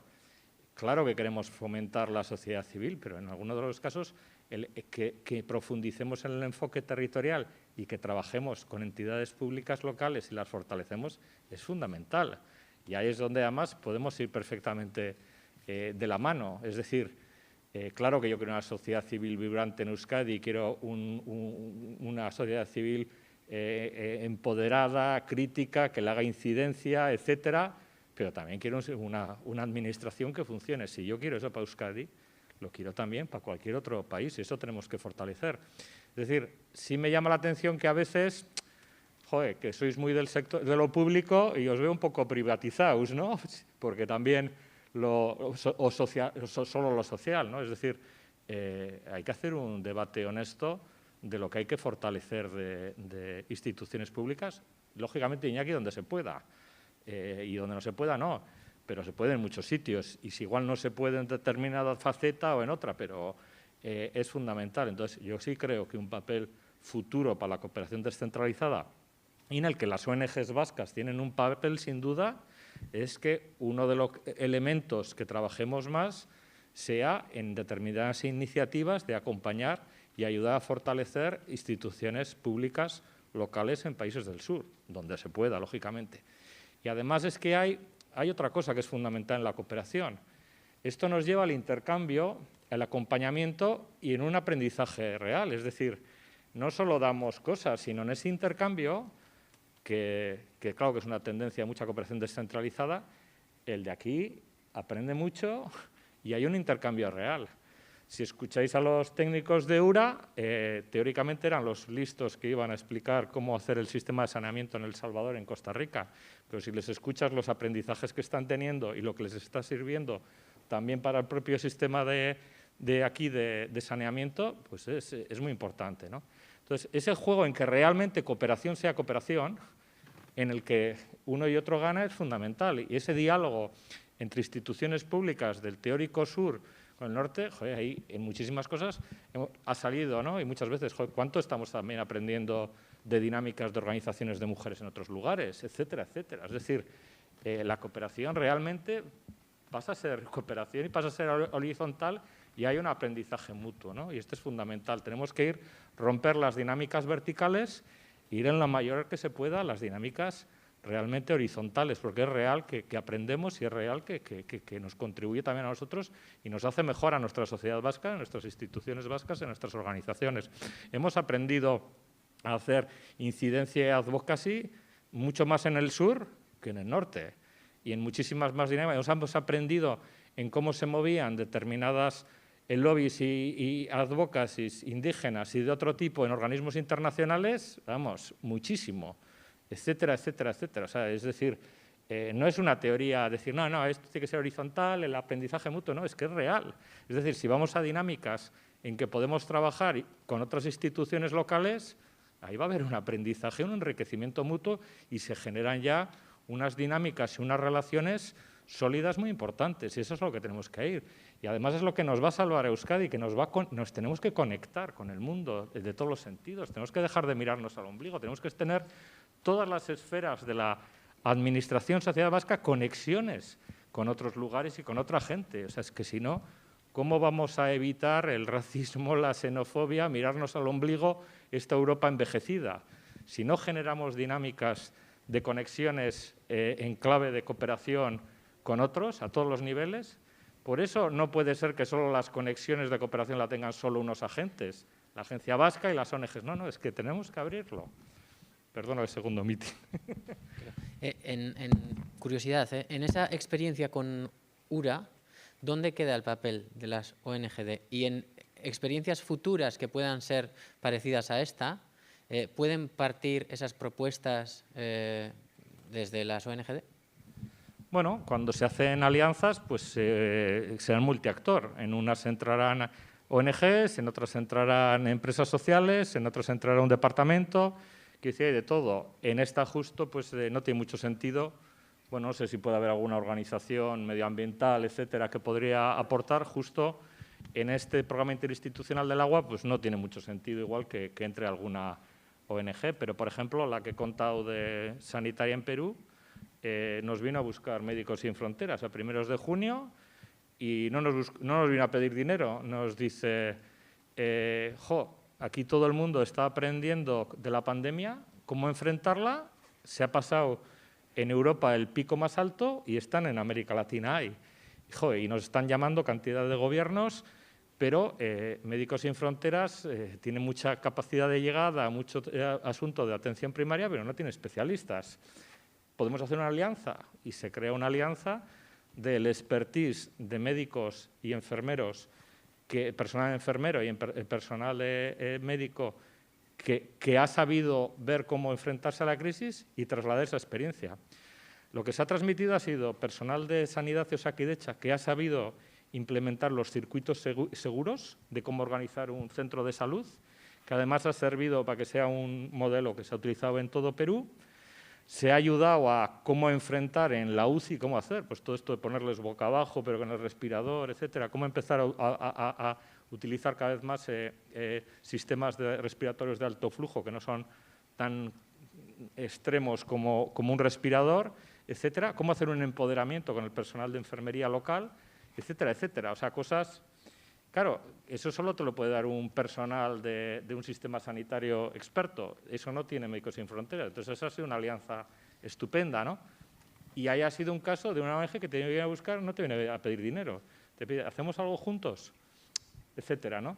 Entonces, bueno, depende, hay lógicamente aliados con el Ministerio de Salud, el MINSA peruano, y con el sistema de salud y con los responsables de los hospitales a los que se fue, con los que ya hubo videoconferencias previas para preparar la misión, etcétera, ¿no? Quiero decir, las alianzas multiactor surgen así, ¿no? Unas veces eran con ONGs, con esto, pero ahí hay unas alianzas que son absolutamente innovadoras. Médicos Sin Fronteras para esto nunca lo había hecho, ha sido piloto y bueno, dice, oye, vamos a hablar, vamos a ver si hay otras cosas, etcétera, ¿no? Y viendo estas nuevas alianzas, estas nuevas oportunidades que llamáis vosotros,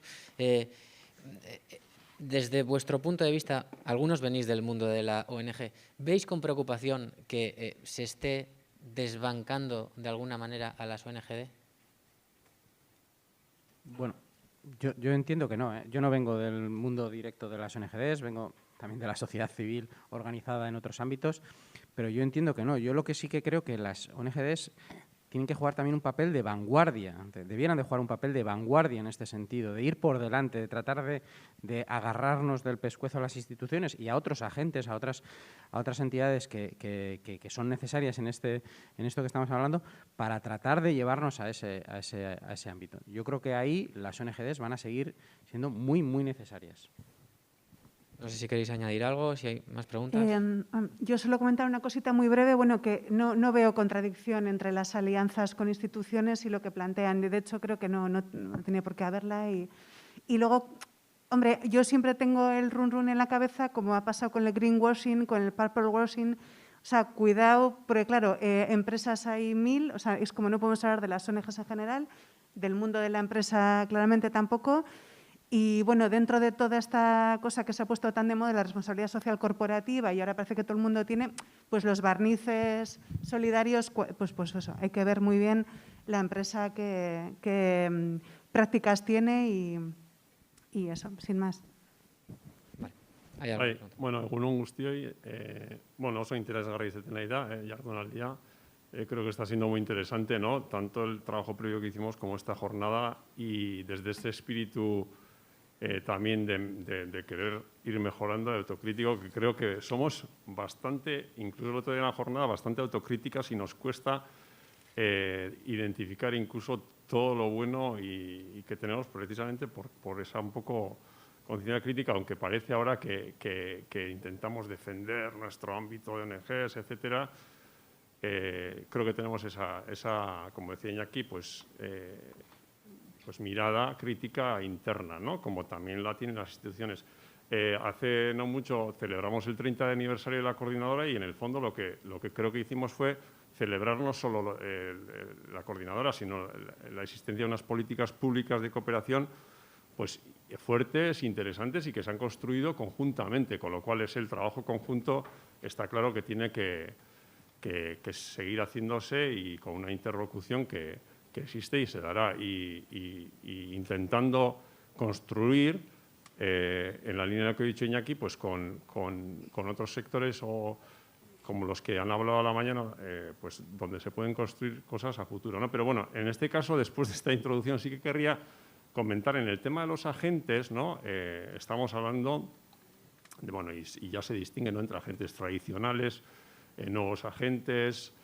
Se habla de que en esta nueva paradigma agenda de ODS que implican a todas, pues bueno, pues que todas podemos ser agentes como de desarrollo, agentes para buscar un desarrollo humano sostenible. Entonces, yo no sé si hay, no lo sé, ello es una cosa interna, una duda, si tenemos que distinguir entre agentes de desarrollo humano sostenible, agentes de cooperación, agentes de coherencia, o sea, ahí hay un montón de cosas que creo que se están mezclando, porque las ONGs también, no sé, pues ahora hay otros agentes, ¿no?, que pueden hacer cooperación, pero las ONGs, por ejemplo, también podrían participar desde ese punto de vista de transversalidad y coherencia, no sé, en los departamentos, en las áreas económicas de las instituciones,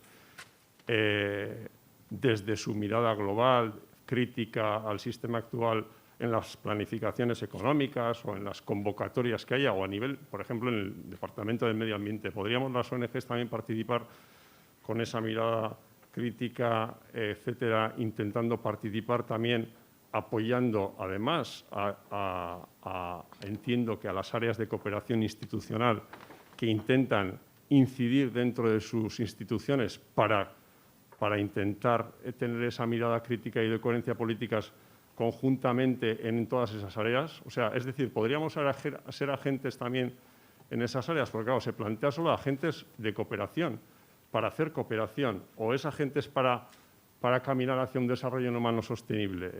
Entonces, ahí yo creo que se plantean dudas que tenemos que ir resolviendo. También hay, yo creo que igual no sé cómo decir, las dificultades que podamos ver a veces, o gure susmoa, que no me viene ahora en Erdera, pues puede ser porque muchas veces dentro de nuestro mismo sector o en las diferentes organizaciones que participan en la sociedad entendemos el desarrollo humano sostenible de forma diferente, ¿no? Entonces también eso es un hándicap para mí, o sea, porque claro, no será dentro de la economía social y solidaria, pues el lograr un desarrollo humano sostenible entenderá una forma. Igual en las empresas, en las multinacionales, pues lo entenderán de otra, y en las ONG. Entonces, eso también plantea pues sus dificultades, ¿no? Entonces, bueno, era esa reflexión, a ver si también desde ese punto de vista teórico de que hay nuevos agentes, etcétera, es agentes de cooperación, pero las ONGs podemos participar como agentes de incidencia, de participación social en otras áreas, en otros ámbitos donde queremos nosotros plantear esa perspectiva crítica para ir caminando hacia un desarrollo humano sostenible. Es un poco esa reflexión. Bueno, yo creo que hay dos cosas. Una es si podéis participar en convocatorias, que ahora voy a eso, que me parece una cosa, y otra, de hecho, es que estáis participando, es decir, en acciones de incidencia, en temáticas educativas. Las ONGs estáis entrando en las escuelas, en las icastolas, estáis en cantidad de proyectos. Incluso en convocatorias hay convocatorias del Departamento de Educación a las que podéis presentaros. Hemos hecho ya varios años sesiones informativas de las convocatorias que tiene el Departamento de Educación para entidades. Hay muchísimas organizaciones que estáis en otros campos y ahí funcionáis, ¿no? En asuntos sociales, en temáticas de inmigración, refugio. Ahora va a haber por fin una pata más explícita en todo lo que tiene que ver con Agenda 2030. Yo creo que podéis ser unos actores claves ahí, ¿no? Pero claro que sí, es decir, estáis de alguna manera a nivel de incidencia en muchísimas áreas. Pero bueno, otra cosa es quién saca convocatorias y para qué son las convocatorias. Pero yo qué sé, ¿no? Ahí no voy a entrar, no me parece el caso. A mí lo que más me parecía interesante era que incluso para que llegue a eso que estás planteando hay que fomentar una serie de conversaciones, una serie de líneas y una posibilidad de que surjan iniciativas que activen cosas entre diferentes actores, ¿no?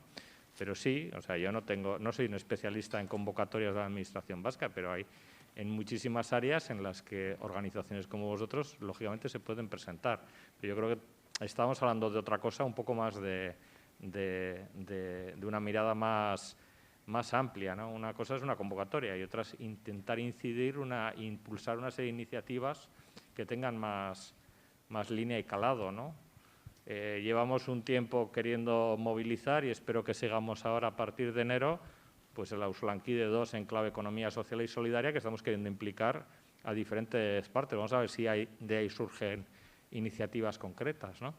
Pero esas son las que estamos nosotros iniciando. A mí lo que me gustaría, a veces ponemos en marcha una Mesa Colombia y nos vienen las ONGs que no están en la Mesa Colombia porque no trabajan en el campo del proceso de paz, y ¿por qué no nos has convocado? Igual podéis convocar y hacer alguna serie de mesas en las que también las propiciáis y nos invitáis a otros actores a que movilizamos o que seamos capaces de hacer algo juntos, ¿no? Hay en cosas que la alianza entre organizaciones y la Administración, como se están viendo en seguimientos de determinadas situaciones de derechos humanos, etcétera, pues igual tiene mucha fuerza, ¿no? Lo estamos viendo con el seguimiento de temas de Colombia, ¿no? Y una de las cosas que quería decir, que otra de las cosas que nos tenemos que aprovechar, pese a lo que se ha dicho a la mañana, que no estoy del todo de acuerdo, hay muchísimos aliados, porque hay personas que están en los lugares que están. Nosotros tenemos una comisión de derechos humanos en las que las personas que están ahí son terriblemente progresistas y dispuestas a remangarse. Tenemos la increíble cosa que el presidente del Intergrupo del Sáhara es un diputado del Partido Popular. Es decir, otra de las peculiaridades de nuestro ecosistema vasco es que tenemos una serie de personas que, más allá de cuál sea su trabajo, incluso en lo público como parlamentario, tiene un compromiso con los derechos humanos, etcétera, que podemos aprovechar, ¿no? Entonces, bueno, esas también son alianzas. También estamos teniendo alianzas en ese sentido con parlamentarios, etcétera, y las estáis utilizando. O sea, esto no es ajeno. O sea, aquí hay organizaciones que hacen un muy buen tejido y muy buena conexión, tanto en el Congreso Español, en el Senado, como en el Parlamento Vasco, ¿no? Estas son otras oportunidades de advocacy o de poner elementos claves en la agenda, ¿no? En fin, sería para largo. Bueno, hemen utzi beharko dugu. Nik uste elkarrizketa hau benetan interesgarri eta berazgarria dela. Eskerrik asko Pol, Nacho, Fernando, Alberto, Silvia eta Aitor foro hontan parte hartzera animatzeagatik. Azkenean, honen bezalako foroek ere bukatzen dutelako aldaketa garaietan sor daitezkeen mesfidantzei, hoiei aurre egiten, ez? Eta eskerrik asko zuei ere, oraindik ere, itxi egingo dira jardunaldi hauek oraintxe bertan, eta guia jaitsi egingo gara. Mila esker.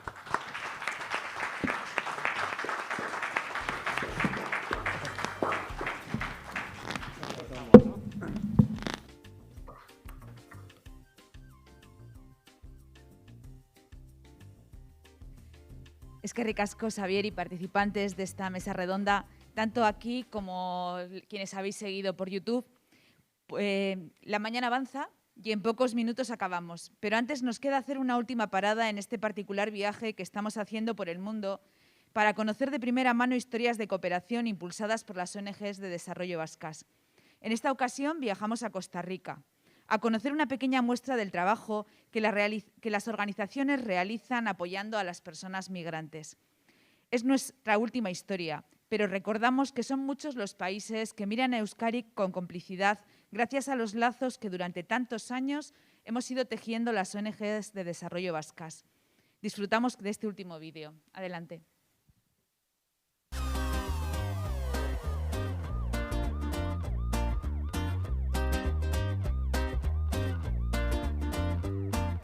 A Costa Rica llegan personas de diferentes nacionalidades, huyendo por diferentes motivos, desde falta de oportunidades, por pobreza, por ausencia de opciones laborales, así como también por persecución de pandillas e incluso de regímenes autoritarios.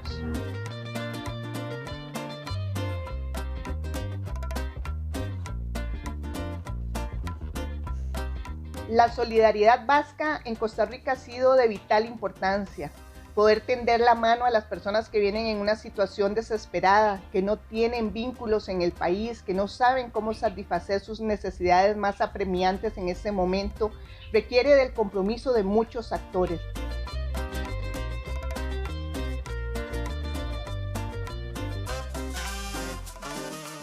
Sus necesidades son inmensas. A veces son jefas de hogar que tienen niños, niñas, personas adultas mayores a cargo. Han venido de situaciones abusivas realmente extremas. Así que muchos de los esfuerzos, mucha de esta solidaridad vasca que nos llega también está orientada en resolver esas necesidades inmediatas que nos transmiten las mujeres.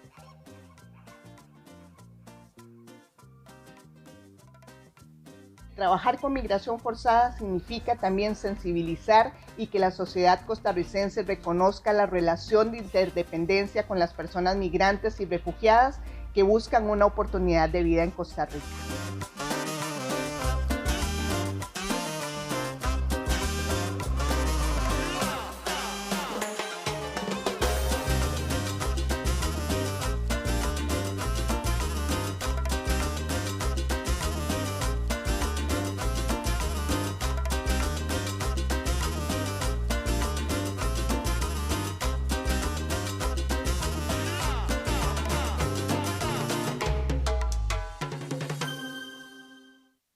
Para finalizar, Maritere va a cerrar estas jornadas dejando abierto este proceso de reflexión.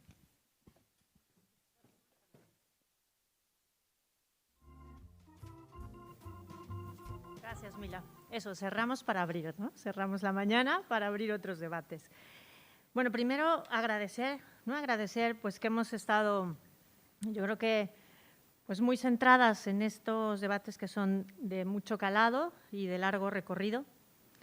Agradecer en esta última mesa la participación de los representantes de las instituciones públicas y 3 o 4 ideas de lo que han dicho, que espero coincidamos mis compañeras del resto de las ONGs. Agradecer escuchar que somos aliadas.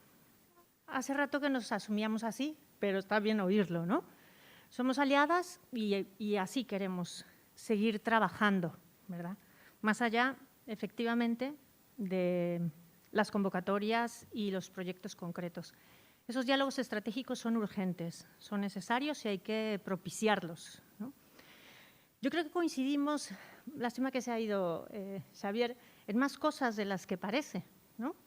Creo que coincidimos en muchas cosas de enfoque, habrá que debatir los cómo, ¿verdad? Cómo se aterriza, los dóndes, con quiénes, pero sin duda creemos que ese ecosistema político al que se han referido es importante, ¿no? Y que las administraciones públicas tienen un papel que jugar ahí relevante de colocar a la cooperación internacional en otro estado.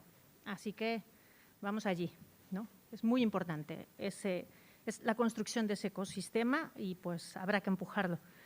Creo que coincidimos también en esto de la creación de caminos de ida y vuelta y de aprendizaje mutuo, ¿no? La cooperación llevamos muchos años hablando de esto, de todo lo que aprendemos de las organizaciones aliadas.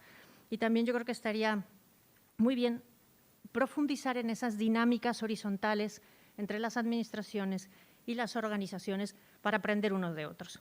una simple pincelada, ¿no? Uno de los ejemplos que ponía Paul, que me parece que es fundamental, ¿no?